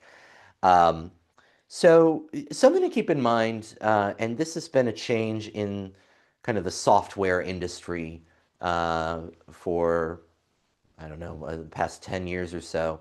Um, Originally software was you bought it once, it came with a license to use it in perpetuity. So, if you still have a software key and a CD for Microsoft Office 95, it's 30 years out of date, but you can use it, right? Um, and now, so I mean, it's a way for software companies to make money, is really what it is, but they will charge a subscription. And so it's usually an annual subscription, and that's it. You pay annually for it. They will advertise it as well. You get the latest upgrades and the latest features. Whether you go for the subscription or not, I think depends on the software. So for Microsoft Office, personally, I buy the subscription. Part of the reason I do that is becomes with a very large amount of storage space in OneDrive, which is what I need to use for work. So it's very convenient. Just my whole life is in OneDrive, and it makes it accessible wherever I am. That's why I've been able to pull up so many things on my phone and work them, use them with you, because it's all in my OneDrive. And that's our environment area focus, right? Saving paper. So, but it's the other thing too is that with Microsoft Office, you buy a subscription, you get 5 licenses. So I'm using the main one, obviously, it's for me, but I can give it to my partner, I can give it to his 2 aunts, right? I can give it to my parents, and that is, uh, I don't ask them to chip in, but you could, depending on how much you like your family. Um, and, but then they all get the same benefit too. So all in all, so if you were to divide it up, whatever it comes out to, $20 a person per year or something, it ends up not being that big a deal. Not every, software package works in the same way. Um, I am a big fan of Adobe Acrobat for the work that I do. It's a PDF editor. Um, they charge a subscription, and I don't nearly use, I don't get the value out of it that I'm sure other people do. But I love it, and it's my favorite tool to use working for PDFs, so I deal with it. Um, but meanwhile, there's another program called Foxit that's a PDF editor. Does many of the same things. I just have some technical issues with it, but otherwise it's the same thing. Just the buttons are in some different places. And they do offer a perpetual license. And they sort of try to encourage you to not do that and buy the subscription as, oh, well, you won't get all the updates, you won't get the newest version. And well, if the version you bought works fine, and it's a PDF editor, it's not like it's, uh, you know, the Chat GPT or something, something that's the new version is going to be radically different and do all kinds of things the other one couldn't do. Um, in my experience, anyways, so I'm fine with a perpetual license for Foxit. Um, but in any event, you just have to look at what is the software, how often are you likely to need it and use it. Is it something, if it's something you really depend on, then maybe the subscription is worth it. But if it's something that you use incidentally or, just occasionally, maybe you don't really need the subscription. Maybe a perpetual license, a one-time license is fine. Now, not every software offers one-time licenses. So if it's something that you're thinking about, I don't really want to do a subscription, you might have to investigate a little bit to find out whether it's still even possible to do a one-time license. But in any event, some software, it used to be that, starting with antivirus, it used to be that really you were, out of your mind if you didn't have some kind of antivirus software on your computer. Now, Windows computers at least come with Windows Defender, which is actually pretty good on its own. And so I actually don't have any third-party virus software installed on my laptop. The Microsoft Defender does an excellent job all on its own. That said, if you want to put third-party software on it, you certainly can. AVG and McAfee are kind of the two most popular ones. AVG has a free version that's actually pretty robust and pretty good. So if you're inclined to go that way, that's probably the way to start. Um, but again, I've been very impressed, starting from the first computer we ever had in the house, you got antivirus protection, and it really is um, maybe I forget when, but maybe a little before the pandemic, maybe a little after, but it's relatively recent comparatively that I felt comfortable not using third-party antivirus software. But again, take that for what you leave, what it's worth, and the point here is just secure yourself in a way that you feel comfortable. Consider what web browser you use on um, Windows. You start with Edge, which is formerly Internet Explorer. Um, Google has Chrome, Mozilla has Firefox. These are kind of the three most popular browsers. They used to say that the only use for Internet Explorer is to download a better browser. Um, and, Edge, Microsoft really wants you to believe that Edge is better than that. You can form your own opinion, but I use Chrome. Um, so again, it's not like one will break your computer versus the other. It's entirely a matter of personal preference. But I have not used Internet Explorer in a very long time. Well, Internet Explorer is not around anymore. But Edge, I uh, sometimes pretty much, I guess I close it. I guess that's all I do with it. If Windows opens it, I close it, and that's my interaction with Edge. So, but again, some people use Edge and it works just fine, and there's not really a wrong answer there. Microsoft Word, again, I recommend as opposed to other word processing software. Believe it or not, up until 2020, my court was using WordPerfect, which was a very antiquated. They still make it, they still sell it, they still update it, but it just there was no excuse for using it anymore. So we finally switched over to Microsoft Office, and as I said before, how the HP and Dell hold the bulk of government contracts for computers, and more specifically, Dell holds the bulk for actual, you know, desktops, laptops. HP tends to hold the bulk for peripherals like printers and scanners, things like that.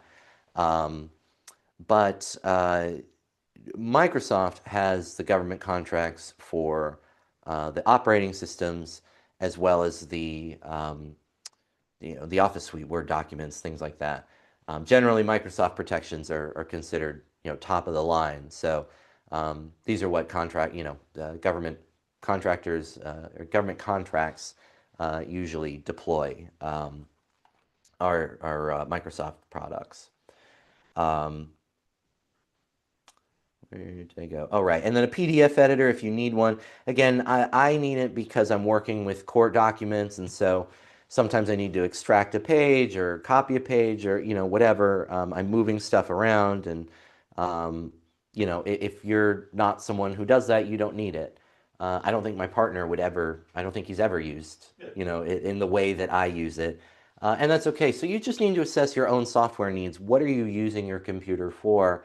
And therefore, what software do you need in order to accomplish that? Um, let's see, I have another of ethics opinions here that are not relevant to all of you. Um, so something that I do get asked is, well, what if I have an issue? How do I resolve my tech issues? Well, most computers you can reach out to um, support for whatever it is. So if it's the computer itself, this is a Dell, so I could reach out to Dell. I was having an issue last last week, 2 weeks ago, however many weeks ago it was, because my whole sense of time is thrown off by this event. But anyways, recently, um, I was having a tech issue, and it had specifically to do with Windows, and so I was able to reach out to Microsoft, and they helped me resolve it. But frankly, a lot of issues can be solved just by Googling around with your problem. So if you just, input, um, you know, Windows not opening when I do this, right? Or whatever, program not launching when I click whatever. Um, Usually I can find the answer to my problems pretty quickly that way. Um, and so I encourage people to try it before you reach out to IT or someone for help. Now, depending on the complexity of the problem, right, if they start having you rooting around in core computer files, that's time to, let someone more experienced handle it. But if you are, it's something simple, oh, this icon disappeared or whatever, try Googling it first and see. Maybe the fix is something really simple. It's just a setting that you need to turn back on or whatever it may be. Um, so just something to, my suggestion for you as you um, go about using your technology.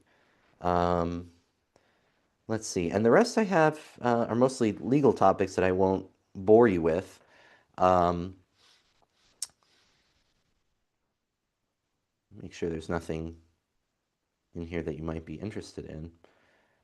No, the only thing legally, lawyers are required to keep some documents in paper copy, um, as opposed to scanning everything. So some lawyers just want to be a completely paperless office, and that's not entirely 100% possible. There are a handful of records that the rules of professional conduct require to be kept in paper.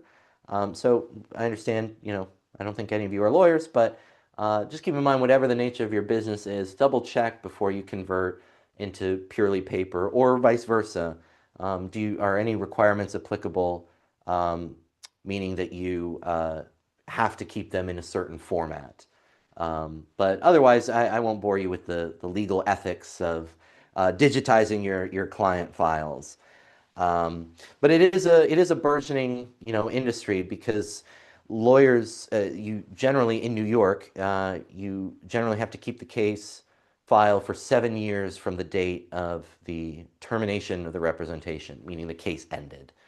Um, and some files are very big, multiple bankers' boxes worth of material, and you're paying to keep them in a storage unit, uh, for no reason, essentially. These aren't You're not constantly going back and pulling materials from cases that closed 4 years ago. So lawyers are under, it's very cost effective to say, well, just digitize everything, and then when I get to seven, I'll put them in a folder, and then when I get to 7 years, I just delete the folder, and it's done. Um, and it's a great, uh, environmentally friendly way to do that, and you get to keep the data sort of at your fingertips. But there are certain records that lawyers have to keep in paper copy. So just be mindful, whatever the nature of your business is there anything that you uh, need to keep in a certain format? Um, and if there is, then there you go. Greg just showed me. I'm very excited. The sun has risen. My heart is a little bit warmer. Slightly over 3 hours. I'll do my reset here in a couple minutes, but yay! That's my soul is coming back together a little bit, seeing the sun risen. Um, but otherwise, and of course, any specific requirements that your field may have, if you need particular software, just look into that as needed. And again, I really encourage people to sort of look at what their software usage actually is, right? I think, and this is how I was with antivirus for a while. I think I probably could have gotten rid of my antivirus uh, earlier than I ended up doing. I think Microsoft Defender had gotten good enough before then. Um, oh, right. This was Senator Ogden's record. Sorry, Greg Morris. Let me find it. Morse. There we go. So there we go. So I'm now on number three on the list. Um, but yeah, so you sort of have this tendency of, well, I've always had this software, so I'm going to bring it over, and you don't always need to do that. And so just question, how much are you really using the software? Do I really need it? And the same with your peripherals, a printer, uh, you know, and that can cut some costs or save you some space. Or it might be worth investing in an upgrade. If your printer gets a lot of use and you are, constantly printing stuff, but you're using an inkjet printer, maybe it's time to upgrade to a laser printer, right? If you're printing a lot. So, again, and Greg gave me a look like, are you crazy? Again, if you're printing a lot, right, then a laser printer may make sense. Um, I print enough at work, but obviously my work has a laser printer. At home, I print very little, so an inkjet printer works for me at home, right? But if I only worked from home, right? If I was self-employed and that was it, then a laser printer would be a really good investment for me. So again, just look at what you're using, both in terms of software and hardware, and find out whether is what you have working. Do you need to go up? Do you need to go down? Can you erase it? Is there some different product that would meet your needs? Um, an example is a sneaky one. Um, some HP I've seen do this. Because again, I generally have pretty good results with HP printers. But whenever I go to buy a new one, they have multiple editions of what seems to be the same printer, and one costs a little bit more. And I have to understand why it is. And I every time find out it's because it has a fax machine, right? And I don't need that at home. I don't need a fax machine. The scanner is enough. So again, if I'm not paying attention, I end up paying extra for a feature I'm never going to use, right? So that's the idea in just taking stock of where you're at. What are you using it? What do you like about what your current setup is? What do you dislike? And from there, you can gauge, how far up or down you want to go, or make no changes at all. You just need a, faster processor or whatever it may be. Um, so I hope that's a little bit helpful. Again, I feel like it may be, some parts of it may be a little outdated, given that I put this together sort of at the start of the pandemic, but I do stand by my key recommendations: a solid state hard drive, an SSD, at least 10,000 marks on the processor speed, and at least 8 gigabytes of RAM. That should get you a pretty good machine, assuming that you're just doing basic work. It is 7:30 a.m. on the eastern coast of the United States. We are just under 3 hours away from concluding our Filibuster fundraiser. I'm so very grateful to be doing this fundraiser with you. Huge shout out again to my club secretary, Greg, who, he's been here as long as I have. He started here, he got here shortly after I did this morning. He's been with me all night. I so appreciate not being left alone. And to all my club members who made that happen, to Lauren Finnegan, to Alex Schnee, to J. Lauren Russell, um, and to everyone who's sent me love and support and helped me sell sponsorships. The entire club came together to make this event possible. And I'm so grateful for all the support, and especially for all of you who are watching, for being there with me. So if you haven't contributed yet, please consider doing so. You can scan the QR code. You can go to the website, go.yonkersrotary.org/donate, or you can click the link in the description below this video. All of those will take you to the same place, which is our Zephy donation page, and 100% of your contributions will go to our foundation, and that's what this whole event is for. I'm asking you to sponsor me in this marathon public speaking event, which is slowly nearing its end, and in doing so, hopefully raise, we're looking for $10,000.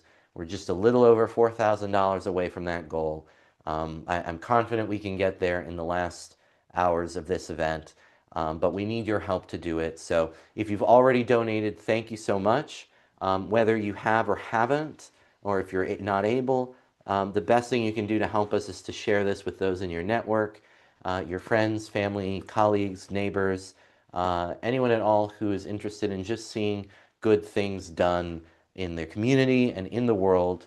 I hope you'll consider sharing this with them, and that's it. That's all that we can do and ask for. But we are absolutely going to continue the good work that we've been doing in our community, that we've been doing around the world. And again, I thank you for helping make that possible for us. So in our little less than 3 hours, let me see what could possibly be exciting that I have to talk to you about. Because again, I have stuff that I can do. I mean, I've done CLEs on addiction and recovery. I've done them on mental health and substance use. I've done them on the e-filing system. I mean, these are, well, the first two are heavy topics, and the e-filing system is just a waste of your time. So it was informative for the lawyers to whom I presented it. Um, but it would absolutely be mind-numbing for all of you. I also don't want to drag you through the Constitution again, because that was a very lengthy exercise. And people enjoyed it, but um, Mets versus Yankees, Jets versus Giants.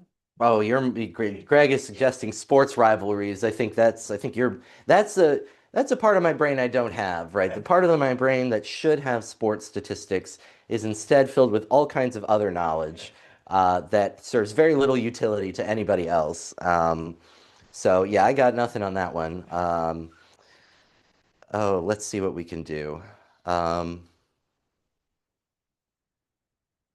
well, let's see. Well, you know what? I can talk about a little bit some of the mental health work that I do outside of the substance use context. Because Greg actually brought up a point earlier when I was yielding to questions from him, which was very helpful, and thank you again. But Greg brought up a very valuable point about um, learning styles change as we change, right? The way that we learned as children is not necessarily, or the way that we learned most effectively as children is not necessarily going to be the most effective way that we will learn as adults. And that is true not just in terms of learning styles, but also in many different regards of human life. And when Greg shared that, the thing that popped up for me was a conversation I had with a newer therapist, newer relatively. So I, um, started therapy when I was in, I guess technically it was middle school, continued into high school and felt very well adjusted at the end of high school. And then later on, as I started dealing with my substance use, uh, I realized all these other things sort of underlying it. And I thought, oh, geez, I thought I worked on this as a kid. I thought we already took care of this. And what was explained to me was that, um, again, your mental health needs change also as you age.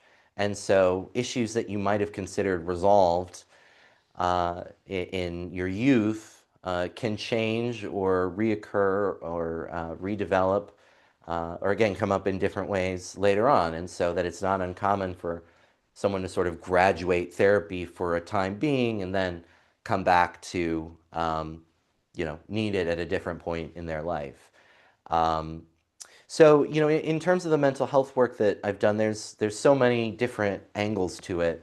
Um, One I can explain, in terms of the medications that are available that are typically uh, the main one used to treat anxiety, depression, you've probably heard of called SSRIs. These are selective serotonin reuptake inhibitors. Basically, the cells in your brain are neurons, is what they're called. And in between the neurons is a space called the synaptic space. And with these neurons, chemicals will flow between the neurons, and these are called neurotransmitters. One of them is serotonin, and the medical research suggests that depression or anxiety or both can be caused by low serotonin in the synaptic space, that there's less in between the neurons than there should be. And so a selective serotonin reuptake inhibitor blocks some of the ports in the neurons so that serotonin is not taken back up into the neurons as quickly as it otherwise would, that it accumulates more in that space.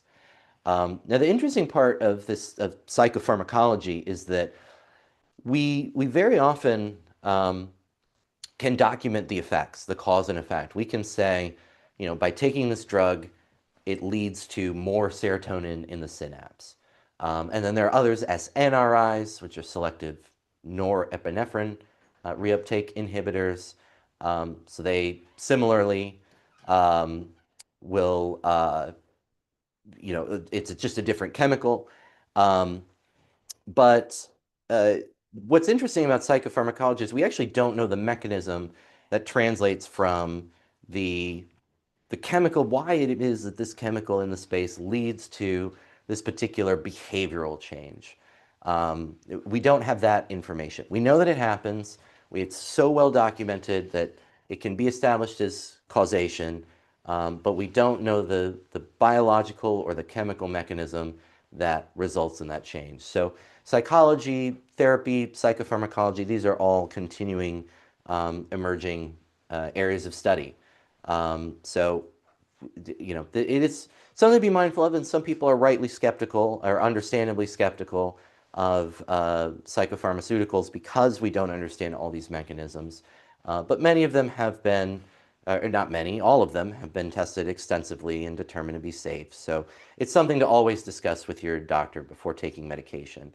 But in any event, medication is never a substitute for addressing underlying mental health problems. It doesn't make them go away. And what's interesting is I think a lot of people, and for a time myself included, had um, a preconception that sort of there's therapy. That's it. You just kind of go to therapy.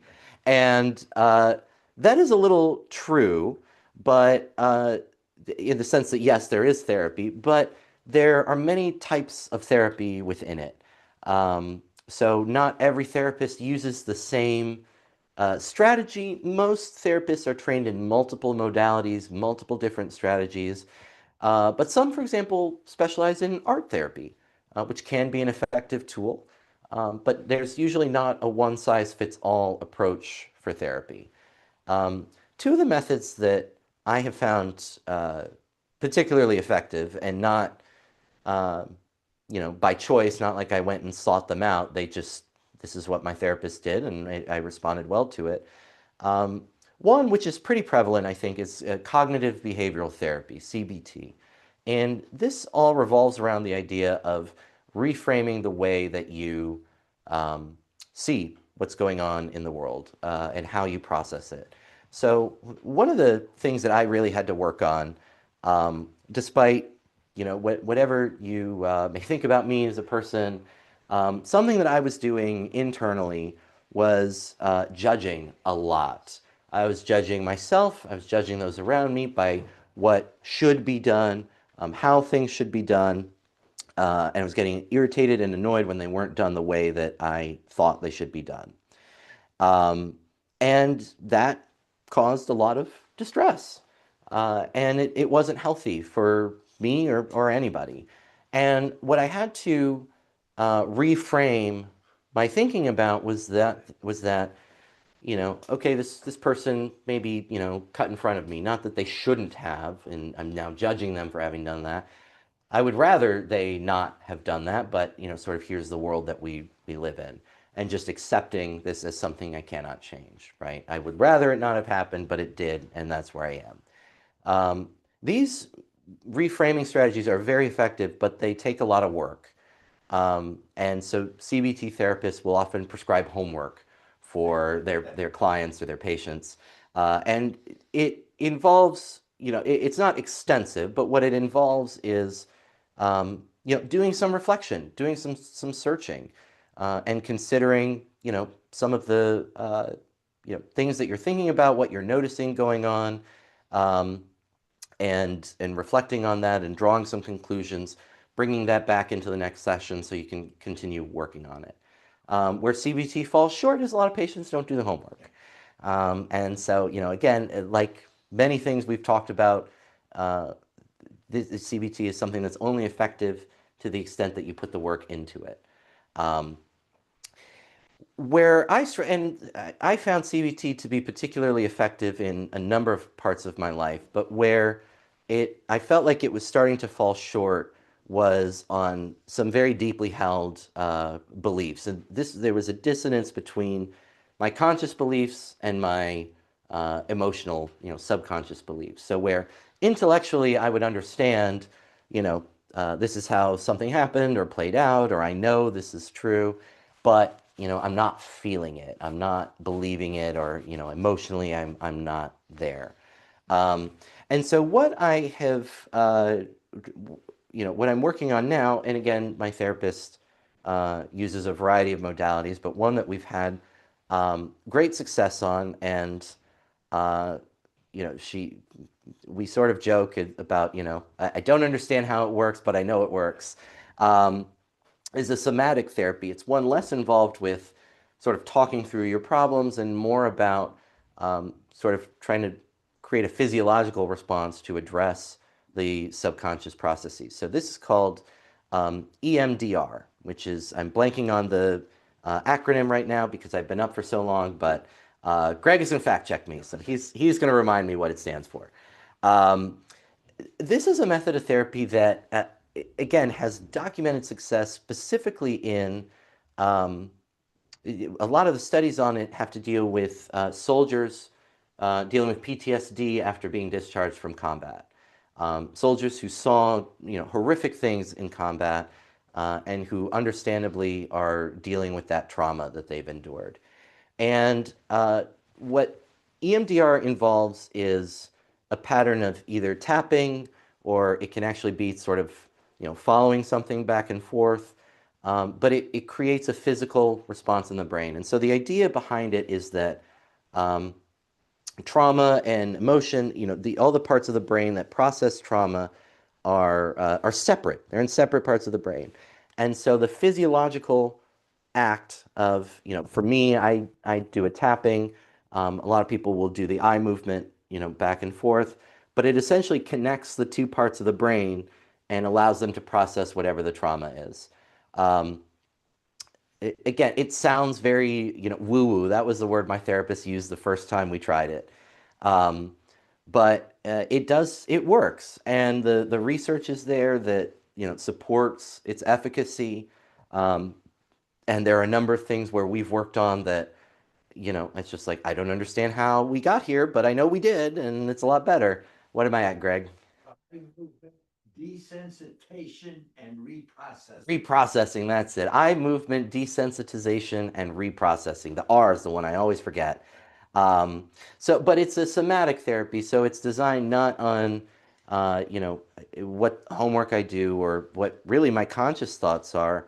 Really, my unconscious sort of runs wild as I focus on whatever, the target is that we're trying to reprocess.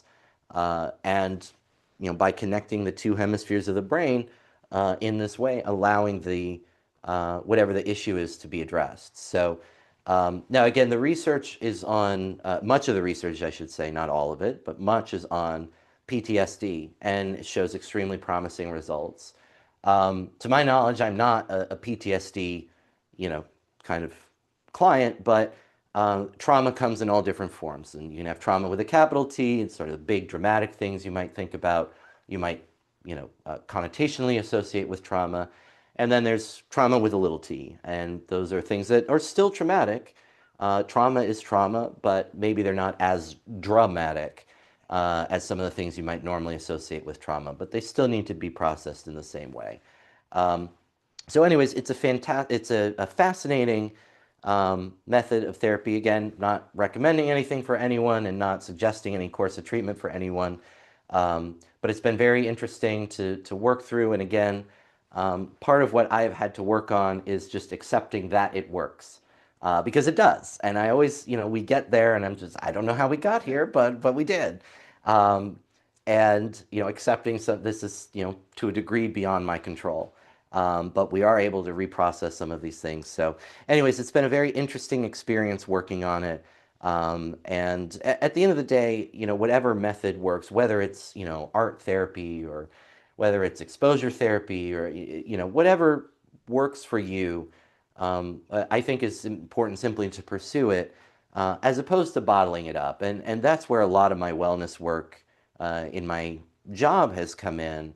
That simply showing people that there are so many resources available to them to deal with whatever it is that they're dealing with.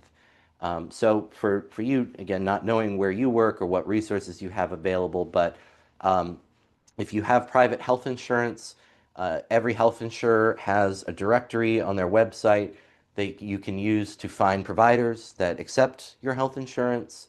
So if you're looking for a particular, therapist, psychiatrist, psychologist, whatever it may be, that's an excellent place to start so that you can get it at, whatever your in-network insurance rates are. Depending on your place of employment, you may also have access to an employee assistance program. And in my employment, we do, and it's very robust. These are programs that oftentimes it's larger employers, but they contract with in order to provide all kinds of services to their employees to help them stay safe and healthy. And many EAPs will also offer services to employees' families. So even my EAP, even though my partner does not work in the same space as me, he has access to it if he wants it. So, this may be a resource available to you. And finally, I don't discount support groups or self-help groups. Again, those of you who know me, and I assume that's all of you, know that I'm an alcoholic in recovery, and I go to AA meetings. I have one I go to every Thursday night without fail, and I have, I can supplement that throughout the week on an as-needed basis. Um, and that's how I got sober. Certainly therapy helped me address many of the underlying issues and is still helping me to do that. But the actual quitting drinking and getting sober, that was through AA.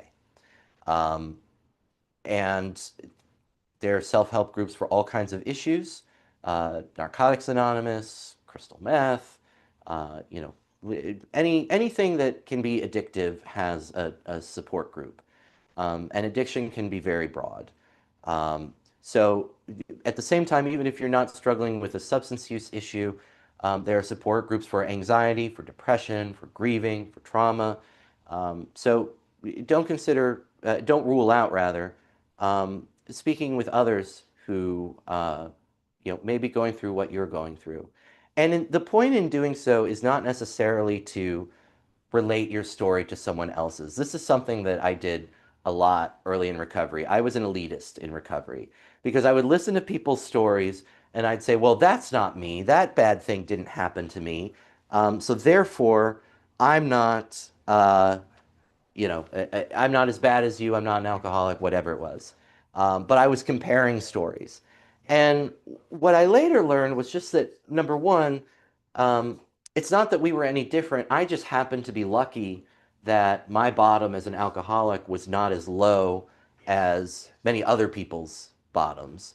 But number two, comparing stories was never the point, but it was to relate to the concepts and the ideas in stories. So, no, maybe I didn't, lose everything but the kitchen sink, but I can relate to this feeling of anger when I finally had to get sober, right?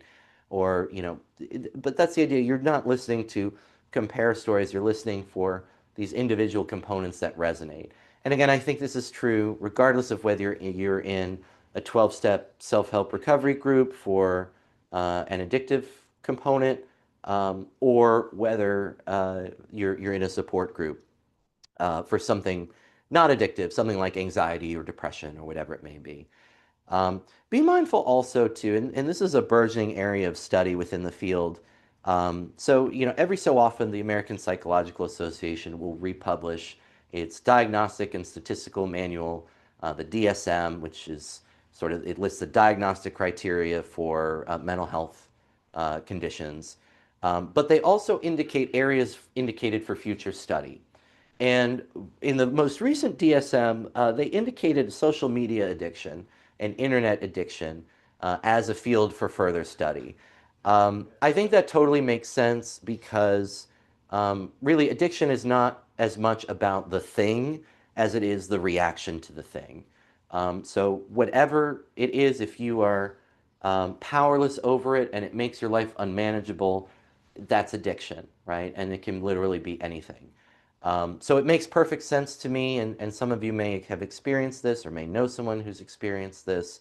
But it also is important, be mindful of our screen time. And again, I say that having spent 22, almost 23 hours on screen. So, I'm aware of the hypocrisy here, but and many of you have spent that much time watching me too. So, I hope I didn't keep you awake like I kept myself awake. But um, just be mindful of how you're consuming content as well as you're consuming substances, because many of that consumption can be addictive as well. And at the same time, many of it can be, maybe you may not be addicted to it, but it can be unhealthy and reinforcing some negative beliefs about yourself. We talked earlier about just in terms of the use of technology, how repeated negative self-talk reinforces the beliefs and makes it harder to overcome them. And just not even ideally, you would substitute it with positive talk, but many of us are not ready to believe that. So at least just eliminating the negative talk, just stop being mean to yourself. And then you'll find you're not fighting yourself. You're making this resistance so much easier. So some of the content we consume can reinforce some of these negative messages. And that's why, you know, among young people as well, they see people on social media and they think, I want to look like them. I don't look like them, therefore I'm ugly, or, you know, whatever negative characteristic. And again, you don't necessarily have to say, no, you're beautiful. I mean, ideally, we want everyone to believe that about themselves. But even if they don't, just stop saying, you know, whatever the negative thing about it yourself is. Just stop telling yourself that. Um, so that is the point behind all of this. And wherever you can find help and support, uh, you know, I think that's a good thing, as long as it's a healthy way, right? I looked for a lot of help and support at the bottom of a bottle, and I never found it, but I got out of it before anything, you know, really horrible happened in my life. Um, and again, rather than comparing my story to others, I now know to look for what resonates, and there's something in everyone's story that I'm able to resonate with. Um, so, you know, and again, it takes a village, and you're not alone in whatever your mental health struggles are. And so, in addition to all the resources that I've just discussed, you know, it's relatively new, but you can call 988, and it is a national mental health hotline. It works anywhere in the country. And whatever you're going through, they can help you get through it acutely in crisis, and they can help you find somewhere to deal with it in the long term. So um, there's never any need to, you know, suffer in silence, and especially, you know, contemplating self-harm or death by suicide. You know, these are permanent solutions to short-term problems. So it may be hard to find the help, but that's why there are, again, resources available to to help you with that. And of course, to the extent that I can, of course, you know, you all should know by now how to find me. And to that end, you know, Lauren reminded me in the chat about our anxiety culture project that we're working on, trying to address these exact issues in our schools in Yonkers. So that is a project in progress. We're hoping after the holidays, we'll continue to develop that with schools. Um, and again, it's more a project having to do with, or rather, we're currently just working more on the logistics. It's not an if we do this project. It's simply a when, how, where, the working out the logistics. Um, and again, our motivations in doing this are, you know, one of the reasons why I go and do presentations at law schools and law firms on my alcoholism and substance use is that if someone had told me what I am now telling them, you know, when I was in their position, maybe I wouldn't have gotten as bad as I got.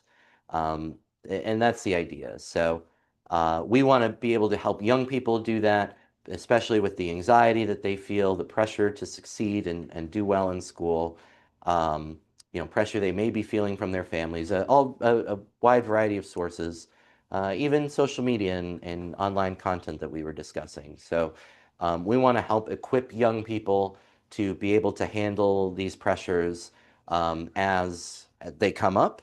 And that's the goal. And so Alex Schnee is our head of that. She's a past president of our club. She is so passionate about this project. I'm so lucky that she is at the head of this project. And so she has my full support. We're going to make this happen. And as I said, it's just a matter of ironing out some details, and we want to respect people's holiday time too. So that's an important part of mental health too, is knowing when to stop and take a break. Again, I say that having gone 20, what am I at now? Almost 23 hours straight. I'll do my reset here in just a couple minutes. But um, so yes, I say this not encouraging you to do what I'm doing, but again, this is not something I plan to do regularly. It is to support some really important causes that are very near and dear to my heart, and to do it with some amazing people, and to do it all simply because it's good and it's the right thing to do. So I'm very grateful to have all of your support. I also want to give a shout out to our latest contributor, Jen Marr. Thank you so much for your contribution to our fundraiser. Another of my Toastmasters colleagues, our Goodwill Toastmasters colleagues, she is our club secretary. And of course, she jumps in as I'm working on, as I'm talking about all this mental health work. One of the most positive, cheerful, encouraging people I've ever met. So Jen, as always, I'm very grateful for your support and your faith and your energy and enthusiasm. It's always great to work with you in Toastmasters, and I so appreciate you supporting me here this morning. And again, I'm just relieved. I took a risk on, starting in the morning and ending in the morning. Um, Cory Booker didn't. He started at night and ended at night, but I made that judgment call, and just seeing the sun outside is bringing me so much joy. So I can't wait to get outside, but we're gonna see this through. And again, we'll share some of the absolutely wonderful work that we're able to do thanks to your contributions. Um, and again, it's not just limited to financial. Obviously, this is a financial fundraiser, but I encourage you to come and visit our club, get involved, and actually be a part of these service projects and see how you can be the change that you want to see in the world. With that, it is 8 o'clock here on the East Coast of the United States. I'm Alan Gray. I'm the president of the Rotary Club of Yonkers-East Yonkers. 23 hours, only 2.5 more to go till we break that record. But we know Greg and I've been keeping track. I've been breaking records in between. The last one I was third. I broke Senator Wayne Morse's record from 1953. So next up is 23:31. I will beat Senator Al D'Amato's record from 1986, 23 hours and 31 minutes. So we're making progress. And then it's Strom Thurmond coming for his record next. But I'm so very grateful for everyone's support with this project.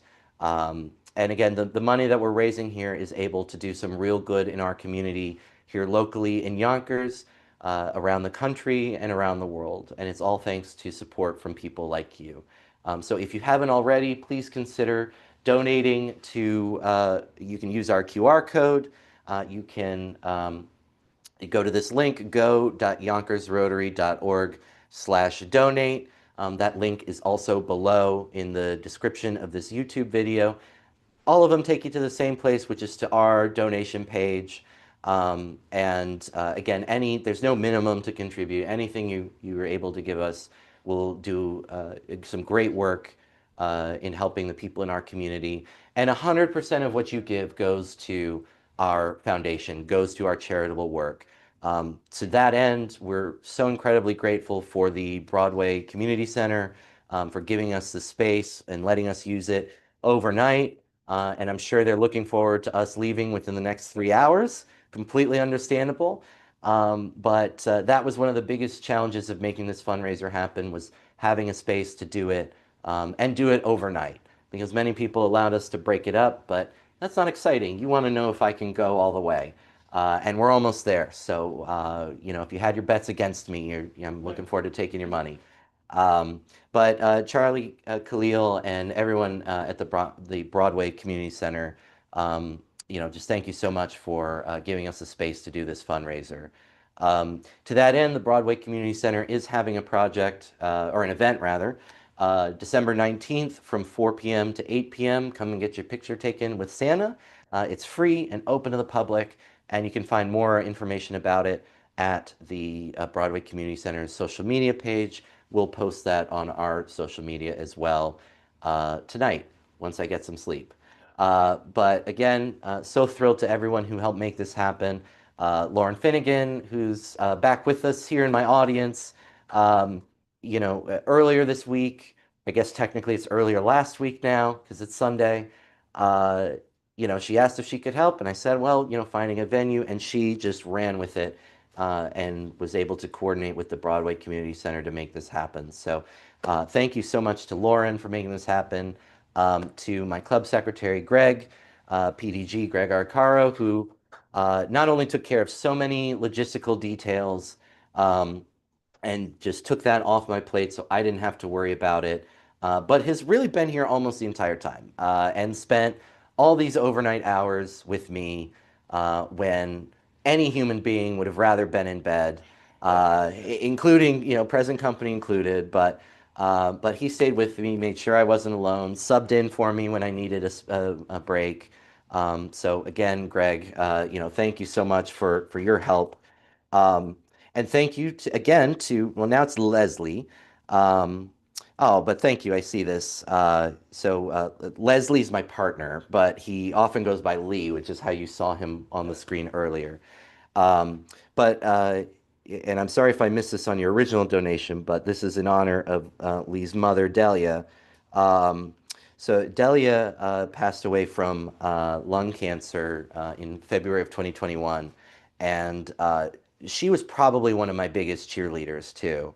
Um, in fact, when I was still struggling financially before I'd been admitted, and I was trying to figure out, well, my bar application's ready, but I gotta get this check and figure out where I'm gonna get this money. And she just handed it over and said, "Here you go." So she played that, integral role, not just in my bar admission, but in so many parts of my life. So um, but I know if she were here, she'd be donating. She probably also would have sat here all 25 and a half hours. Um, but and so many wonderful memories with her. But the one I think it's one of the memories that amuses Lee the most is and again, I speak Spanish fluently, so we would speak Spanish with her, and I think she would treat me as if I was Hispanic. So she had these, beautiful long fingernails, and when we were sitting at the table talking, she kept, hitting my arm, but her nails would kind of like dig in and it hurt. And so I had to go to Lee, like, could you tell her to stop hitting me? Because it's like, look, this hurts. So then she sort of teased me after that. Like she'd go to do it and catch herself and be like, you don't want me to do that. Um, but anyway, no, I mean, just a completely, a huge heart and very generous. And, certainly I know Lee misses her every day, and as do we all. But um, yeah, I'm sure she would have been here all night. So I know a lot of the work I'm able to do is thanks to her support. So thank you, Lee, and thank you, Delia, and I appreciate you all. Um, I also want to thank and acknowledge our district governor, Garrett Capabianco, who has supported me in so many different efforts, including this one. There was never a question of, you know, uh, can I, get this sent out to the district or, whatever? Can I get this level of support? It just was going to happen. And what else do you need? And this is just one of, many, many countless instances where, I've had incredible support from our district governor. And to that end, you've heard me talk about it many times, but our Life Back project started, as I told you, it started with Pels, but it really started with a conversation with DG Garrett. So after I've mentioned I had this conversation at Pels, our President-elect Learning Seminar, um, talking about this choking incident this person had, and this was the kind of idea that they were looking into.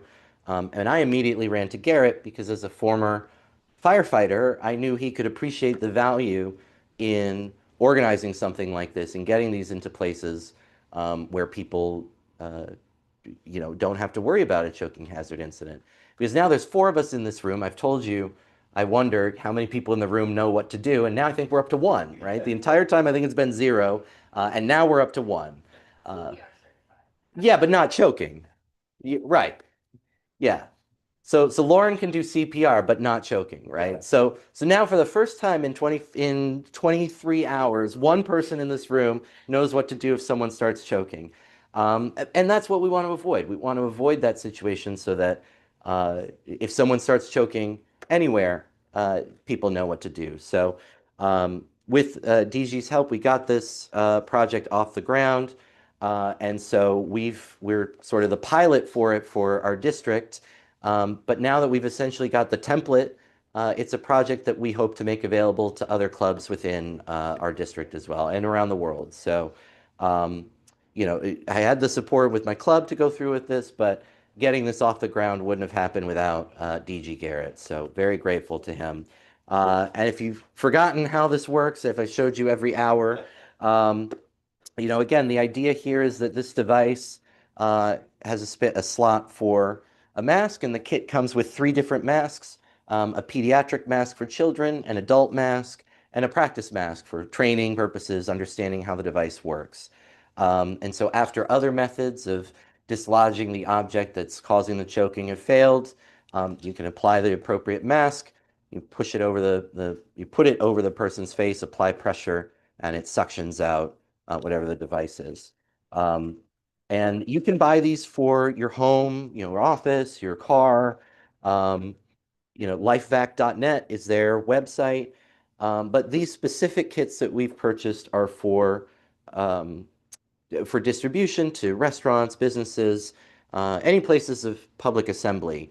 And thanks to a grant from the Westchester County Board of Legislators, we were able to purchase 50 of these units, and we hope to start distributing them within our community next month in January.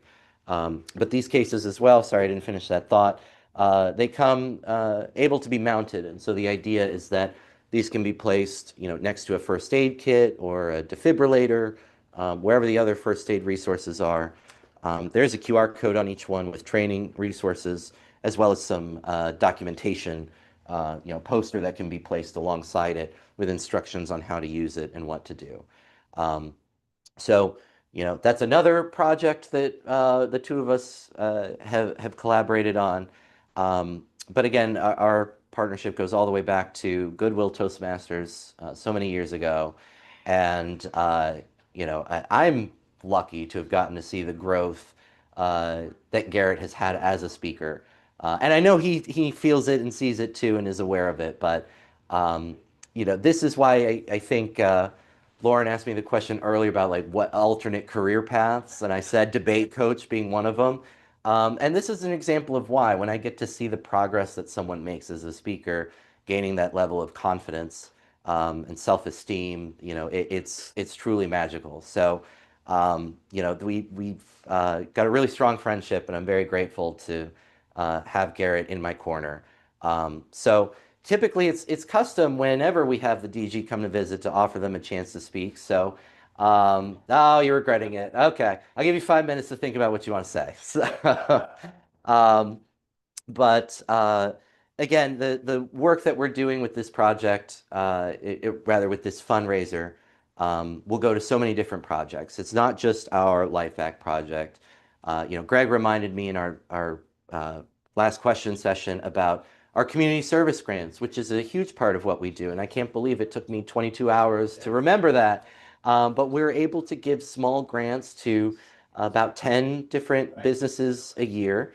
And again, this is an example of where your money today might specifically go, either increasing the size of some of these grants or expanding the number of grants we're able to give.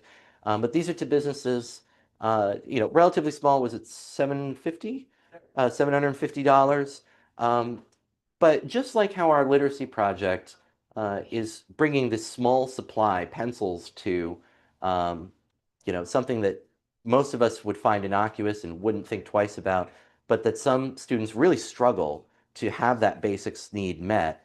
That's the same thing with these businesses. $750 may not be a lot to, some of you or some of us, but to these businesses, that can be, the difference between making sure a project in the community gets done. So we do that every year. We are able to support a whole range of different projects, and we look forward to doing that again this year. Um, oh, right, and recipients have included YPI, Yonkers Partners in Education, which does some really wonderful tutoring work with students from all over Yonkers. The Yonkers Historical Society is another recipient of our grant work. So these grants go to all different people throughout the city of Yonkers, or groups doing work in the city of Yonkers. And it, Right, yes, all 501(c)(3) nonprofit organizations. So we're not sponsoring, big corporations to do something. These are nonprofits just like us that we're able to support in their education, their charitable works. But again, your work not only helps them, we get to be the conduit to help them, but it's also our direct service projects like our speech contest that we'll be launching in January as well, for K through 12 through whether you live in Yonkers or attend a school in Yonkers. Um, so we're trying to catch a wide range of students to make sure they're eligible. Um, we will have our car show in the summer. Again, part fundraiser, but also raising money. I'm sorry, awarding scholarships to students pursuing higher automotive education. We projects, as I mentioned, our literacy project ongoing, our recently completed Thanksgiving turkey distribution that we do every year. This year, distributing 200 turkeys, along with uh, pernil, chicharrón, fruits, vegetables, baby formula. We were able to, I hope, really make some people's holiday seasons a lot brighter than they might have otherwise been. And that was in partnership not just only with Mi Rancho Farmers Market, but also with the Mexican American Yonkers Association of Yonkers. Um, and I know again, I'm still forgetting projects, I'm sure. Um, well, we have upcoming in 2 weeks our collection of gift cards that we are doing with My Sister's Place, which operates 3 different domestic violence shelters in Westchester County, one of which is in Yonkers. And these gift cards will be able to support some victims of intimate partner violence, to get some agency to help them enjoy the holiday season that they might otherwise struggle to enjoy, while also helping to keep them safe. So we're very excited to partner with them in that project. And we look forward, we're collecting those at our holiday party on December 17th and giving them to them there. So yes, we also have been partnering with the Midland Avenue Green Association. And this is an example, as Greg and I were speaking earlier about, some people come to us with the project. Sometimes we go out to them, but sometimes they come to us. And so, as luck would have it, as I was thinking relatively near the start of my term, thinking, there's just no better act of community service than a roadway cleanup. You do it because you know it's the right thing to do. No one's there telling you you did a good job. There's no prizes. There's no, publicity. It's just, the roadway needs it, and so you just go out and do it. Um, and just as I was starting to gear up looking into, doing this, the Midland Avenue Green Association reached out and said, "Hey, we do a roadway cleanup every month along Midland Avenue in Yonkers. Someone suggested we reach out to you. Would you be willing to take a part?" And again, it's just a fantastic project. Um, and again, I've told you many times throughout this fundraiser, that I am not athletic. I don't like being outside. I don't like doing physical labor. Um, I think this might be the one exception in my entire life. It is a short project, but we accomplish a lot in under an hour. The volume of garbage that we're able to collect off the roadway is astounding. It surprises me every time. And that's thanks to, again, the Midland Avenue Green Association's fantastic work that we get to partner with them to do. And in turn, that they have really inspired us to look to other places in Yonkers that could use a similar treatment that could also be cleaned up. So we look forward to continuing those efforts as well. Um, so with that, let me please take take a moment once again to introduce our district governor, who again I'm so grateful to have had um, come here, because it's although we're in the district, uh, it's a Sunday morning, and I so appreciate um, him. I know Greg said, "Is that what it is?" Yeah, I know it's surprising me too. Um, but Garrett Capabianco is a, oops, oh no. Uh, oh, there we go. Oh, sorry, our screen was about to turn off here, and we uh, didn't want that to happen. So we're good now. Sorry about that. Garrett Capabianco, he's the district governor of Rotary District 7230. He is a past president of the Rotary Club of Scarsdale. He was also our inaugural and longtime Sergeant at Arms at Goodwill Toastmasters Club. My model for that role, I filled that role in other Toastmasters clubs. Garrett's the best as Sergeant at Arms we've ever had.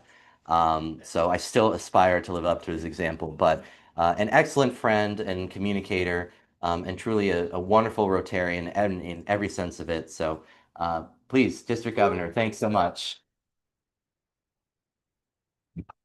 See you. Great to see you. And this is for you. Thank you. Thanks. Oh, whoops. Sorry. This is like the fourth time I forgot to do this. I'm so sorry. This is what happens with live TV. Let me just come over here and make sure. All right. District Governor Garrett Capabianco. I'm what's that? No, this is on purpose. No, but clip your mic on. You want me to clip it on? Okay. Does that work? Yep. Are we good? This is just, I'm behind the curtain. I'm watching everything. This is truly amazing. If you could all see what is happening here, it is truly mesmerizing. It is amazing. It is incredible to be watching. I logged on yesterday, first thing, and I've been, but for a little time where I was disconnected from my phone. I think I was connected almost the entire time, and I will acknowledge that I did pass out for about 4.5, 5 hours last night before I got here this morning. But this is a testament to your capacity. I am in our lives together. I can say that you have always been an inspiration to me in your capacity, which seems boundless, just goes on, and that you can do this is truly amazing. I'm thinking about where I came from, and it's always so kind of you to encourage me and support me, because as I was just telling Lauren, the very first table topics I ever did, where we're supposed to speak between 1 and 2 minutes, I absolutely flamed out at 36 seconds and did the deer in the headlights and had nothing more to say. And now I find myself with a fraction of your capacity, but still somehow I'm starting to gain traction and able to catch up. And I am enormously, what I don't think I've ever told you is that when I was a child, I had a horrific stutter. And I sometimes trip over my words now, but it is the time that we've spent together in Toastmasters, which is just part of what you and I are, has been absolutely life-altering for me. Absolutely life-altering. I recommend Toastmasters to everybody who wants to be able to develop and expand their capacities to express themselves, because as somebody who doesn't let locked doors stop them from going to where they want to go, doesn't mean you'll be able to close the door after I'm finished with it, but the power of the word, the written word, the spoken word, it is immense. I think about what we're doing here today, and it's, again, leaning on a Toastmaster speech that I've been working on for some time now. It's about 4-letter words. And 4-letter words really get a bad rap. Everybody says, oh, he used a 4-letter word. Well, some of the first words that come to my mind are hope and love and care. 4-letter words. Another one which has been enormous in my life is the word call. Another 4-letter word. What does it mean to call? My dad worked for AT&T, which I guess isn't really 4 letters, but it's almost there. And he was all about communications, and he sold, this was a time when to make a long distance call, somebody picked up the phone and someone at the other end said, where are you trying to call? And they literally plugged a cable into a board. And he was just at the beginning of the digitization of that process. And it was great to watch him do what he could do, because I couldn't do it. He'd just pick up the phone and make a call. Just call somebody. And make that connection. And through his capacity to communicate, he would either help them or guide them or direct them into whatever it was they were trying to accomplish.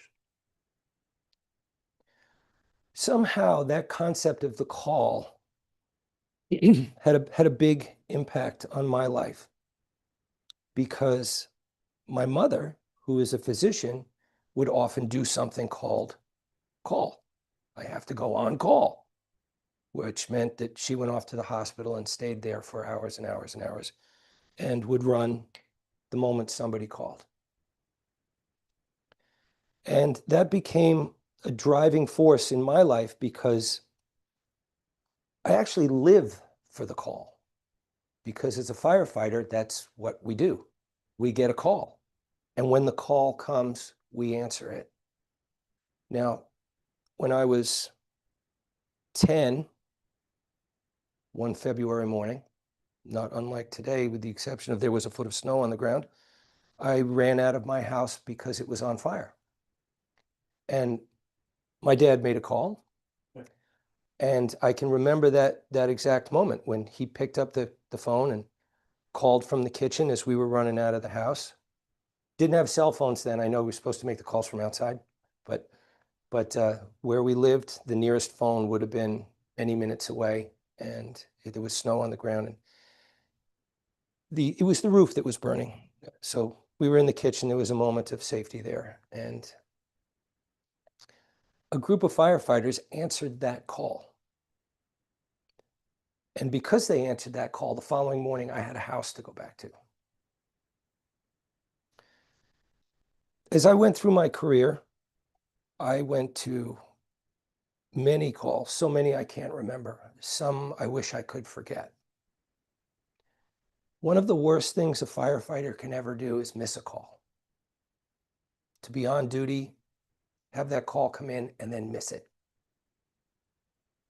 It's grounds for discharge, actually. The significance of the call changes people's lives. Now that I am retired, and I do miss the energy associated with answering the call,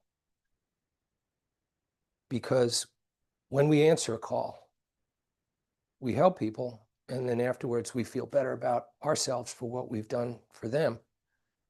I can remember an occasion where I got a call for a rollover on the Bronx River Parkway, and I was first on scene, and there was a rather small car with a 6'2" woman in it, not a small lady. And the window that was previously this high was now this high because the roof had come down. Just enough for me to pull off my helmet and squeak in. And I said, "Hi, I'm Garrett. What's your name?" And she said, "Christine." I said, "You want to come out of there?" She said, "Yes." I said, "Okay, we're going to make some noise. There's going to be some breaking, some banging, but we're going to get you out. I promise I'm going to stay right here with you the whole time." We got her out about 8-10 minutes later. It was a job. The following day, I'm at headquarters in the day room, and an absolutely mammoth man walked through the door. Handlebar mustache, excuse me. A Westchester County police sergeant. And he bellowed out, "Who was at that call last night on the Parkway?" And I thought to myself, well, there's the exit. And if I move quickly, I could probably get to it. But I thought, what's the worst that could go wrong? You know, he's an officer of the law. He's not going to crown me, I hope. And I raised my hand and I said, "I was. How can I help you?" Next thing I know, he's looking at me with tears running down his face, and he said, "Thank you for bringing back my daughter." I was just there to answer a call. It's what I do. And now that I'm retired and I miss it as much as I do, I came to understand that there's another place where calls come in all the time. And that's Rotary. And Rotarians, like firefighters, like medical personnel, like police officers, they practice, they train, they prepare. And then when the call comes in, they answer it. And they change people's lives. and they fix people's lives, and they save people's lives. My request of everybody who hears this, please answer the call. Come be with us. Do what we do. It's great work. You'll feel great about yourself. You'll do something great for the world. I think we've seen greatness here for 20. Oh boy, look at that. I'm almost there. Where's my green yellow card? It's about time. As I mentioned, Toastmasters, great place, wonderful people. Rotary, incredible place. Rotarians, incredible people, doing incredible work, changing the world. Rotary is the huge toolbox with all the answers. And in our world, when we need something, the answer is, no, I have a Rotarian for that. Whatever the problem is, we have a Rotarian for that. I thank you for letting me speak to you today and for you to listen, and hope that you'll consider what I've been talking about and see if you have the capacity to answer the call. I'm pretty sure you do. Most people do. It's just the awareness and the understanding that by answering the call, we can change the world. So I thank you very much. I'll give the microphones to you. You beat the 38 seconds. Thank you very much. And I'm just going to peel this off. Sure. Thank you so much. Thank you, DG Garrett. Again, so very grateful to know you and to be doing all kinds of amazing things with you. So let me get this back. There we go. And it's 8. Yes, it is 8:30 a.m. here on the East Coast of the United States. 2 hours left to my 25 and a half hour filibuster. Thank you all so very much for being a part of this. And I couldn't agree more, DG Garrett, with what you said. And in fact, I said earlier that public service is a calling, and public service can be our careers. I work in the court system. Garrett was formerly a firefighter, but it can also be in our extracurriculars like Rotary, where we are trying to do good things simply for the sake of doing good things. So I absolutely agree, and I know if you're here on this call with us or watching this live stream, you are similarly, motivated by service. So I certainly hope that you'll consider taking DG Garrett up on his offer, and you're welcome to reach out to me. You're welcome to reach out to our district. We will find a place for you to be of service. And again, that's what you're doing right here. You're, taking the time to give me some time and considering contributing to our charitable efforts. Again, 100% of your contributions during this fundraiser go to our foundation, which is the 501c3 arm of our club, and it exclusively goes to our public service work, our charitable work. And again, thanks to Zephy, our online donations portal. There are no fees, no service fees charged as a result of that. Zephy will invite you on the second page to leave a contribution to them, which is how they make their money to do what they do, but it's certainly not required. So if you're not able or willing to do so, you can zero that out, and we still get 100% of your donation. So we are hoping to get to $10,000 in the next 2 hours. We are around $4,000 shy of that goal. So I know that we can make it. And again, I implore you, if you haven't already donated, this is the information for you to do so. You can scan the QR code. You can go to this link. You can click the link in the description of this YouTube video. All of that takes you to our page where you can donate. If you've already donated, or if you're not able to donate, you can give back by sharing this information with others. Share this live stream with your family, friends, colleagues, neighbors, anyone who's interested in, again, answering this call of service. And again, I thank you all for being here and seeing me through to the end. As we get closer and closer, my confidence in my ability to get there grows. I wasn't entirely sure. There were a couple points where it was a little low. But thank you to Lauren got me got the second wind in my sails, and when my feet were really hurting, Greg gave me some time to take care of that. So again, I'm feeling pretty good now. I'm not sure I'm going to go to brunch after, but but I am going to make it to 10:30 as promised. But if yes, so Greg just asked to clarify about donating afterwards, and absolutely. So the links that you see here, the links in the description of this video, aren't going anywhere. They will work after this event. So if you share this live stream or any part of the live stream with anybody, they can still donate if they want. The donate links are also on our website. If you go to YonkersRotary.org and you scroll down just a bit, you'll see a donate button, and also the menus at the top. There's an option for donate as well. You can always reach out to us as well, info@YonkersRotary.org. I'm one of the people that gets those emails, so if you have questions about what we're doing, why we're doing it, about donations, you're having technical issues, you can always reach out to us. As I said, I get those emails. I'll be happy to respond to you. And I feel it incumbent on me to clarify the call that brought me here to do this today, because it was a few different calls.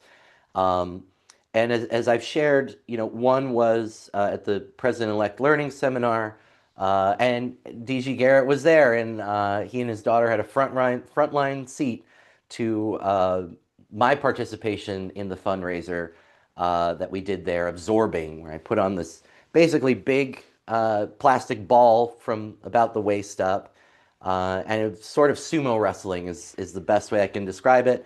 Having a ring and just running full steam at each other and trying to bounce the other person out of the ring. And well,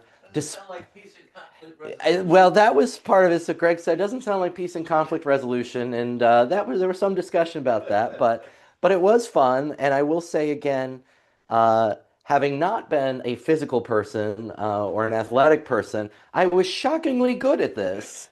From what did we start? I think with 32 in the first round, and getting up to the semifinals, the top four. And as Garrett's daughter Vic will tell you, because she had the front row seat, my opponent in the semifinal round had a false start on one of our goes, and charged a little bit before the starting bell, and she not only called foul, I mean, she was ready to throw down. And at that point, that's a fellow Rotarian, I know. So she was ready to go out for me, but by the semifinals, I was pretty exhausted. I think it was in everybody's interest that we just let that one go. But it was a lot of fun. But doing that, it just in the span of an hour or so, we were able to raise $60,000 for the Rotary Foundation in just a simple activity like that. Now, granted, again, kind of building off Greg's point, this was kind of sports betting. So are we really, peace and conflict resolution? Oh, I'll take so much on this guy. Right? It's you're not wrong. I get it. But at the same time, it's doing this. It was fun to be in it, and it was for a good cause, and that's ultimately what brings me here. Yes, this is a call I've set for myself for a long time. There is not any endurance contests other than this that I know of for public speaking. There are endurance and marathon contests for running and for swimming, and you can swim the English Channel, and you can swim from Cuba to Florida, and I mean there's all different ways to demonstrate your endurance physically, but for something intellectually like this, for speech and debate, which is my skill that I've built up over the past 22 years, this is the only endurance event I have ever been able to think of. So it's something I've wanted to do, and it's simply to test my endurance. And yet knowing that I am not very likely to be elected to the US Senate, where I would have a chance to do this for my job. And that's okay. I've made peace with that. But to now get to do this is an attempt to creatively raise money for these causes that, again, we're able to just do extraordinary things. As T.G. Garrett said, you know, something happens or something, there's a problem, I got a Rotarian for that. And that's the vocational service that Greg and I were discussing a few hours ago, I guess now. Wow. Um, so that is what we are about. Um, let's see. Matt, my research indicates that your filibuster for 25 and a half hours would be the longest speech in world history. Here's the list of the longest speeches. You know, I did look at the Guinness World Records for this, and I swear I looked several times on several different dates, and there was someone listed for speaking for several days in a row, which just, I mean, I don't get the physiology behind that, but you know, that's again not why I'm doing this. I'm not doing this to set a world record, but I am doing this to raise money for the causes that we believe in so fervently. So that's why we're here. And again, trying to think of alternatives. How can I help us raise money? You know, I kept going back to the fundraisers as a kid in elementary school, the jumping the rope or you run the laps, and for every one that you do, you know, you get a pledge of a certain amount of money. Um, but again, not being an athletic kid, not a talented rope jumper or, you know, uh, really anything athletic. I was a fine swimmer in high school, but certainly not doing any marathons. You know, I did the 500-yard freestyle, but I'm not going much further past 20 yards or 20 laps rather. Um, I was okay at best. Like, don't get excited, Greg. I was fine. I didn't drown. I was fine. Um, Actually, a true story. One of the things, as much as I did enjoy swimming and it was wonderful exercise, it was I could not figure out how to dive. So from the starting block, you know, to dive into the pool, I would consistently flop. And of course, it's you know, not a great start to your endeavor. And so for one, uh, we were on vacation. My aunt had a condo she would let us use in the Tampa Bay area. And so my mom brought out to the pool one of those big therapy balls, like that you kind of lay over. And so we were in the deep end and she just kind of held it there and she's like, okay, you have to dive over it. And you know, we did it for a while and then, okay, I just got the hang of it, you know, move it a little further out. And that was how I learned how to dive. And I did pretty well after that. So thanks, Mom, for teaching me how to dive. But yeah, don't oversell my swimming ability there. It was fine. Um, but in any event, yeah, no, but in terms of service, I mean, it is something, again, this specific call, this is all those pieces put together with the secondary, you know, benefit of this crossing this off my bucket list. So now I've done it and I don't have to worry about it. Um, but you know, it is part of this much broader call that DG Garrett mentioned, and I shared with you a little bit of, um, you know, my family story that my parents were both in the military when they met. My mother was in the Navy and working at a compartmentalized facility at their base. My father was a Marine guarding the base, and my mother was awarded Sailor of the Quarter and which I always likened to Student of the Month, but for sailors. So, anyways, she won this award. Her picture and you know name and the award were put on the wall. And the story is that my father saw that and turned to his buddy and said, "I'm going to marry that woman." Um, so you know they did, and you know my father was called to Desert Storm for active combat when that broke out. My mother took her active discharge around that time, and my father took his when he returned from combat. And then after moving around for a little bit in our childhood, I was born at Eglin Air Force Base, but in the Florida Panhandle. After moving around a bit, after they both had taken their discharges, we wound up back in Florida. um, a different part where my father was a police officer for the Gainesville Police Department, and my mother worked in a number of different administrative capacities within the Alachua County Public School District. Her last one before she retired was assistant to the superintendent of the school district. So just consistently demonstrating excellence in both of their work. And my father had a number of different assignments within the police department, and again did some really incredible work in the service of the state of Florida and the people of Gainesville. And they now, in semi-retirement, still continue to be in public service. My father is a firearms instructor for the Federal Law Enforcement Training Center in Brunswick, Georgia. And my mom is a contract role player also at FLETC. So they're in different divisions or different parts of the base, but she is an actress in the live role-playing exercises that they do. So she sounds like she really has the more fun job here, because she, tells me what she gets to do. And, okay, your job is to run at that police officer and grab onto him and not let go. That sounds kind of fun. I get to be an obstacle for you today. So anyways, it sounds like it's never a dull moment, certainly for her job, but again, continuing to train the next generation of federal law enforcement officials. And so these are two role models I had that just, have completely dedicated their lives to public service.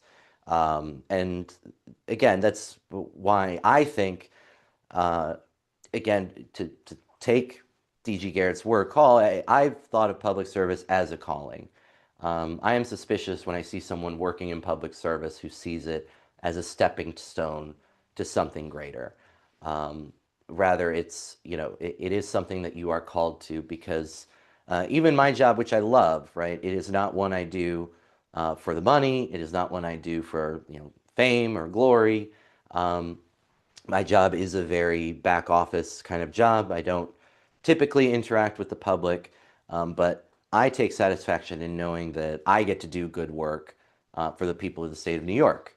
And that satisfaction in knowing that I'm doing the right thing simply because I can and I'm able is all that matters. And that's why I'm called to that job. And just as I agree, I feel called to Rotary. And I shared with you, I don't remember which segment it was in, but my connection with Rotary in the first place was, again, through my speech and debate career in high school in Gainesville. I went to Eastside High School in Gainesville, Florida, which I was in their International Baccalaureate program. The second I set foot there, I sought out the debate coach and joined the debate team. But the Rotary Club in Gainesville did a speech contest every year. And so my senior year, I agreed to do it. The preliminary round was at a local library, and they had a panel of judges, and you went and did your speech, and then you were excused. Um, and I think it was 2 days or 3 days later, I got the call. I was in the top three, so I was invited to a full club meeting to deliver my speech. And it was really nice too, because the other two students were from another high school in Gainesville, but they were on their debate team. So I knew them very well from our debate team. So it was really nice to do it with friends. But ultimately, I won, and I was invited to deliver my speech. Again, I don't remember it, but just from what I do remember about it, it must have been a district conference. And so I got to deliver it there in front of a large audience. And that was my interaction with Rotary. And it was so, really positive. Everyone was very nice and supportive, thrilled that, I had done the contest, and so impressed with my speech. And I was so impressed by them. These were, community leaders in Gainesville, all united in by this common principle, this common goal. So fast forward so many years later, when I ran into the then president of the Yonkers Rotary Club, Steve Simpson, and he told me, "Oh yeah, we're doing stuff. You say you did the speech contest? Wow, why don't you come do one for us?" And so, by I think it was December of 2021, I was a member. And January of 2022, I had a committee and a pile of money and a mandate to go make the speech contest. And I did, and it's fun again to see the positive impact we've had on so many people, and not just students too. We really got hooked on this. Our club member, our councilman-elect, Tim Hodges. Um, so he was part of this contest, a judge for the contest the first year. He judged. We spread the preliminary rounds across 3 days. He judged every single day. He was the only person who was made himself available the entire contest. And that was tough because it's scheduling and different days. Nope, I'm going to be there. I want to do this. And he loved it. And so then he wanted to judge the final round. And I said, Tim, you can't do that because you've already judged the kids. So I need a clean slate of judges. And he so tried to convince me, no, no, no, but I judged them all, so it cancels out. It's fair. I said, no, I can't do that. So then the next year when we did it, I said, okay, Tim, you're not going to judge any of the preliminary rounds, but I'm going to save you for the final round. Okay, great, I'll do it. And he was so thrilled to do it. So, spoiler alert, probably, Tim, I'll give you a call when we get this year's contest ready. But, again, it's the positive impact, not just on the students who had the chance to participate and compete, but even on, our fellow club members, on the public. We've been able to really make some positive impact just with that alone. And we were talking earlier when one of the questions Lauren asked me about, sort of key moments in your life. Well, as far as all this is concerned, I don't know that I'd be, here doing this now if it hadn't been for that Rotary speech contest that, my coach happened to tell me about. And I thought, I'm the captain of the team. I should probably do it, right? And ended up just having an incredible experience with it. So I absolutely agree. That we're all called to do this, and I do also believe that people can be of service even in the private sector. And this is something I try to teach my interns that, just as public service is a calling, it's just as important to recognize if it's not for you. And that can be for any number of reasons. I told you earlier about my friend. She sponsored a segment, Rebecca Levitt, an attorney in Westchester who does family and matrimonial law. She does that and is so good at it because she has such a deep capacity for empathy and compassion and understanding. And I do generally think that I am an empathetic and compassionate person.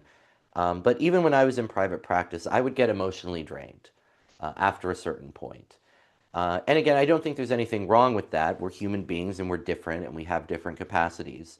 So I think it's just as important that I recognize, Rebecca's line of work is not for me as it is for her to recognize that that is her calling. That is where she's meant to be. And so I tell, my interns when I work with them that public service may not be for all of them, and that's okay. The point is, where can they use their skills to be the best, to make the most good? And for some of them, that may be in private practice, and I don't begrudge any of them that, and I think that's okay. As long as they are doing it, not for the paycheck, not for, the glory, but in the service of others. So that is my perspective on that. But it is the calling to serve others, wherever that is, that I think is the most important. So it's something that's so imbued in my family, and I'm really grateful to get to have so many opportunities to be of service. Not just in my profession, but then in Rotary, then in Toastmasters, where I get to see people, like Garrett, grow as speakers and become more confident.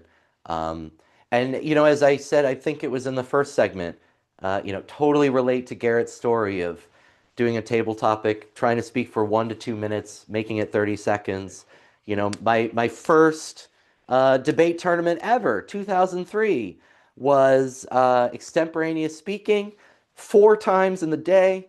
I was given a topic. I had 30 minutes to write a 7-minute speech. And the longest speech that I gave, I think, was 1 minute and 15 seconds. Might have been less than that. And as I was explaining before, I'm fairly certain that because I came in second to last, And I'm fairly certain one of the judges just misunderstood the scoring system. You were supposed to put the best student as number one and the second best as number two. And I think she thought number two was second worst. And that was how I wound up with that high score to bump me up a little bit. So, um, but, what was that? 6 years later, I won the state championship in that event.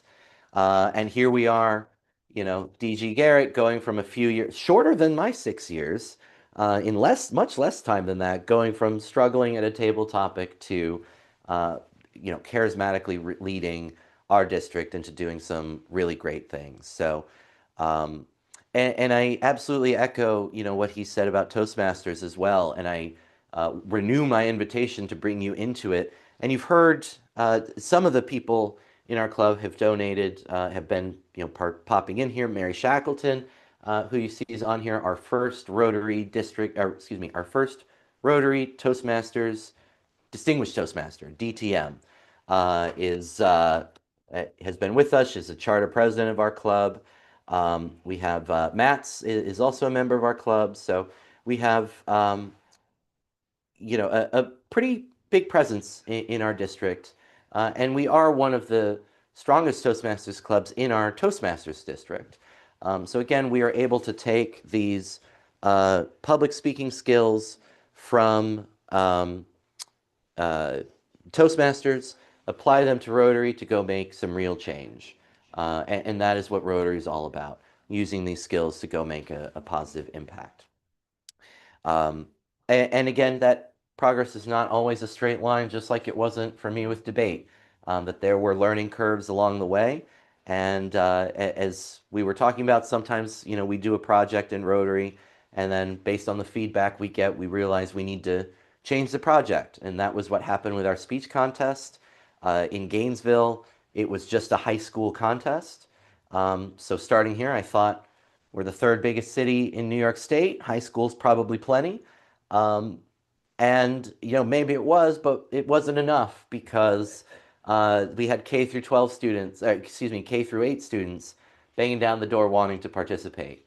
And so we had to take that into account. And all right, next year, we need to change how we do this to meet the needs of the community. So we're always learning and growing. And that is what Rotary is about. We'll get the new information that we need in order to be of the most service that we can. And Toastmasters are particularly our club, Goodwill Toastmasters, is this safe, judgment-free space where you can come, try it out, see what public speaking feels like. Sometimes I try something to see if it works, and I realize, oh no, that was a bad idea. I'm not going to do that again. And then other times I try something and go, oh, this worked beautifully. This was great. I'm going to use this next time. So we have this laboratory of learning that is, safe, judgment-free, and perfect for Rotarians, but we're not restricted to Rotarians. So the most important thing is that service mindset. If you're here, I imagine that you already have that mindset. So again, as we're winding down the clock here, I'm so grateful for all the support that I've received in here, out there, around the world, leading up to this event, during this event, and as we're bringing it to a close. I just can't thank you enough. You're making my dream come true, but you're making so many other people's dreams come true by enabling us to do the good works that we do in Rotary. And just like Garrett said too, we plan as much of this as we can, right? We have our planned service projects, but when crises happen, Rotarians are ready to respond on a moment's notice. And that's why we've been able to respond to natural disasters in Haiti, in Texas, and we even had that same treatment, that we received the same benefit of that treatment in the wake of the September 11th attacks. That we had people, Rotarians from all over the world, reaching out, saying, what do you need? How can we help? So this is not, as Greg and I were discussing, it is not a one-way street, the Rotary help. It is not just leaving the United States, going abroad. It is such going wherever help is needed. And that is here. And I imagine we haven't discussed it, but I imagine Hurricane Sandy similarly. Yes. People reaching out from all over to support us with that. $1.4 million in donations came in. $1.4 million in donations during Hurricane Sandy from Rotarians all over the world. That's the kind of good that we're aiming to do, that we're aiming to continue to do in Rotary. And as Greg and I were talking, it's hard to believe. I feel like I kind of just got started in this role, but I've also been doing this role forever. So it doesn't feel like I'm only halfway through my term. It feels like I've been doing, year 3 or, my first week. But we've got so many great things in store for the rest of the Rotary year, and I'm going to be thrilled to turn it over to Ann Murphy July 1st, who I know is going to be an excellent president. Again, someone else called to service, that this is running in her family. Her mother was a longtime member of this club, and Ann is at least equally valuable. Just does some amazing good works for our club, for our community, for young people, and again, contributing her own unique experiences. Who would have thought a dart tournament could be such a successful fundraiser? Well, Ann did, and she's made it a successful fundraiser for 4 years in a row. So I look forward to supporting her in year number 5 with her fundraiser. So again, now this fundraiser, I don't know that it's gonna make it to year 2. But the fact that I got to do this and tick it off my bucket list, I'm so very grateful. I might not come back for an encore performance now, but it is now 9 a.m. on the eastern seaboard of the United States. I'm Alan Gray. I'm still the president of the Rotary Club of Yonkers-East Yonkers, and we've just made it to 24 hours of my filibusters. So we will get 15 minutes, you become the second. That's right. So we've got our we're working our way up the rankings here. So no, I passed Al D'Amato. So now I'm number 2. Oh, that's right. Yes. So right now I'm number 2 on the list of filibusters. Uh, the longest filibuster in Senate history is Strom Thurmond protesting the Civil Rights Act of 1957. And he spoke for 24 hours, 18 minutes. So 19 minutes will beat that. By the way, the report, I was pulling this back up and I forgot some of these details about his actual performance. So first off, it was kind of, so he also began at night. He began at 8:54 p.m. On August 28th. The Senate chamber gallery was filled with hundreds of spectators at the beginning, dwindled to just NAACP lobbyist Clarence Mitchell Jr. and Thurman's wife Jean at points during the early morning hours. So I'm blessed that I had a supportive audience the entire time that I was here. It may have been small, but it was always effusive and warm and hearty, supportive. So I am grateful for that. I think my soul would die a little bit if I was just in this gigantic empty room with like one other person or by myself. On the morning of the 29th, the second day, Thurman's voice dropped to a mumble and his tone became increasingly monotonous. Republican leader William Nolan from California requested around midday that Thurman speak up so he could be sure no motions were being made, but Thurman responded by suggesting that the senator move closer. Nolan remained where he was. Um, so yeah, I mean, my voice is not as bad as I thought it was going to be. I think I'm generally not monotone. So this is going a little bit better than I expected it would go. But yeah, we'll give it another what is it? 17 minutes? 17 minutes, and we'll do that, and then we just have one more record at the top of that, and then we'll be there. So again, there is. Thank you for reminding me. So, as I was talking earlier about, one effective speakers doing everything for a reason, and one was this tie. And so, Garrett had this tie at, I think it was your induction. And I was just, oh my God, I love that tie. Where'd you get it from? And we looked online and could not find it anywhere. And I just, oh, it must be out of, circulation or whatever. And so lo and behold, Garrett was at the international convention and found the retailer with two of these ties left, and he managed to grab both of them, but one for me. And so getting ready for today, again, I wanted to be as Rotary ready as I could. And so I was thrilled to wear this, and I'm thrilled also to wear my lapel pin from the Rotary LGBT Plus Fellowship. Again, an instance of Rotarians all around the world unifying for this cause. That we are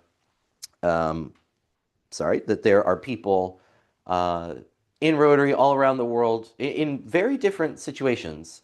I feel very lucky to be an openly gay man in a great relationship in Southern New York, where I don't feel judged. If someone is judging me, I don't know who they are. But we can be open about our relationship and honest and live authentically and not have to be afraid. And there are people in this country who cannot do the same, let alone the world.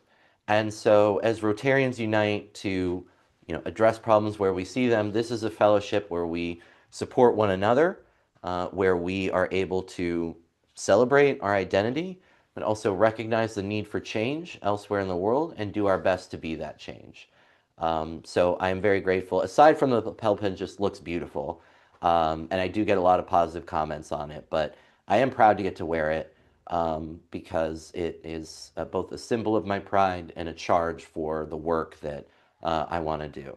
But this tie as well, it's been fantastic to wear. It's been pretty comfortable, and I'm pretty happy with how it looks and feels. We'll see how the live stream looks. I'll go back and take a look. Although I keep catching glimpses of my bald spot, so I gotta, do a trip to the doctor's office here later. Um, but again, in all seriousness, this has been a dream for a very long time to get this done. And thank you for making it possible, and thank you for doing it in such a supportive way. Because again, there's so much that we're going to be able to do with the funds we've raised. There is still time to contribute, and I hope you'll consider doing so. You have the QR code that you can scan to reach our donation page.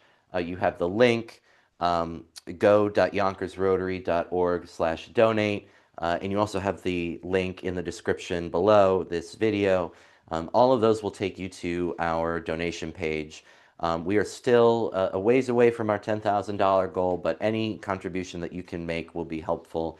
And even if you've already contributed, please just consider sharing this video with anyone in your network who might be willing to answer this call to service. And know that there's so many good works we're going to be able to do with it over the course of the next few months. We're going to be able to do our community grants to help local 501c3s complete their projects. We'll be able to fund our speech contest. We'll be able to help fund our car show and support students pursuing higher automotive education, have the materials they need to be ready on day one. We'll continue to support projects like the one we're doing in just, I guess, a week and a half now with My Sister's Place on December 17th, collecting these gift cards in order to give to victims of intimate partner violence here in Yonkers, and hopefully give them a holiday that might not be otherwise as pleasant as we hope we'll be able to help make it. So these are the differences that we are striving to make, and your contributions help us to be able to do that. So thank you once again for being a part of this effort. And again, it's not just everyone here in this room, right? As I've mentioned, in here, out there, and around the world, there's so many more people as well. I've talked a lot about my parents and the virtues that they instilled in me, the value of service, for which I'm very grateful, and I'm very proud to get to be a public servant in their image. So many people built up my public speaking skills to even get to this point. I have had so many wonderful coaches and adoptive coaches over the years, so many wonderful friends in speech and debate who remain wonderful friends today. And that my experience in speech and debate not only was formative, but it also, taught me a lot about when you really enjoy something. And as I said, my first speech and debate tournament ever, that extemporaneous speaking tournament, where, my longest speech was maybe a minute 15. Uh, and, knowing I was awful, like I had no compunctions about I was not doing a good job. Um, but I came out of it and I couldn't wait to do it again. I couldn't wait to, okay, I got the feedback. I'm going to learn from this. I'm going to practice. I'm going to come back. I'm going to do it again and I'm going to be better. And that was how I was my entire speech and debate career. And I was able to learn from some really wonderful coaches. And as I said, some adoptive coaches who took me on. One of whom actually, she has a Rotary connection herself. So you saw my friend Rob's name on screen. So his debate coach was Kathy Wells at Winter Springs High School in Winter Springs, Florida, and the Orlando metropolitan area. Um, but as I was stepping into this office in Rotary, Miss Wells reached out to me and said, "Oh my gosh, Rotary! I used to go to my father's meetings when I was a little girl." And in fact, she posted the four-way test in her classroom as a way to her students. So, um, again, the connections are all over. As Garrett said, you need something. I've got a Rotarian for that, and we really are all over doing all different kinds of things. Um, but Miss Wells was one of my, adoptive debate coaches, and also supported me in our events and our tournaments. We had my coaches, Miss Al Sywinski, Heather Christian, again, wonderful people, service oriented, but really strong debate coaches, and I really benefited from their guidance. And in college, where we didn't have a debate program, and again, most university debate teams, setting the Ivy Leagues aside, who kind of have their own system of doing debate. But outside of that, the speech and debate programs are largely administered within a university's communications department. And as far as I know, the communications department at FAU at the time was not interested in doing that. So I took it upon myself to start the team. And again, I had incredible support from the college and the university. I had great support within the speech and debate community in Florida, which, even though we were competing against one another, there was always a sense of camaraderie and support. And I was adopted into so many teams as well along the way. Um, and the friends that I made along the way that are still my friends today. So again, such formative experiences. And again, we talked about different ways of learning leadership. And I mentioned in the prior live stream that um, in high school, I was reluctant to do team debate events because I couldn't find a partner as committed, to as I was to doing this. So I thought, oh, you're not going to put in as much work as I did. Um, well, in college, that, really changed, and it was an opportunity for me to learn these kind of leadership skills. Because the only debate event was a team debate event. So I needed a partner and I needed to learn to be more patient and empathetic and understanding, and build up some of those leadership skills. And it really paid off. And we, won a number of state championship titles and, closed out a number of tournaments, and just a really wonderful experience. Um, and learned a lot and had a lot of fun too. As I was saying before, my collegiate debate event was called Parliamentary Debate, and it was supposed to mimic the House of Commons. So, you would debate and you'd bang on the table and you'd heckle and, shame, boo. And so it was a lot of fun. I loved it. And I had two wonderful partners, and it was a lot of fun. So I do miss that. That was a fast-paced, high-energy debate event that was a lot of fun, and we were very good at. So um, in any event, I that was fun. And then in law school, getting to work with moot court. This was another student-led program, but it was an established student program, and I had some wonderful, third-year law students coaching me, both when I was in my second year competing, and then when I competed again in my third year, some of my peers coaching me.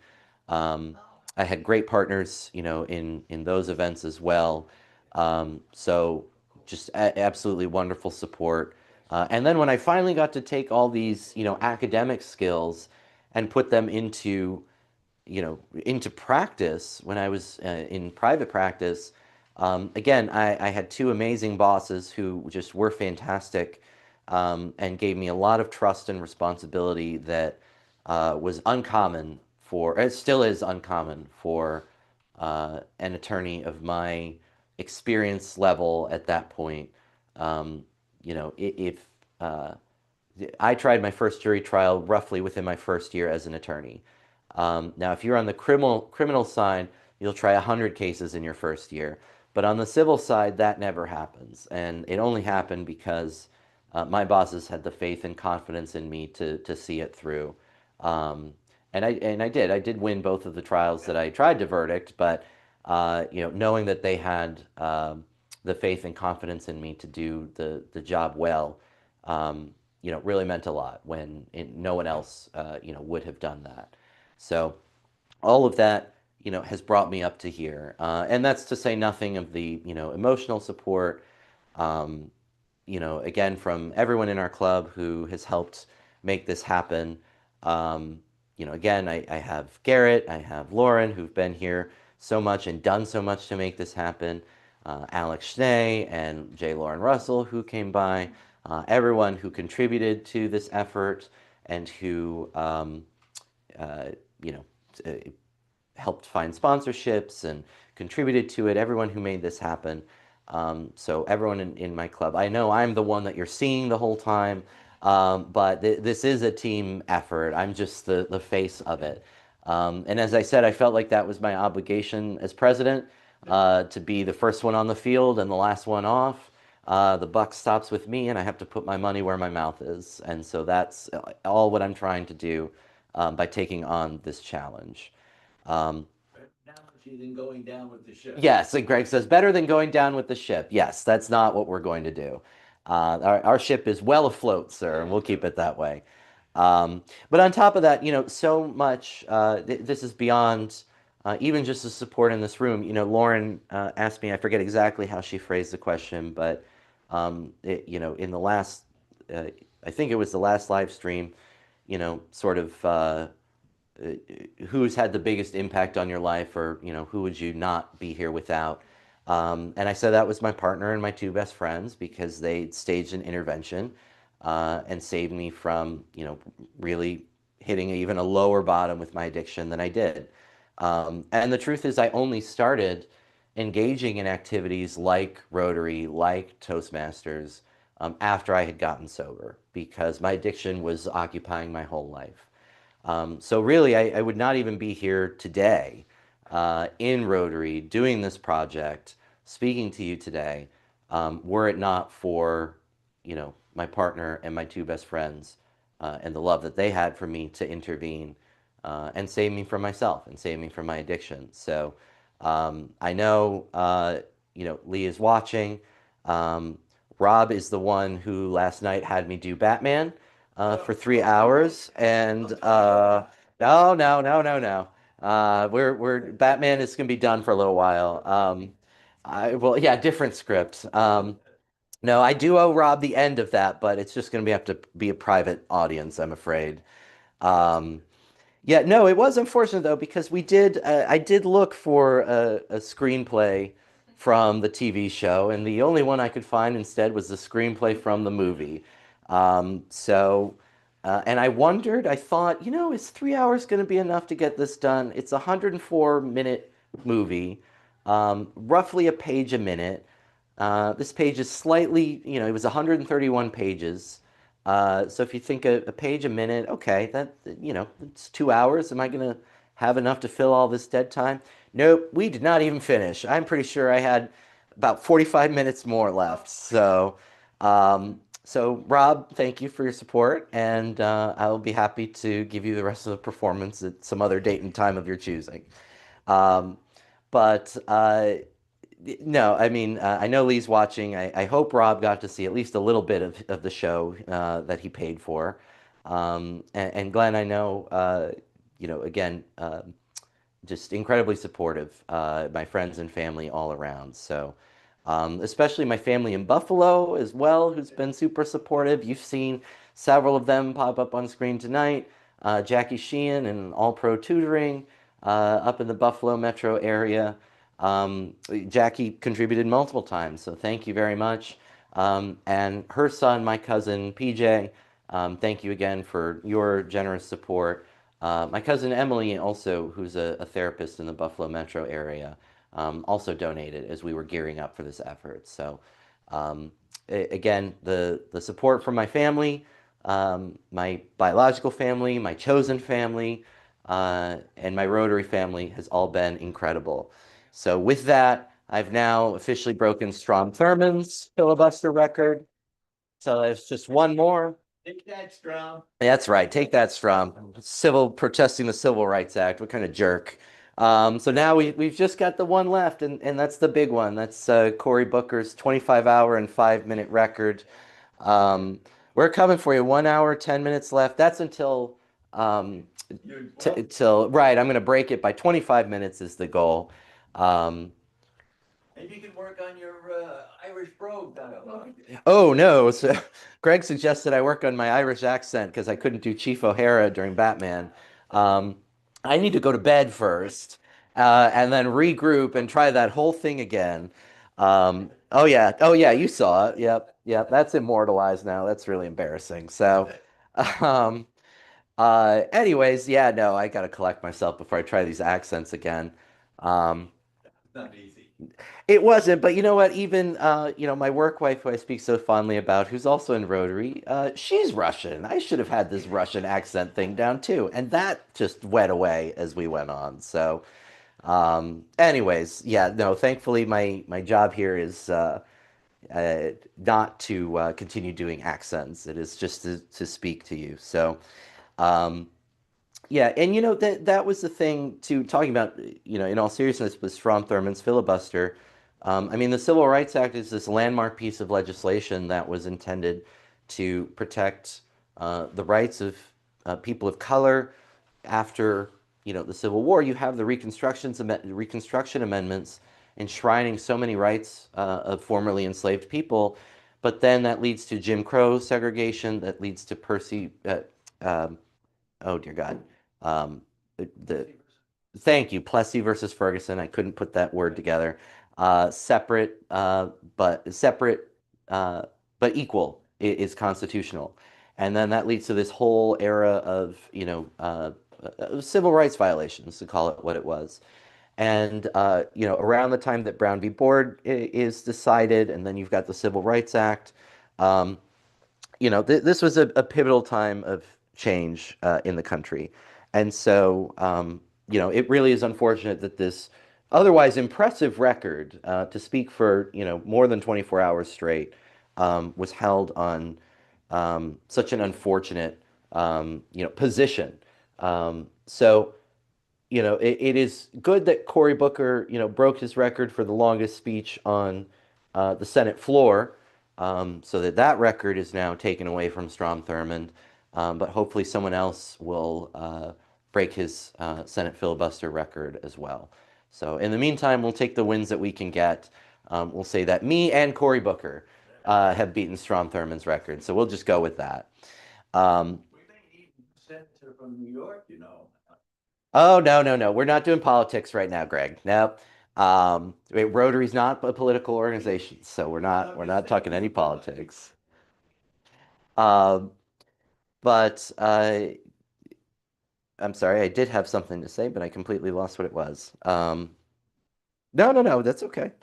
Um, but I mean, in all seriousness, though, is underlying Greg's suggestion is being the change you want to see in the world, right? And that is what we are all about, and that is why we have our four-way test in Rotary, so that what we are encouraging others to do, to how we are suggesting we can make a difference in other people's lives, we're really walking the walk. We're really following through on what we are, um, encouraging others to do. And that's why Rotary is technically an invitation only, organization, because we're supposed to vet people as they come in to make sure that they meet these high ethical standards. And so that's why, when you travel abroad, and you meet Rotarians abroad, just knowing that they are Rotarian tells you so much about who they are as a person.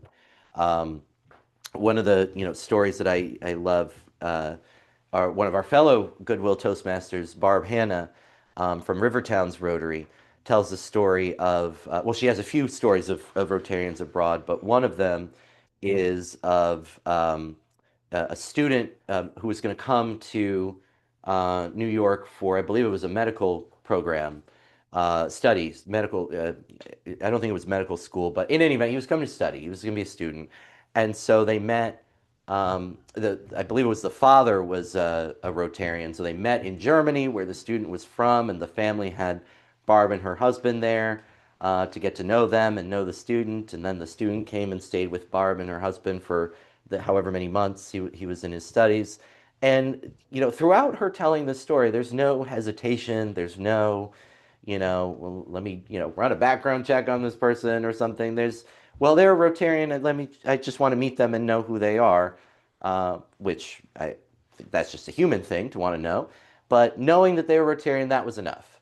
And that is exactly the kind of thing that it happens all the time among Rotarians, because again, being in this organization speaks to your character, your ethic, your ethos, and your viewing, as DG Garrett said, uh, being of service as a call for you to answer. So that's why I'm very proud to, be answering that call, and it's, something that I'm very privileged to get to do in this club and in this district, and to make a difference for some really great people. And there's so much in store that, again, we have as well, and we've got. Um, I've told you many times over the plans in our club that we hope to undertake, but we've also been working with Garrett on a number of different, uh, programs as well. Something I've always, or not always, but something I've said, um, I would like to march in Pride, with Rotary. New York City Pride is the biggest Pride celebration in the world, so let's go be a part of it.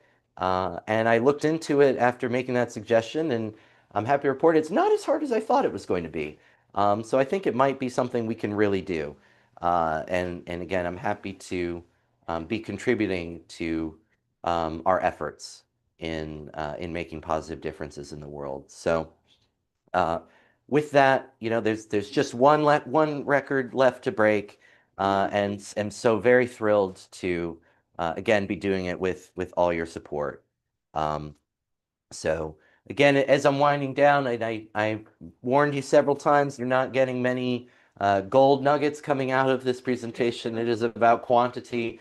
I'm not trying to do a bad job, but, you're going to have to deal with some repeats and playing the hits, and just trust me that we can get over or have, your faith in that we can get over the finish line. Are you going back to the Constitution? No, no. Greg asked if I was going back to the Constitution. That took a couple hours. I think that's too much content. Um, but well, thank you. No, actually, about that, Greg asked, well, do you teach a course on that? And no, I don't. The answer was, as I was going through it, and reading it with you all, I thought, oh yeah, I used to debate this topic, and oh yeah, I remember learning about this. So. Again, I warned you a couple times throughout this experience that I'm a professional nerd. Uh, and when, I think it was Greg was suggesting some sports topics to talk about, and I said, nope, that part of my brain is filled with other information. This is an example of some of that other information. So, it is fun to be able to pull it out. I forget if I said this before. Did I talk about Knicks versus Hedden already? Um, Not sure. Okay, so my favorite. I did. Okay, so my favorite U.S. Supreme Court case, Nix versus Hedden. Supreme Court says that despite the tomato being, botanically a fruit, it is legally a vegetable. Supreme Court says that. Nix versus Hedden. Yes, the tomato is a vegetable. So talking about useless information, right? Um, So I did a summer program before my junior year at the Florida State University Law School. And they had a kind of a legal writing introduction course. And the professor was doing this example of how to distinguish things, how to liken certain things. You know, these two cases are similar, these two cases are different, and how do you do that? So she pulls out, you know, I forget what, I think it was a potato. Okay, is this a fruit or a vegetable? Okay, it's a vegetable. Why is it a vegetable? Okay, because of this rule. All right, now here's an apple. Is this a fruit or a vegetable? Why? Right. So you're trying to create rules. So then she pulls out a tomato, and you know, half the people are arguing fruit, half the people are arguing vegetable. And I say, wait, I've got the rule that's going to settle this. And she goes, okay, let's hear it. I say, so in Nix versus Hedden, the Supreme Court says, and she cuts me off. She swears, which I'm not going to swear. So she goes, holy, how did you know that? And I'm the first person apparently that ever beat her to that because that was her punchline. And she was very disappointed. And I think I'm still the only person that beat her that punchline. And she couldn't believe that it was just knowledge that I had acquired independently. So it's true, I did. And that is where sports information should be stored. But instead, it has things like Knicks versus Hedden. And Youngstown Sheet and Tube Company versus Sawyer, the sole organ of foreign policy. The president is the sole organ of foreign policy. Um, Anyways, a lot of the information I acquired through debate, constitutional law was my sort of expertise in high school and collegiate debate. And it's still a passion project. It's not something I get to regularly use in my profession, but it is a topic I enjoy studying and reading about. Um, so, you know, maybe one day I will get another chance to work on it. But with that, my last reset. Thank you so much. It's 9:30 on the East Coast of the United States. I'm still Alan Gray, and I'm still the president of the Rotary Club of Yonkers-East Yonkers, and I'm still going 24 and a half hours. We've only got 35 minutes, I think, or 36 minutes to Cory Booker's record. So we are getting there. We are almost there, and then we'll go another 25 minutes just for good measure. But thank you again for being a part of this effort. I'm so grateful for your support. I do want to thank as well. This segment was sponsored by Eric Storberg with Ameriprise Financial. He's another excellent Rotarian and an excellent Toastmaster. He's also in our Goodwill Toastmasters Club. He has helped organize, I'm sorry, I'm over here now. He has helped organize our by the way, if you're wondering why this is, it's because the screen physically is to my left, but to you all, it's over here. So that's why here I'm just looking at an empty room. But to you all, I'm looking at this screen and I'm telling you that Eric is a fantastic Rotarian and a fantastic Toastmaster. So thank you, Eric, for your support. And Eric, a Rotarian in Staten Island. So again, thank you for that. And we've gotten to collaborate on some really great training programs and just, again, another wonderful human being to know. So thank you, Eric, for your support. Thank you again to the Broadway Community Center for giving us this space to do this project in. And I know they are thrilled to be almost done with us. But again, Charlie Khalil was absolutely fantastic in hosting us here. And so we're so very grateful for their support. And I do want to remind you that December 19th, the Broadway Community Center is hosting its event to come and get a picture with Santa, 4 p.m. to 8 p.m. It's free and open to the public. You can find more information on the Broadway Community Center's social media page, and we'll be sharing more information about that on our social media tonight. I was going to say later today, but I'm going to say tonight. Um, so again, thank you to Charlie. Thank you to Carol Conklin. She's a member of our club and the chair of Mayor Spano's Disability Advisory Board. Carol's the one who actually suggested us getting into contact with Charlie. So thank you, Carol. And then again, this is what Rotary is all about, bringing these connections and resources that we have to do good things. And this is one example of that. And again, I've got the biggest audience I've had all 25 hours so far, 24 and a half, excuse me. Thank you to past district governor, club secretary, Greg Arcaro, who took care of so many logistical details so that I didn't have to. And again, stayed with me in the least exciting part. There were points on this live stream where there were 0 people. And so it was just me and Greg with the camera. So Greg, thank you so much for being with me. To Lauren Finnegan, who just, again, our newest Rotarian in our club, but so hit the ground running, far more than I would have expected of any human being. Um, and just really worked tirelessly to make sure we had a place to do this that was not my living room. And so I'm so very grateful for that. I'm sure my partner is also very grateful for that, as are my cats, I'm sure. Despite having 3 lovely fur balls, loving fur balls, they're surprisingly scaredy cat of other people. So I'm sure they appreciate having my partner all to themselves for the past 24 and a half hours so that they didn't have to deal with me standing in the living room making a ruckus. So I'm so grateful as well for my other club members who stopped by. Alex Schnee, who's back with us here today, and who's, as you've heard me mention a couple times, coordinating our anxiety culture project in schools. We're going to reinvigorate this project in January, respecting the holidays, and understandably, teachers and students want their break, and that's okay. So we're going to do what we can to make to address this topic in some really meaningful ways for the young people in our Yonkers schools. But again, there's no one I'd rather have at the head of that project than Alex.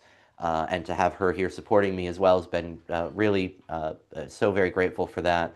Our PDG of our own club, Reverend Dr. J. Lauren Russell, stopped by last night and was able to he was here and he was able to give me some really good live commentary on the Batman performance. So that was really helpful as I was working my way through that. Um, Encouraging but constructive, so but that was appreciated. And finally, of course, we have here with us our current district governor, Garrett Capabianco from the Scarsdale Rotary Club. Again, a true friend, a true Rotarian in every sense of the word, and who, again, all gearing up through this project, just said, here are the resources I have. I'm putting this in motion for you, and there was never any question of the level of support um, that we were given from the very top of our district all the way down. And so I know not every Rotarian in every district can say that. And I'm very fortunate that we can say that here in our district and that I personally am able to say it. So thank you very much, Garrett, for being here and for your support. To everyone in our club who helped organize sponsorships, some of them bought sponsorships themselves, some of them encouraged others to do so. And that is the best thing as we wind up this record-breaking effort that we can ask of you is just to encourage those in your networks to donate, to contribute to our cause. And as Greg pointed out earlier, that our fundraising efforts don't end when I end shortly after 10:30. The links in the YouTube videos will still work. The QR codes will still work. So if you pass this video along to someone who doesn't get it in time before we stop, but they still want to contribute, they absolutely are welcome to do so, and we'll still acknowledge them. Absolutely. So please, that is the best thing you can do to help us meet our $10,000 goal and collect this money for the charitable programs that we wanted to perform. All of the money that we're raising in this fundraiser goes directly into our foundation, which is a 501c3 nonprofit. There's no overhead cost for this event. I'm volunteering, if you didn't gather that already. I'm not getting paid to do this. The Broadway Community Center is not charging us for using their space. Greg was very kind to donate coffee and munchkins and bagel bites for my in-person audience. What was that, Lauren? Oh, Lauren brought bagel bites. I'm sorry. Sorry, I misappropriated that. Um, But so we're doing this at zero cost, 100% profit. So everything that you contribute is going to go straight into our charitable work. So thank you for those of you who have donated, for all of the support that you have given us. And again, if you're either if you have contributed already or if you're not able to contribute, the best thing that you can do is to just share this with others in the hopes that we can meet our goal in this record-breaking effort. To go back, and I guess I can reiterate now that we're almost done, how did I get here? Some of those questions I told a few times how I was going to get here, but I got here, so how did I get here? So again, the idea here, this came off of Senator Booker's record-breaking speech from March 30th into April 1st. And excuse me once, oh, no, this is going to be fine. So into April 1st, and he spoke for 25 hours and 5 minutes, and so we're getting close to that goal. But just to even out sort of the sponsorship slots, that's why we're going for 25 hours and 30 minutes. I thought, just 15 minutes. I'm not going to stop at 6 minutes, and 15 minutes is kind of odd, so we'll do the half. So that's how we wound up there. People asked if, Strom Thurmond, whose record I've already broken, Cory Booker, whose record I'm about to break, or I wore or am wearing a diaper. The answer is no, I'm not, and neither did they. Strom Thurmond apparently had a chamber pot available for his use in the Senate cloakroom, but he did not use it. I guess aides were a little afraid he might need to use it, but he did not. Senator Booker had none of that. He stopped eating 3 days before his speech, and he stopped drinking the day before his speech. And he said at the end that he didn't feel tired as much as he felt dehydrated. Now, I don't know what happened on my end. I initially was pacing myself very carefully with my liquid. I feel like I flipped a switch at some point and just have drank every bottle of water and almost all the tea that I brought with me, but haven't really had that much of an issue as we've been going along. But thankfully, in terms of breaks, people wondered as well. I got a reprieve from Greg and Lauren overnight. We also had some switchovers in the course of our program because YouTube doesn't archive live streams longer than 12 hours. So that's why we could have gone in one live stream for the whole thing, but if we'd done that, YouTube wouldn't have saved it. So that's why we broke it into 3, so that way it will all save. We had a little gap in between each of those. So given all of these breaks, did I really beat anyone's record? And the answer, I'm fairly certain, is yes. The reason being that in both Strom Thurmond and Cory Booker's cases, first off, the Senate defines someone speaking as someone who is standing, or someone who has the floor. I'm sorry, the Senate defines a senator who has the floor as someone who remains standing and speaks more or less continuously. So the idea is you can't sit down and keep talking, and you can't just stand there and be silent for 25 hours. You got to actually do something. The more or less continuously part is simply meant to reflect the fact that, if you lose your spot, drop a piece of paper or something, that doesn't count. It's not, oh, that's it. No more speaking time for you. So that's the purpose there. And sorry, as I'm multitasking, you're getting this live, so when we have tech things going on, you have to bear with me. This is what the more or less continuously part is like, right? So in any event, so they have to remain standing, but a senator can yield to questions from other senators without yielding the floor. And what happens when they do that is then they can't leave the chamber, but they can sit down and, I assume take a nap or whatever they want to do.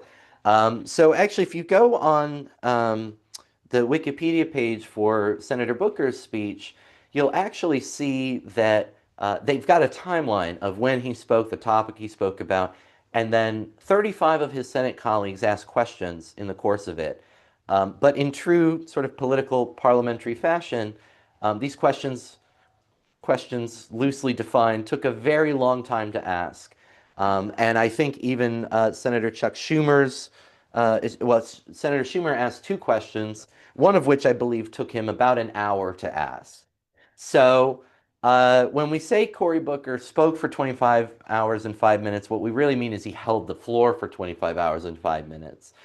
So to that end, I think the very short breaks that I took and the reprieves that Lauren and Greg granted me, I think if we even subtracted that time, and then we subtracted the corresponding time from Senator Booker and Strom Thurmond, I think I'm still pretty in the clear. So, but again, this isn't on the Senate floor, so if Senator Booker really wants to call me up and dispute this record, we can have that conversation. But people did ask, did I reach out to him in anticipation of this event? Yes, I did. I sent his office a letter just saying what we were doing and how his example had inspired me to take on this challenge. And his office sent a very nice reply. He's unavailable to participate or to contribute, but wishing us luck and a very, very generous response. I was very touched that that his office took the time to send that, especially given that we are not his constituents. He's a senator of New Jersey, and we're in New York. No part of our district includes any part of New Jersey, so it was very nice that they took the time to do that, and it really did mean a lot. But again, his record is safe. Wikipedia is not going to update the filibuster page with this speech. And I might be the youngest, yeah. Um, but and unfortunately, we're not setting any Guinness World Records too. I've looked that up. I've looked it up a few times, keep thinking maybe I'm looking at the wrong thing. And no, it is the world record is several days. It's not just more than one day. And I don't understand how that is sort of biologically, physiologically possible. Because my legs hurt, my back hurts, and I'm exhausted. So I couldn't imagine doing this. I've got just enough to get through to the finish line and pack my stuff up and go home, and that's about it. So I don't know how you could do this for multiple days, but in any event, that's what the Guinness Book of World Records certified. So, so there you have it. So no sort of official recognition for this, but again, that's not what this is about. This isn't about um, you know, me doing anything. And I realize I'm saying that as I'm the one who's been on screen talking to you for almost 25 hours. As we were planning this and thinking about how we could do this, I was chatting with our fellow Rotarian Toastmaster, Barb Hanna, and she kind of half jokingly said, maybe people will pay you to stop speaking. Uh, and, you know, she's not wrong. So, um, you know, I recognize as I'm saying that this is not about me, as the entire past 25 hours have literally been about me. But the point is that what I'm really doing this for is simply trying to use my skills for the benefit of others. And as I have mentioned, I'm not particularly athletic. I'm not particularly, you know, keen on doing a marathon run or swim or anything. Um, you know, let alone I don't know that I could physically do it, but it also just that sounds painful and not like something I could do.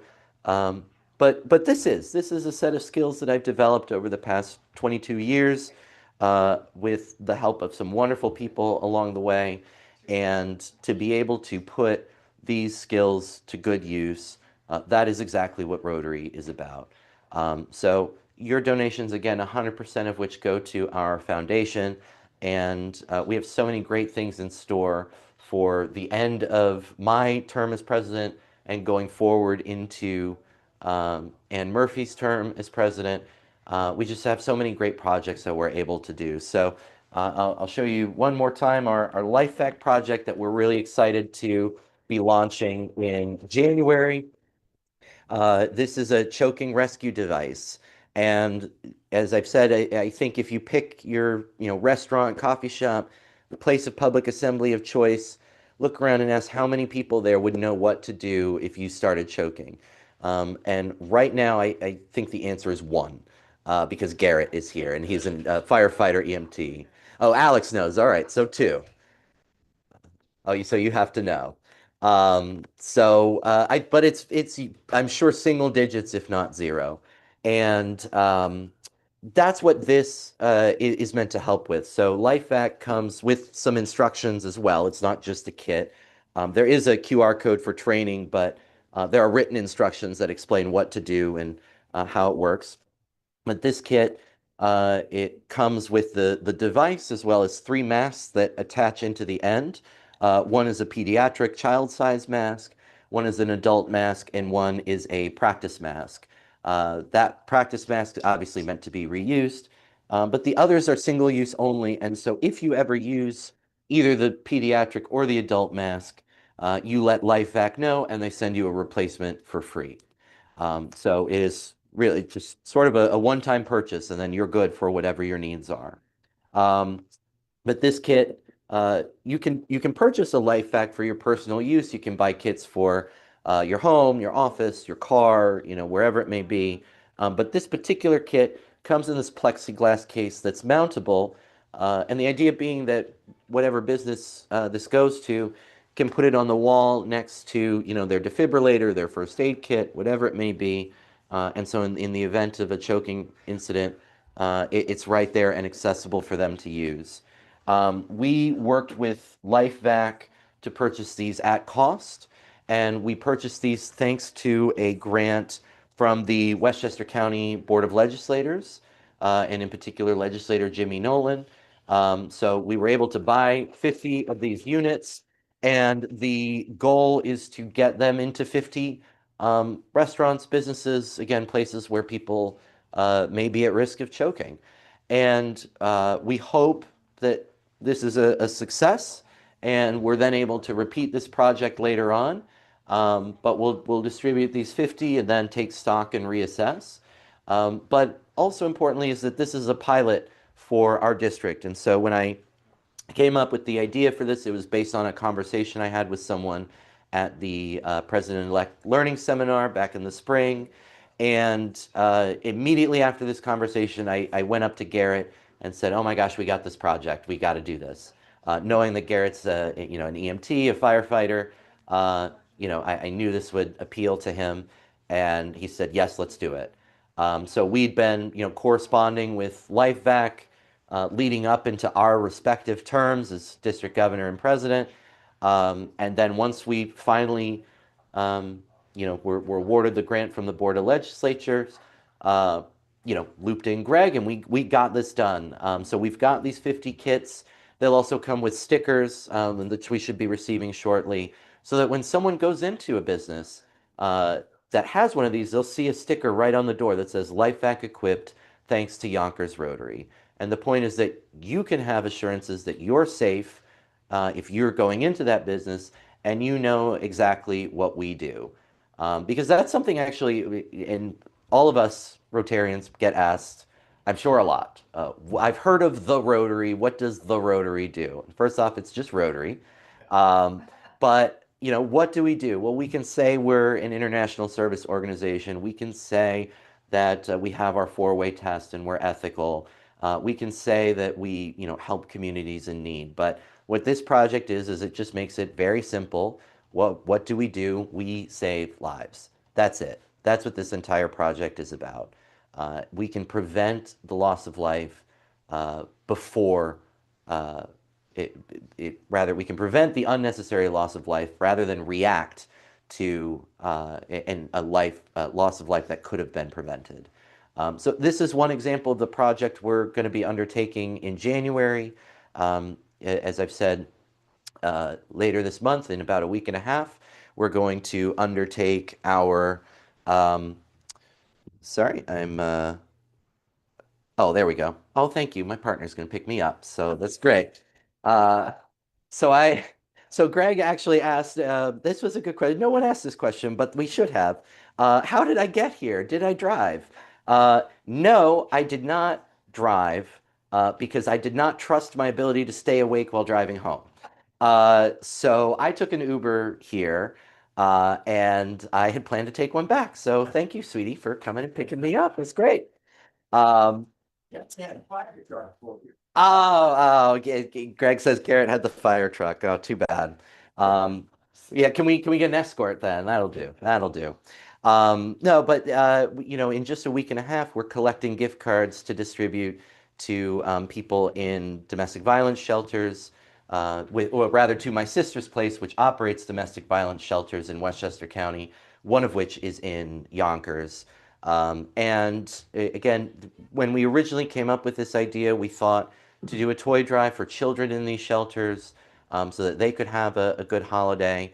And in speaking with them, they told us, they certainly didn't say no, but the reason they were asking for gift cards was in order to help their clients feel a sense of agency in a situation where they otherwise feel powerless, to help them. They can pick what they need, rather than us sort of trying to guess and assume. And of course, in situations where they may still be interacting with their abuser, that they don't have to worry about um, any questions or further abuse related to that. So all of this made sense, and so we're very thrilled to be supporting that effort.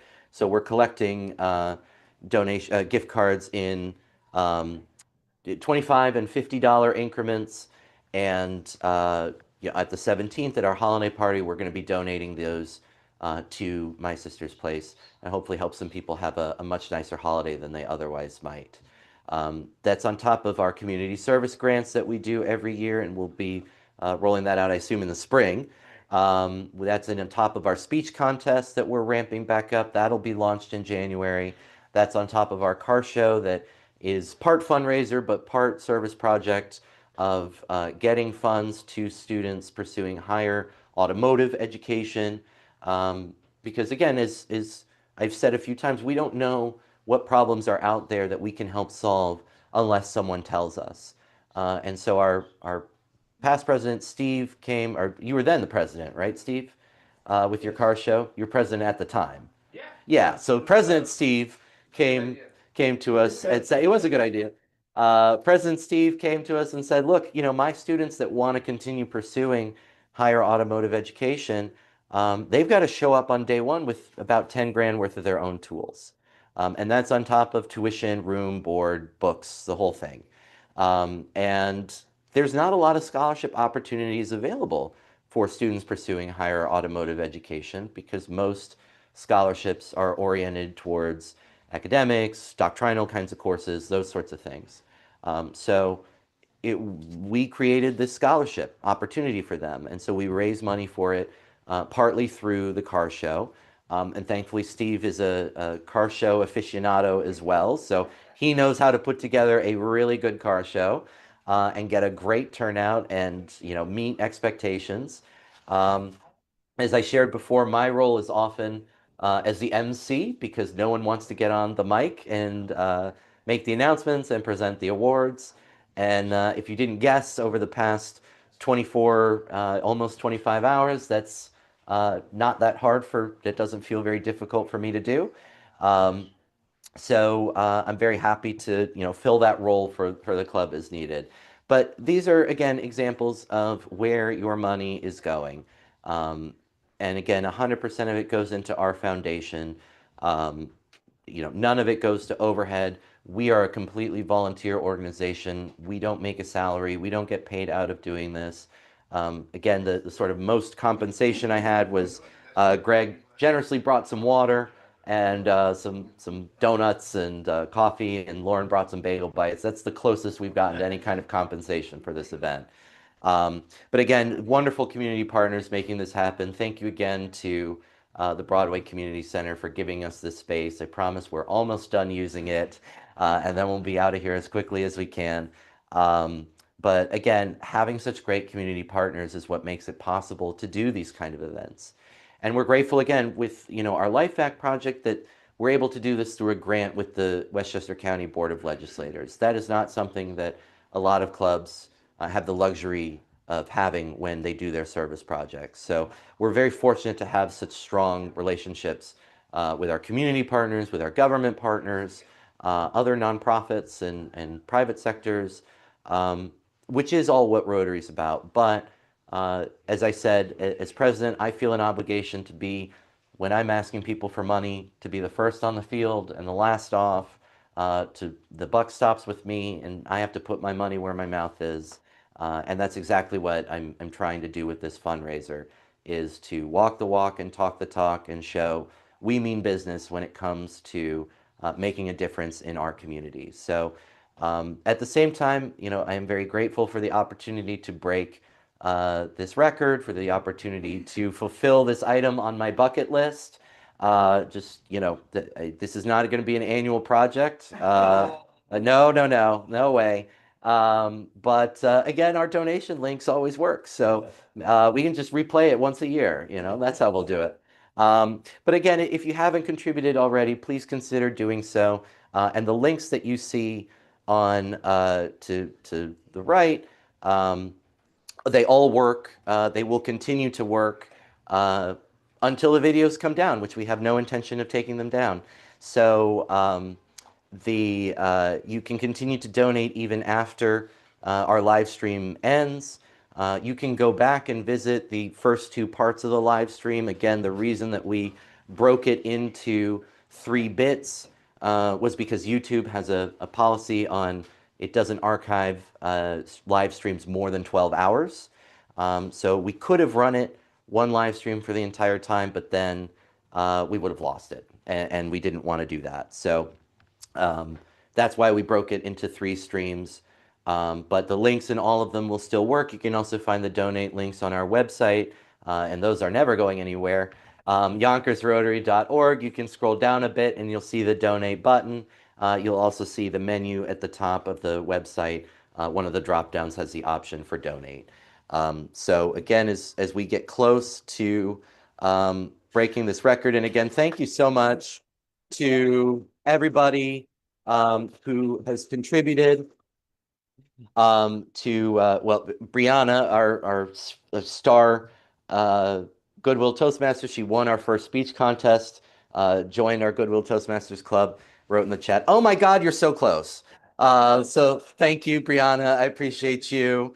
To Jackie, to Amir, oh, that's my mom. That's what Brianna says. So anyway, to Suzanne, to Jeffrey, thank you all. So we've got just a little bit more to go to break Cory Booker's record, and then just to be safe, we'll go 25 minutes past that. Make it an even 25:30. So again, it's your last chance to do it live, but not your last chance to contribute. And again, as District Governor Garrett said, I hope that you'll not only consider contributing to our efforts, but consider being a part of them. We always welcome guests at our meetings. Our club meets the 2nd Wednesday of each month at 6:15 via Google Meet, and the 4th Wednesday of each month in person at Mont Olympus Steiner. This month is an exception on that last bit because the 4th Wednesday of the month is Christmas Eve. And I assume everyone wants to be with their families. And so that's why we're meeting on the 17th for our holiday party, where we'll be collecting the gift cards for my sister's place. So that's why we're doing that. Otherwise, for the rest of my term for 2026, it'll be the 2nd and 4th Wednesdays. I kept promising to tell you why we meet on Google Meet, and I never did. So I'm going to take these last few minutes to break the record and tell you why we did that. Google actually has a very robust program for nonprofit organizations. It offers its entire G Suite of products to nonprofits for free. And that is personal Gmail accounts. That is a large Google Drive. That's right. The forms that we all built for this were on Google Drive. The calendar that you use to pick your time slots were on Google Drive. We even have access to the advanced version of Google Gemini, their AI platform. And we also have access to a $10,000 monthly grant in advertising through Google Ads, and they even partnered us with some advertising students to work on that for us because we are not advertising professionals. So Google Meet is part of that suite of products, whereas Zoom, of course, we pay for it, so we're saving the club some money on our operating expenses by using Google Meet, which we're getting from Google for free through its nonprofits program. To any other Rotary clubs, Rotarians, nonprofit organizations out there, I can't recommend it enough. It's been a wonderful suite of programs to use. I think it's just google.com/nonprofits. Or if not, you can Google nonprofits, and you will find it quickly enough. But it's a relatively simple and straightforward application process, and it's been an incredible tool for us to have in our club. I know Greg really wants us to convert our website over to Google Sites, which we also have access to through this program. But unfortunately, that's going to need to wait until I am not president, so that I can have a little more time to focus on that technological project. This was I will say, kind of a technological challenge too. I'd never live streamed something before, and when I tested it out, you'll notice I managed to get the slides to be the same size as me. That's not how they were originally set up, and it took me at least a few hours to figure out how to rig this to work. So it works, but it was I was kind of impressed with myself that we made this work. So and we only had one minor, technical thing. I just forgot to unmute my microphone at the start of this session, but none of you were watching, so you don't know that. Um, so that worked out pretty well. And it gave me a little more to talk about because I had to repeat everything I had already said. But truly, well, I've got a minute and a few more seconds. We'll go to 6, but then we'll call it. Again, knowing that I could take on this project and have an incredible amount of support, I don't know of anyone who's taken on a project like this. And that was the feedback I got very often as I was telling people about this. How creative! I've never heard anyone do that. Um, but there's a difference between that and then supporting me going out on a limb and doing it. And knowing that I had the support of so many people in my orbit, within this club, within Toastmasters, within my life, my home life, my family life, that everyone was behind me. I think my mom was a little more concerned than she let on, which is understandable because, as I said, I don't think my doctor would be very happy with me doing this right now. But we made it. And again, I would not have been able to do it without all of your support, and even Senator Booker's support, even though I'm breaking his record right now. His generosity and his kindness was very appreciative. So thank you for helping me break this record. And that is it. So we've broken this record, and we're gonna just round it out. It's 10:06. 10:06 on the East Coast here in the United States. I'm Alan Gray. So Alex said, "Oh, you are an athlete," and that was my position when I was a debater in high school. I said I should get the varsity jacket too. Not just the football players. Let's see them come and do this debate stuff that I do for all weekend. I don't think they could do it, but that's it. So we'll round this out to 10 hours, 25 hours and 30 minutes, just to make it nice and even and let there be no dispute as to whether we break this record. So again, thank you for helping me check this item off my bucket list. Thank you for helping me do it for a good reason other than just my own ego. Because I probably could have stood in my living room and done this on my own. At some point, my partner probably would have called an ambulance. My cats would have been very confused the entire time. But we were able to do this for a good reason, and that was to raise money to support all of our community projects. So thank you to everyone who sponsored a time slot, and thank you to everyone who's contributed during this fundraiser as we were going live. Thank you to everyone who just stayed up so late and so long. Again, Greg stayed up the second longest, I think, next to me. was here with me in these overnight hours when not even any of you were on. But that's okay. You can go back and watch the live stream and see what you missed. Lauren Finnegan, again, here constantly, and between the two of them, just took care of so many logistical items that I didn't even have to worry about.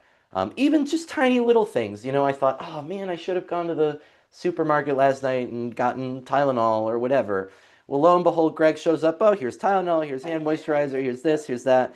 Again, so many little things that go into planning an event like this that I just didn't have to worry about because, as DG Garrett said, we've got a Rotarian for that, and I just happen to have them in my club. So, um, thank you to everyone who came out to send me off as we finish this. Again, Greg, past President Steve Simpson is with us, Alex, Lauren, DG Garrett, and my better half, Lee Sines, who you saw on screen and contributed again.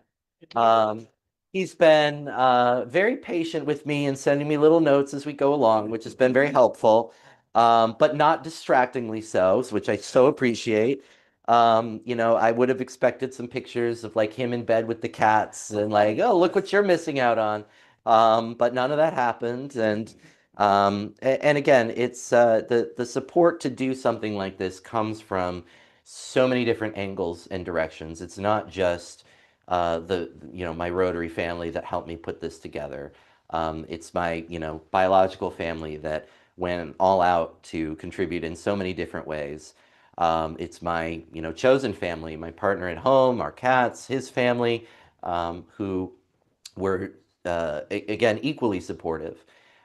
Even again, down to the little things. One of Lee's aunts said, "Oh, well, I want to donate, but I can't figure it out."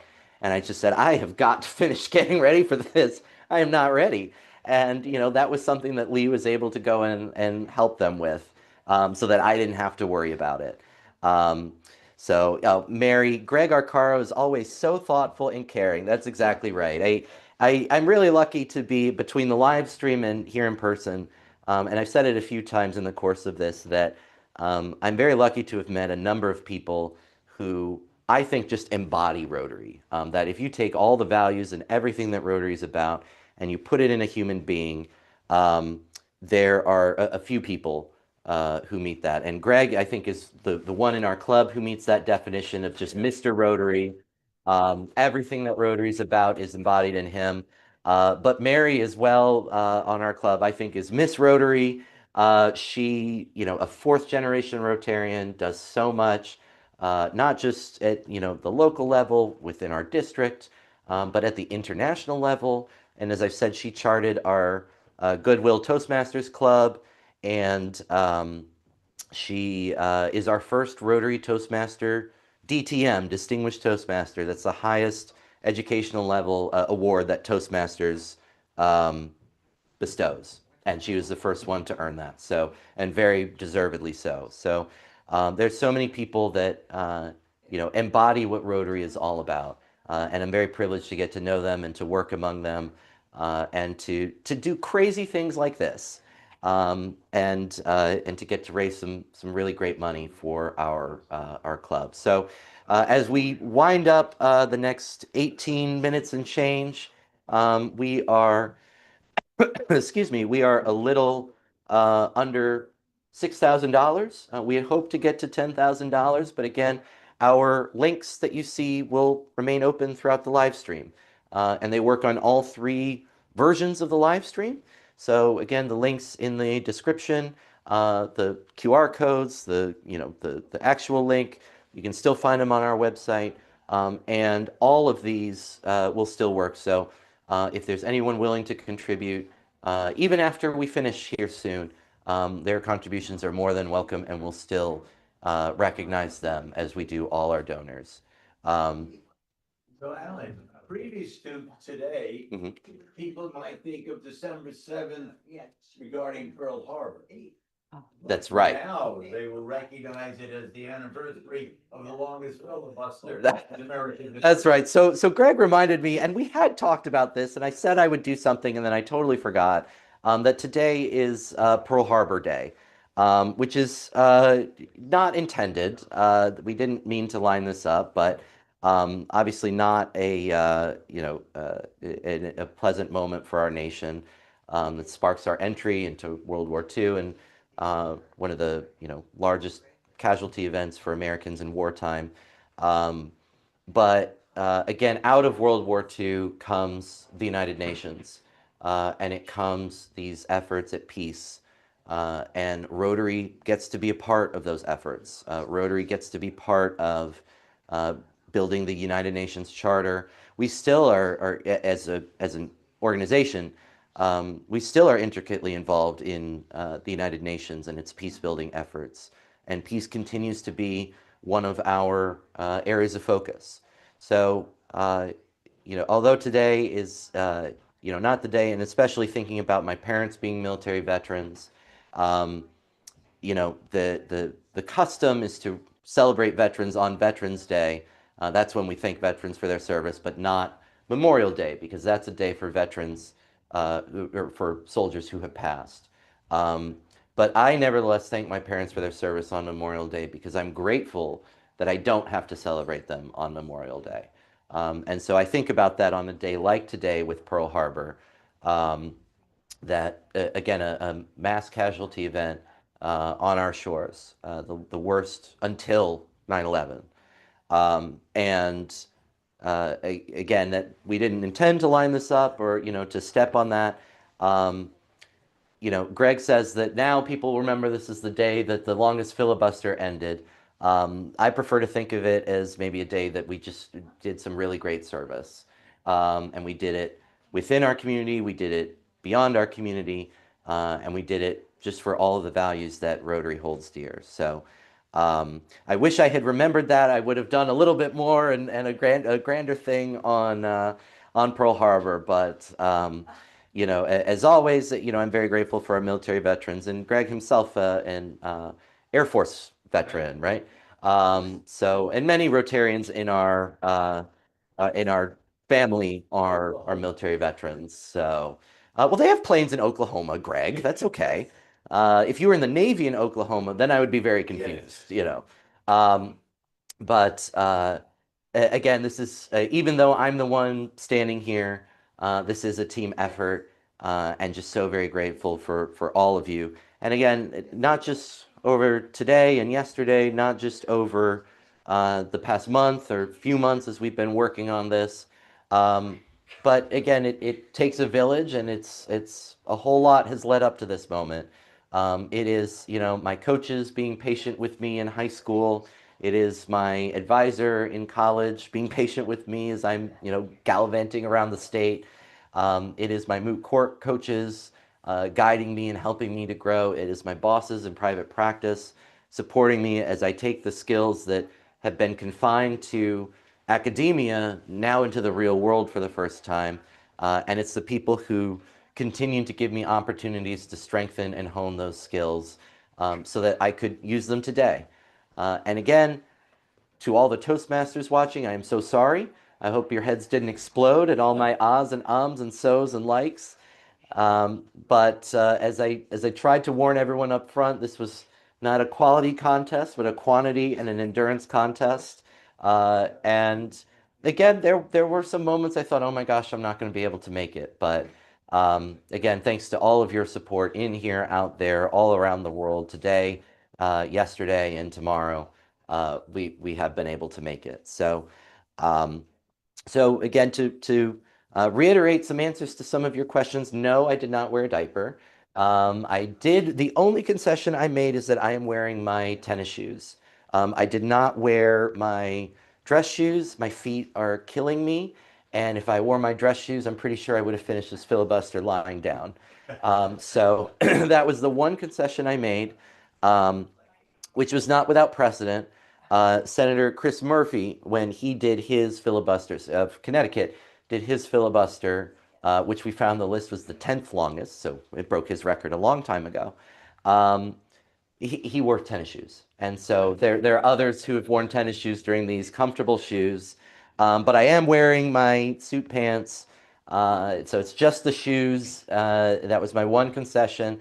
Everything else is appropriate Senate attire. I even kept my collar buttoned the whole time. There wasn't any, pulling the tie off or anything. We made it, just as I would. Um, and so that was that. In terms of the, yielding when I took breaks and whatnot, again, nothing I did was not the equivalent of anything that Cory Booker and Strom Thurmond and other people who did filibusters weren't allowed to do. And again, if you look at Cory Booker's uh, speech, and it's easiest to see, for me at least, on the Wikipedia page about it, you can see the timeline of when he spoke and when his colleagues began asking him questions and how long they took to ask him those questions. And some of them took, I think Senator Schumer took about an hour to ask one question. So, Senator Booker got some breaks. And I don't think I even took a cumulative hour as a break. So, again, if I get a call from his office disputing the claim to my record, then we'll hash that out. That's fine. Um, but again, so that it's custom as to how that was done. Um, and probably the thing that surprises me most about how we got here is my voice. I had thought I was going to lose my voice a long time ago, and it's a little phlegmy and scratchy, but I thought I was going to be hoarse by this point. And my example for that was actually I talked about my sophomore year's state championship in debate when I won 5 state championship titles.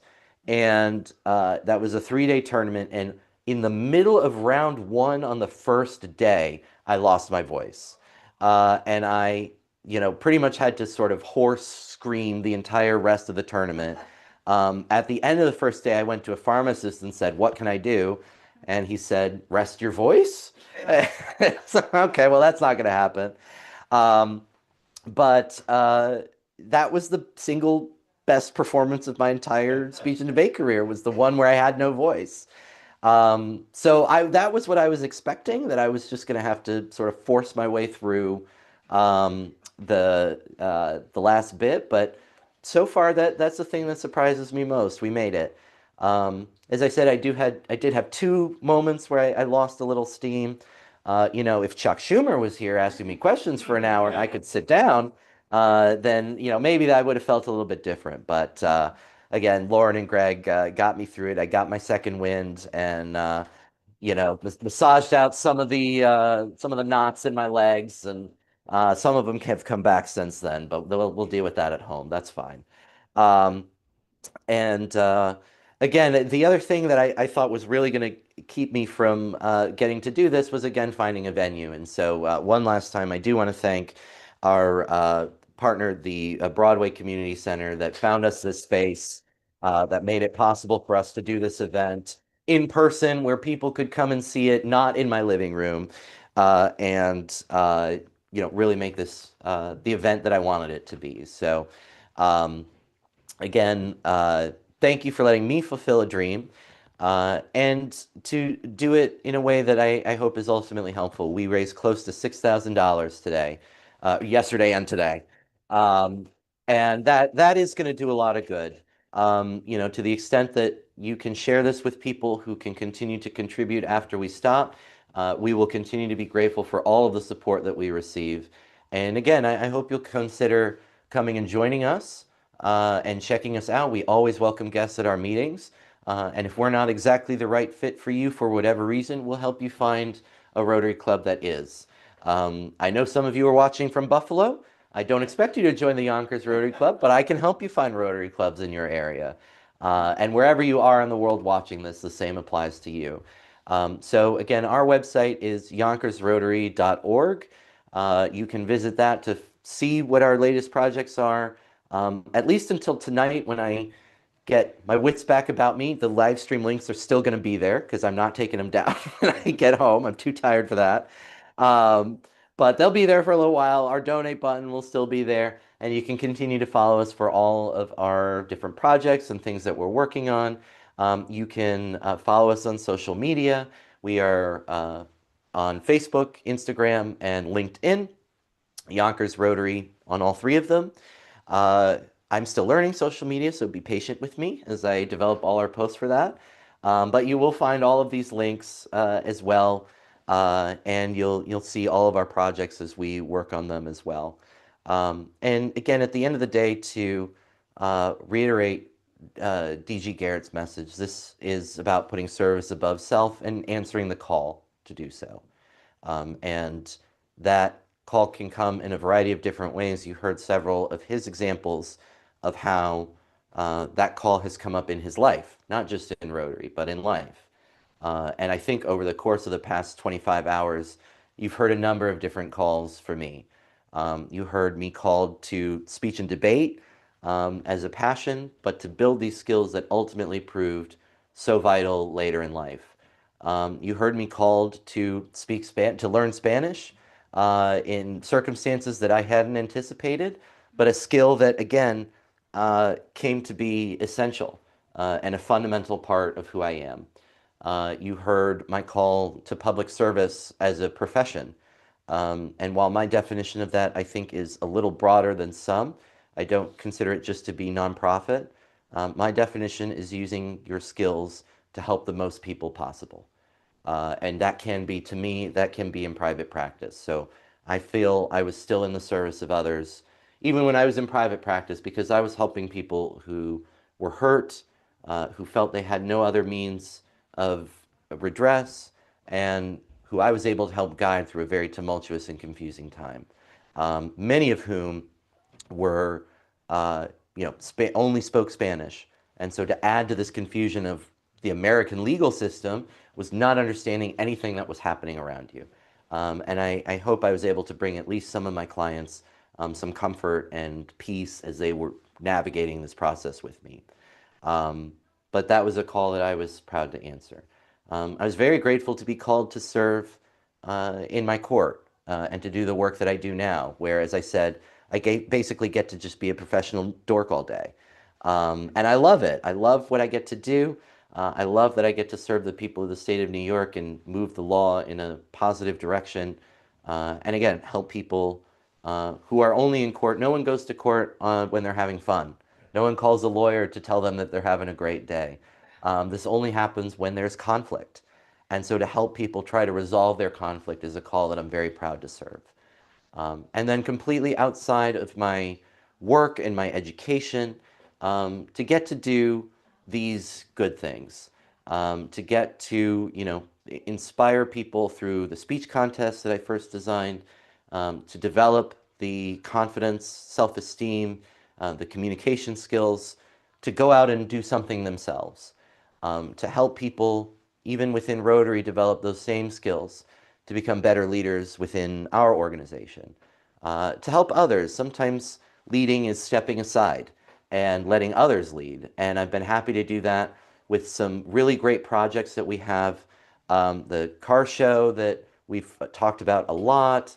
I'm happy to just be voluntold every year to go be the MC. That's totally fine with me, but I'm glad to get to be supportive of such a really important event. That's, again, raising money with our community service grants. That is our turkey distribution. And even that, it was largely promoted as our event in partnership with the Mexican American Yonkers Association, who also had arranged for a DJ with a speaker. I mean, it was really a party. And again, most of the people there were Spanish speaking, and they wanted to, say some words. And I was able to do that. I was able to communicate directly with these people. We're here for you. We love you. We support you. And we're here to do what we can to help. And Greg was there, and everyone was blown away that the white guy named Alan Gray could speak Spanish. Steve was there too. Oh, and Steve was there, and Alex. Many of these people were here, and they, again, I get it. White guy named Alan Gray doesn't speak fluent in Spanish, but having that ability made me able to answer that call to say to a vulnerable community that we are here to help, and to be sincere and to follow through on that commitment as best I can.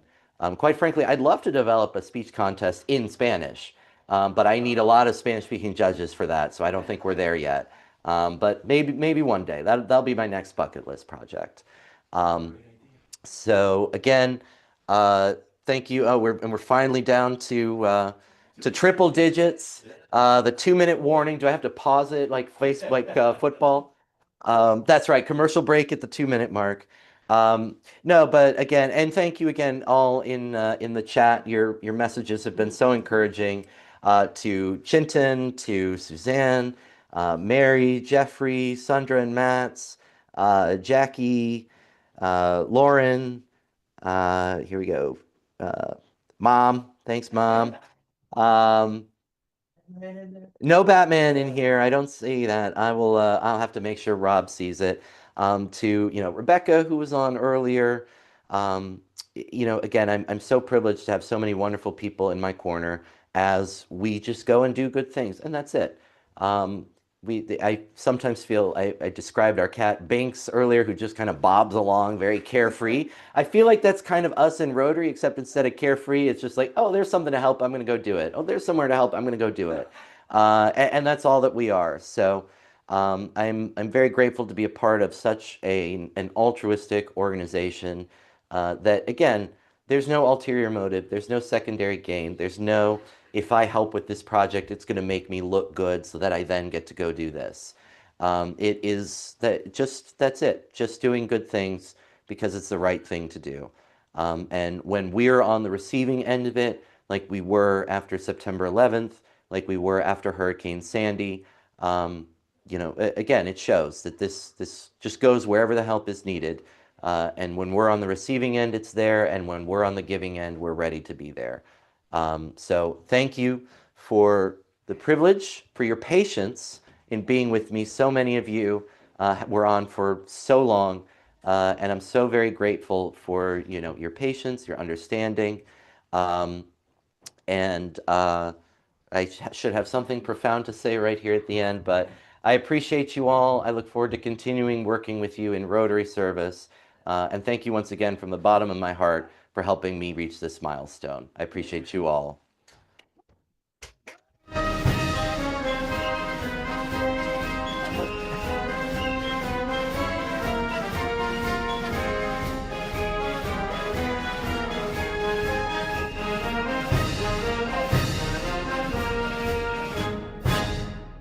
There you go. Thank you all very much. One last time, it's 10:30 a.m. here on the eastern seaboard of the United States. I'm Alan Gray. I'm the president of the Rotary Club of Yonkers-East Yonkers, and I am going to bed. Have a wonderful day. I look